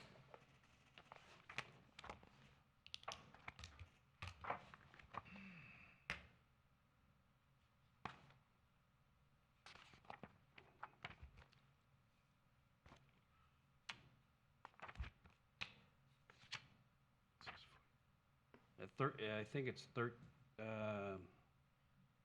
now, well, I'm just going to say between $1,200 and $1,300 because these were numbers that these ones that I did were prior to the update of the study. So now with the study getting updated and then rerunning the models, and it changes the number a little bit. So, but it's roughly double of what you're looking at right now at 25% discount.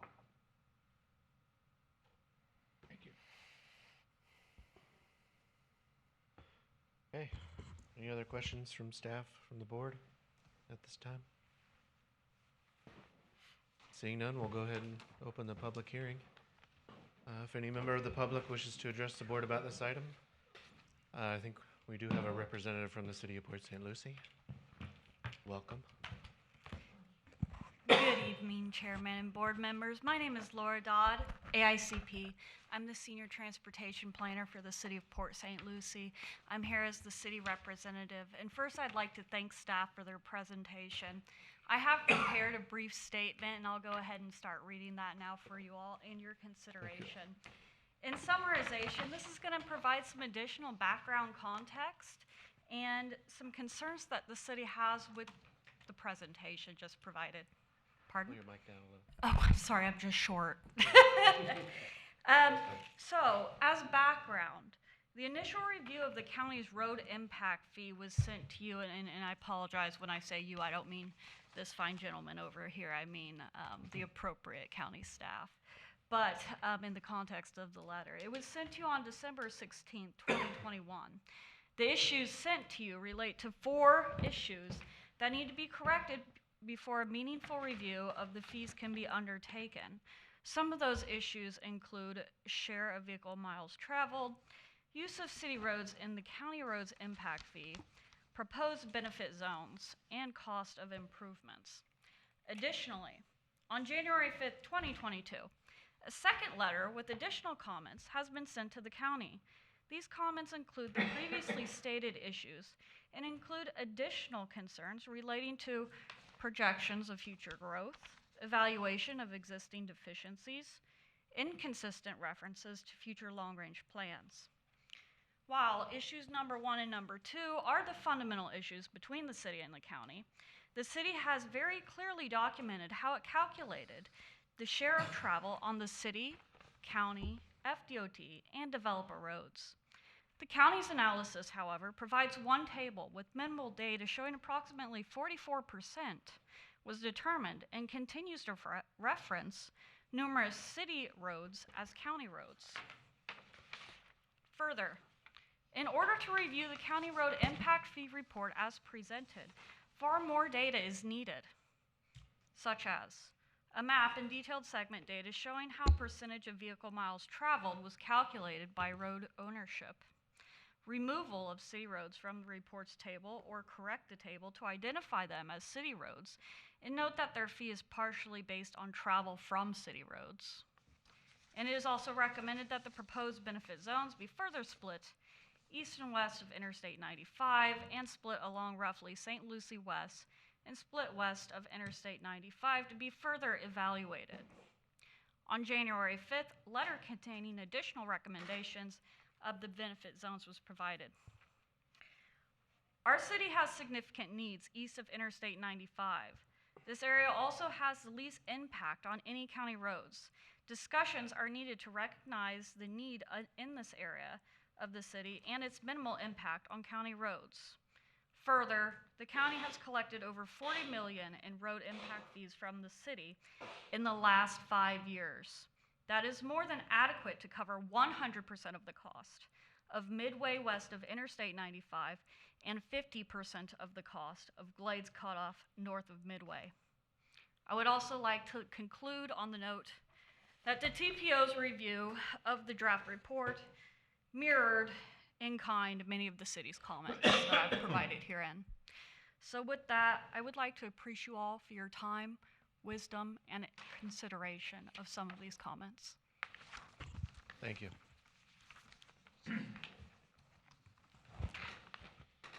Mr. Chairman, I just wanted for the record also that the city had provided a memorandum, and it's on the record that the board was provided that, a copy of that. Staff Okay. made a copy and gave it to you. Thank you for making copies, Stephanie. Appreciate that. Thank you. We still are in a public hearing. If anyone would like to address the board.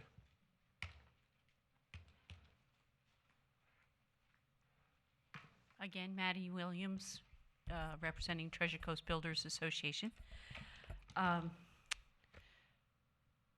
So a lot of the figures that John gave to us tonight are new to me. Everything that we've been talking about, and I have to do want to commend the county staff. They've been wonderful to work with, Mark, instead of work at. And John and also Joseph, we've been working on this road impact fee for many, many, many months, all because of the city's mobility fee coming forward prior to the county having the chance to do their updated impact fee study. Having said all that, it's obvious by the comments from the speaker before me that the issues between the county and the city have not yet been settled.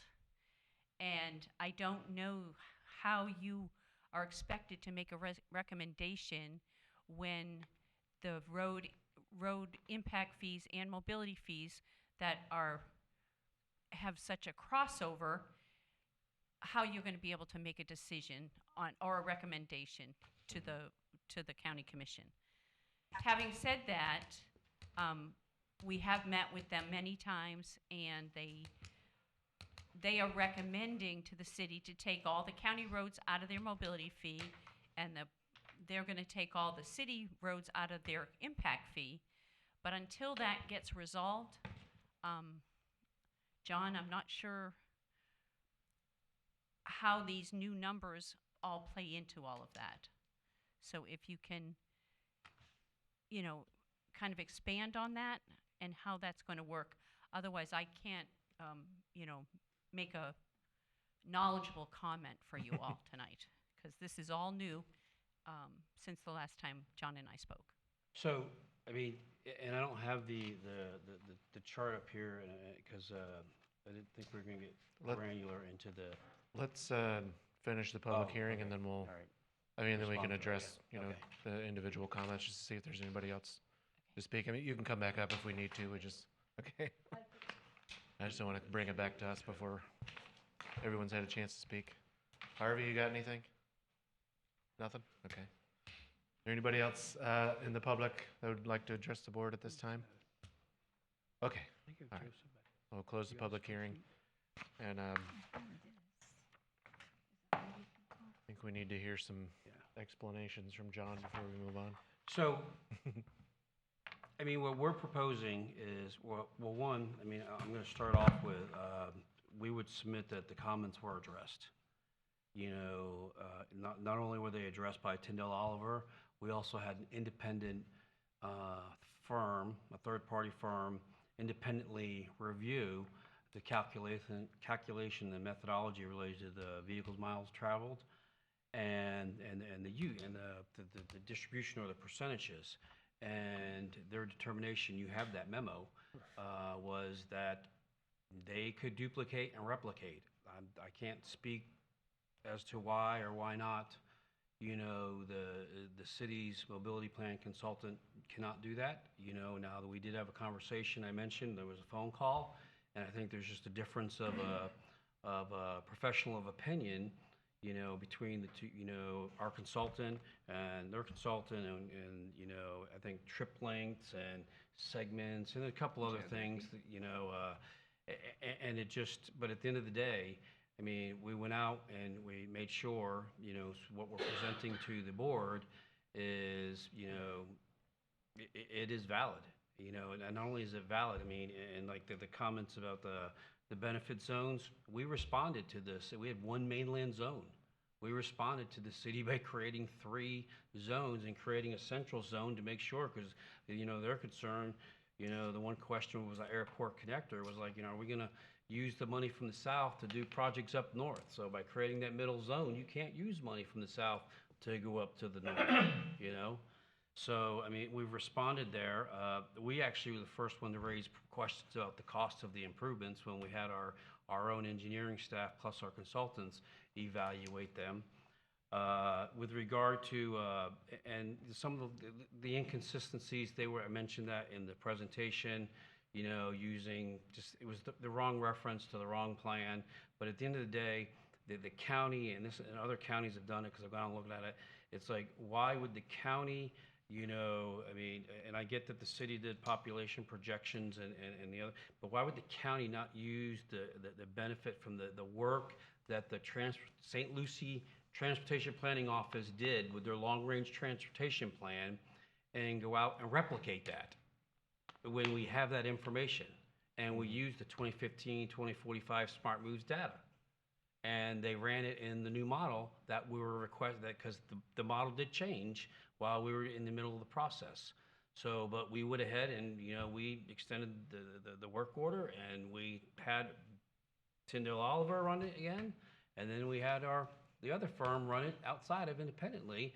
And again, and they not only did that, they looked at other methods to see if, so was there some other differing result. I mean, you have their memo and their determination. So respectfully, I think just professionally just disagree that the county hasn't responded. And, and with regard to some of the comments, I think, I will share, it is known publicly, it's been discussed. We are in the middle of conflict resolution and mediation, and that process should continue. But independent of that, the county has a study that has been completed, by an engineering and planning firm. It has been validated by an independent firm, and we believe our numbers to be true and correct.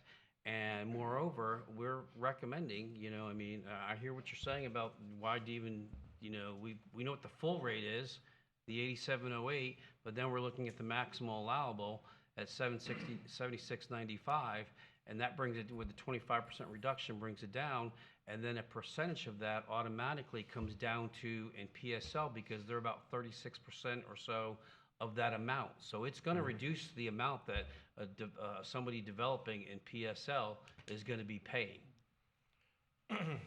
So that's so this is currently under if I might dispute. Yes, we are in conflict resolution with the city of Port St. Lucie. We've had multiple meetings. I think we've made some progress, but the outcome is uncertain.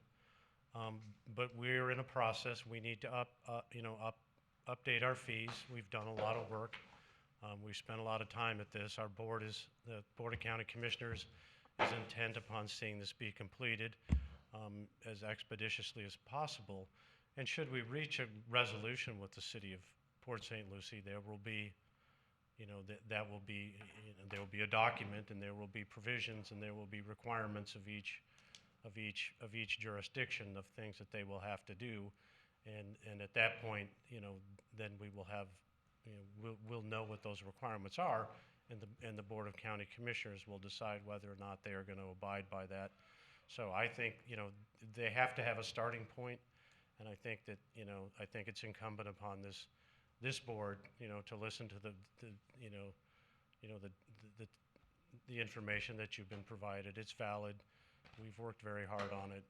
Everybody's had a chance to look at it, and Can you give us like a summary of what the main conflict resolution, like where's the main disconnect here that we can?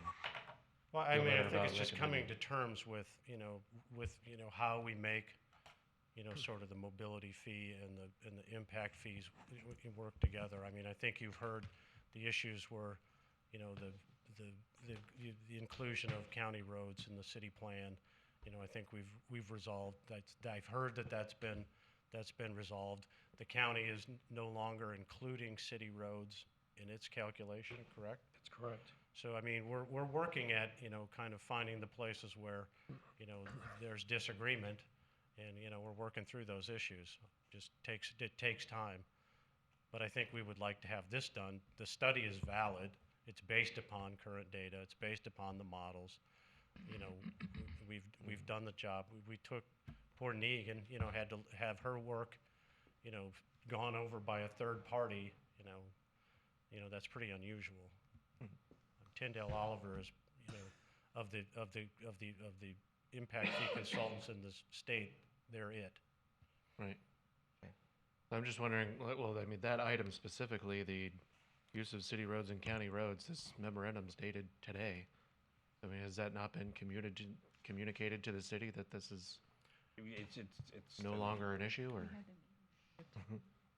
It's not. We had the meeting just last week, and I think it ended with there's just a fundamental maybe difference of opinion, or maybe internal, in terms of the calculation and the inclusion of certain roads. But at the end of the day, if you look at the study, we have reclassified. We've corrected the references at the TPO letter. The TPO letter does. We send it to them for the purposes of getting comments and feedback. The obsolete travel demand, we did that. The obsolete cost feasible network plan, we were using the 2040. It was an incorrect reference. They updated it and they used the Smart Moves 2045. They asked a question about the St. Lucie County infrastructure surtax. That doesn't really go for projects. They talked about local project construction costs. There's limited projects that have been done, so we had to use the database. And we had them they were designated as urban rural classification. They've been all updated appropriately, and the incorrect information relates to the incorrect jurisdiction, or the table needs to be revised. We've done that, and then as well as the references. So we responded. I think at the end of the day, I don't think we're going. To answer your question, the central issue is the city should be responsible for the city roads, and the mobility plan should apply to them, the city roads, and they should exclude the county roads. County's been firm on that from day one, and so if that occurs, we have excluded their roads for the purposes of fee calculation.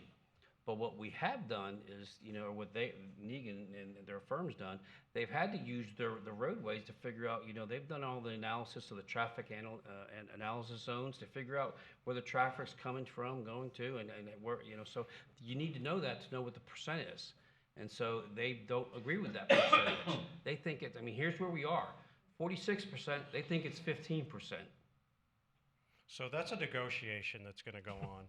And that's But regardless of that, our fee that we are telling you tonight, based upon the analysis that Tyndale Oliver has done, that has been backed up by SM&E, that's valid. It meets statute. It meets the requirements. And so, what more, I don't know what more we can do. Right. But in resolving the dispute with the city of Port St. Lucie, if that happens, then the Board of County Commissioners can take appropriate action, or have staff, instruct staff to take the appropriate action to amend whatever needs to be amended. But, that's still an unknown. We still need to move forward with what we're doing, because we need to have an updated fee, whether it's in the city or in the county. We need to have the right fee based upon the most relevant data. And the last thing I would submit is, and I understand Maddie's concern, because it's like, okay, well, even if it's still at 5130, the development community is going to be paying this, and then the city's got a 4,082 charge, but we asked to hit the pause button. We didn't say don't adopt it. We said pause the implementation, allow us to finish ours, and now we're being asked, and the county has already foregone in terms of it's not collecting its revenue right now. It's not foregone, but it's not collecting it because the county commission, discounted. They discounted the rate that was similarly applied to what the former city road impact fee was. They were going to hold it in escrow. And we were going to do that, and then we're going to pick up the collections after the new year, because we didn't want to start it in the middle of the holidays, and then there was a case that came out related to Santa Rosa about escrow and putting money, and it's not a remedy for the purposes of making a wrong right. So we're like, okay, let's just continue suspending and not collect these things, and then we'll go back and true up like we told everybody we would in the beginning. We'll true, and so we've done that, and we're in a position, and I don't think it's, this did not start with the county. This started with the city adopting the mobility plan without any consideration, and the county did speak and requested that they pause this. So now to ask the county not to move forward with its impact fee study, I think is fundamentally unfair, and trying to hold the county hostage by requesting more data to delay this process. Okay. Mr. Lowndes?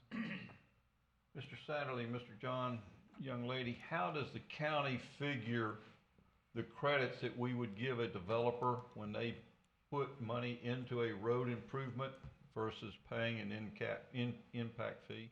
It's based on the amount of that they're gonna. It's based on the cost of the improvement. Yeah. Their cost of that particular improvement. Yes. Based on their cost, or our figures that we have for road. Well, I think, as John told you earlier, one of the advantages of doing it that way is that, the private sector can typically do things cheaper than the public sector. Okay. Public sector. But Thank still, you, it's substantial. The improvements are costly and the credits are substantial. Thank you. Anyone? Mr. Chair, I think I'm on board with this. We've heard from our county staff. We're here to deal with the issue before us. All of the other things that are going on are beyond our control. And I would like to see us to proceed with what we have on our agenda, with this as it's been presented. And then the BOCC, City of PSL, they'll work their thing out. We'll do our thing tonight. Make a motion.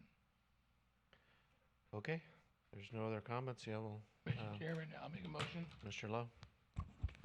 After considering the testimony presented during the public hearing, including staff comments, I hereby move that the Planning and Zoning Commission, acting as a local planning agency for the St. Lucie County, recommend that the St. Lucie County Board of County Commissioners approve the adoption of the St. Lucie County Ordinance amending Article 5, 678 of Chapter 24 of St. Lucie County Code for road impact fees, because I recommend that they allow the 75% maximum and give that 25% discount per what I have heard of a recommendation by staff and reports that we've had furnished to the board. Is there a second? Second. All right. We have a motion and a second. Is there any discussion? Mr. Chairman, Mr. Lowndes? Mr. Lowe, does your motion mean that you're doing away with the 75% and going to a full 100%? No, I'm approving the 75. We gave them 25% discount. It was 100%, now it's 75, Yeah. So as recommended. as recommended. Right. All right. Madam Secretary, please call the roll. Mr. Bridgers? Yes, ma'am. Ms. Slack? No, ma'am. Mr. Benner? Yes, ma'am. Mr. Slade? No, ma'am. Mr. Lowndes? No, ma'am. Mr. Munt? Yes, ma'am. Mr. Odell? Yes, ma'am. Vice Chair Lowe? Yes, ma'am. Chair Taylor? No, ma'am. I wasn't counting. I have 5 5-4. yeses, 4 noes. Okay. All right, the motion carries. Last one. Okay. Where are we at now? All right, we are now on item 9F. I only have a 28-page slide. I'm just kidding. It's 4 slides. And one's a title slide. So essentially, this is an amendment to Article 1 of the overall impact fee ordinance that's going to do a couple things.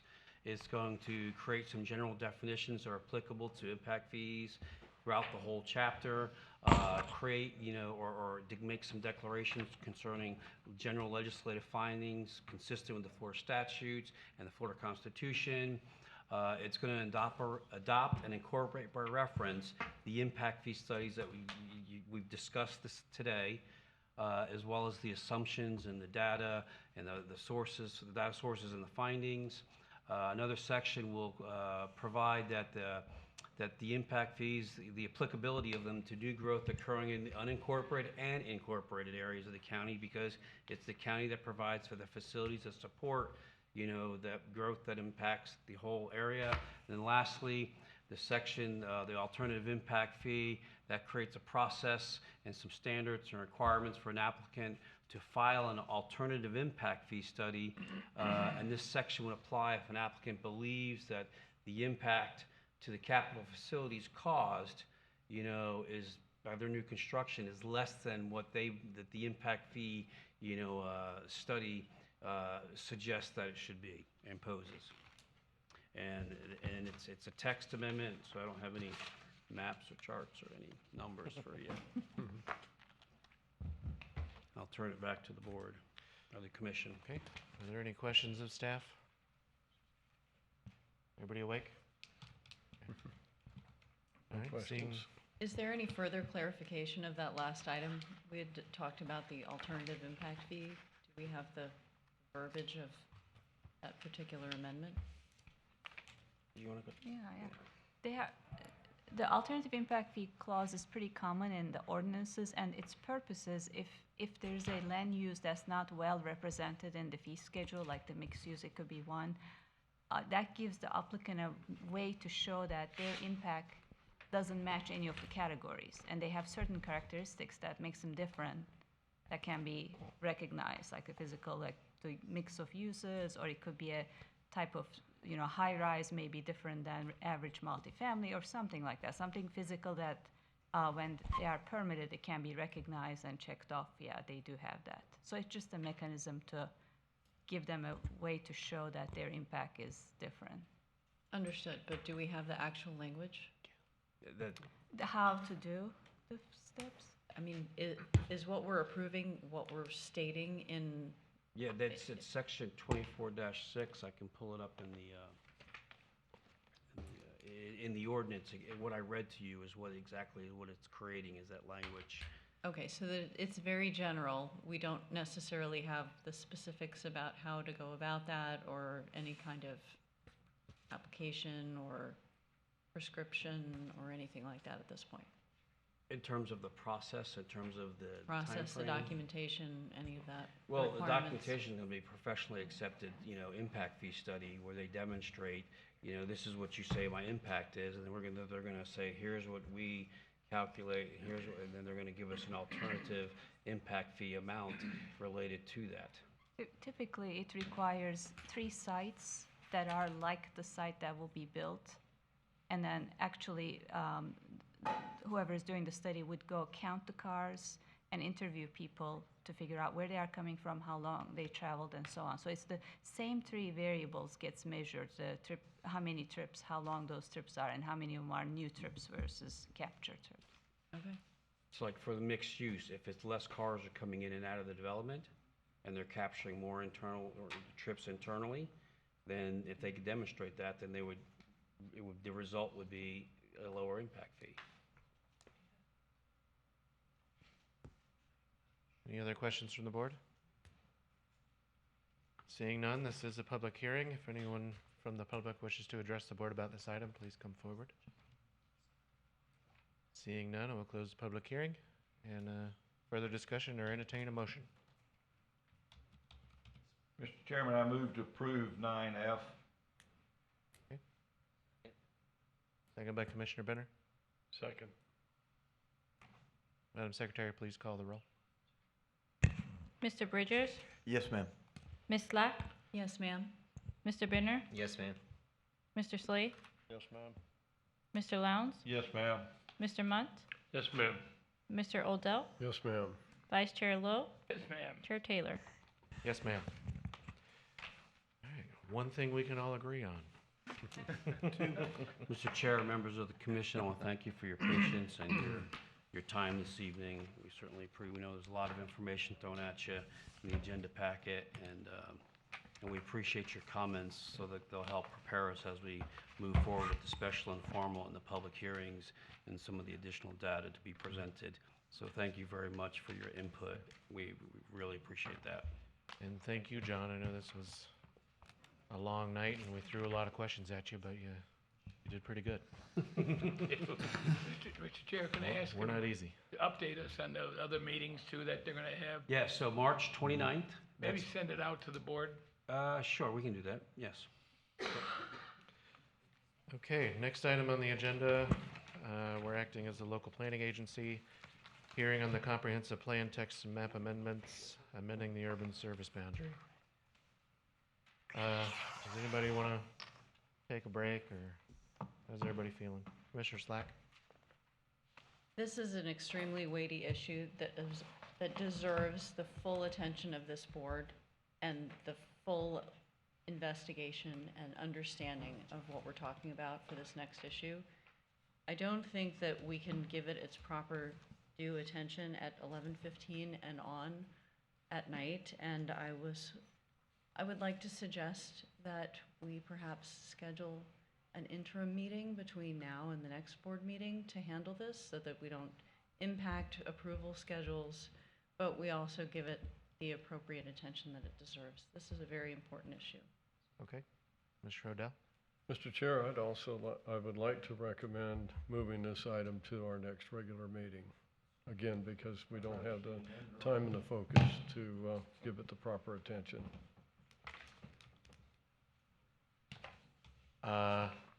Catherine, what can we do about that?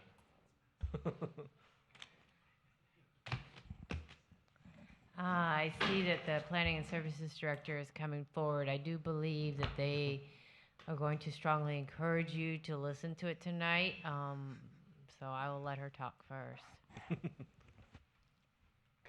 Good evening, Chair and Commissioners.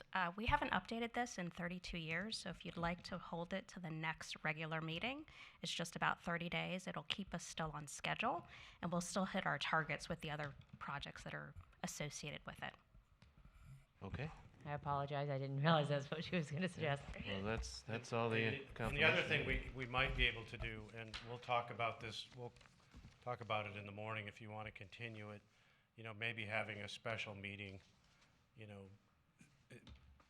find a time that it would be good, because I think you're right. I think this is, as Maite said, we haven't looked at this since we adopted the comp plan, and so much has changed.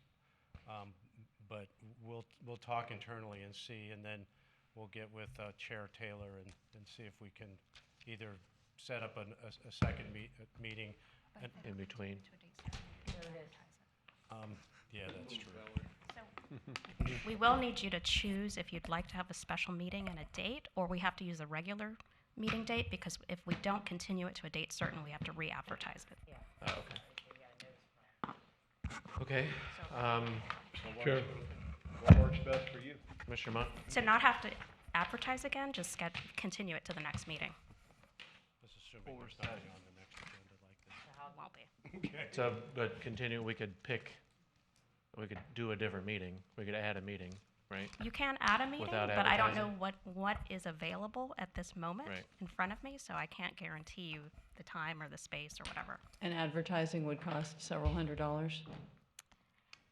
$263. For the size of this particular display ad, I believe it was close to $500. I think it's also Okay. the time frame of how far out they have to get it to the paper and how long it has to be done. Yeah. It's logistics. Okay. I move that we table this item until next month. Second. Okay. Do we need a vote on that? Yes. All right, we have a motion and a second to continue this item until It would be April next- 21st is the next scheduled Planning and Zoning regular Commission scheduled meeting. meeting. Okay. At 6 p.m. At 6 p.m. Yep. Madam Secretary, please call the roll. Mr. Bridgers? Yes, ma'am. Ms. Slack? Yes, ma'am. Mr. Binner? Yes, ma'am. Mr. Slade? Yes, ma'am. Mr. Lowndes? Yes, ma'am. Mr. Munt? Yes, ma'am. Mr. Odell? Yes, ma'am. Vice Chair Lowe? Yes, ma'am. Chair Taylor? Yes, ma'am. There's another unanimous. Sorry you had to wait 5.5 hours there, Corey. 3. Thanks for hanging out, Corey. Okay, I have nothing else. I'll entertain a motion to adjourn. So moved. Adjourn. Second. We are adjourned.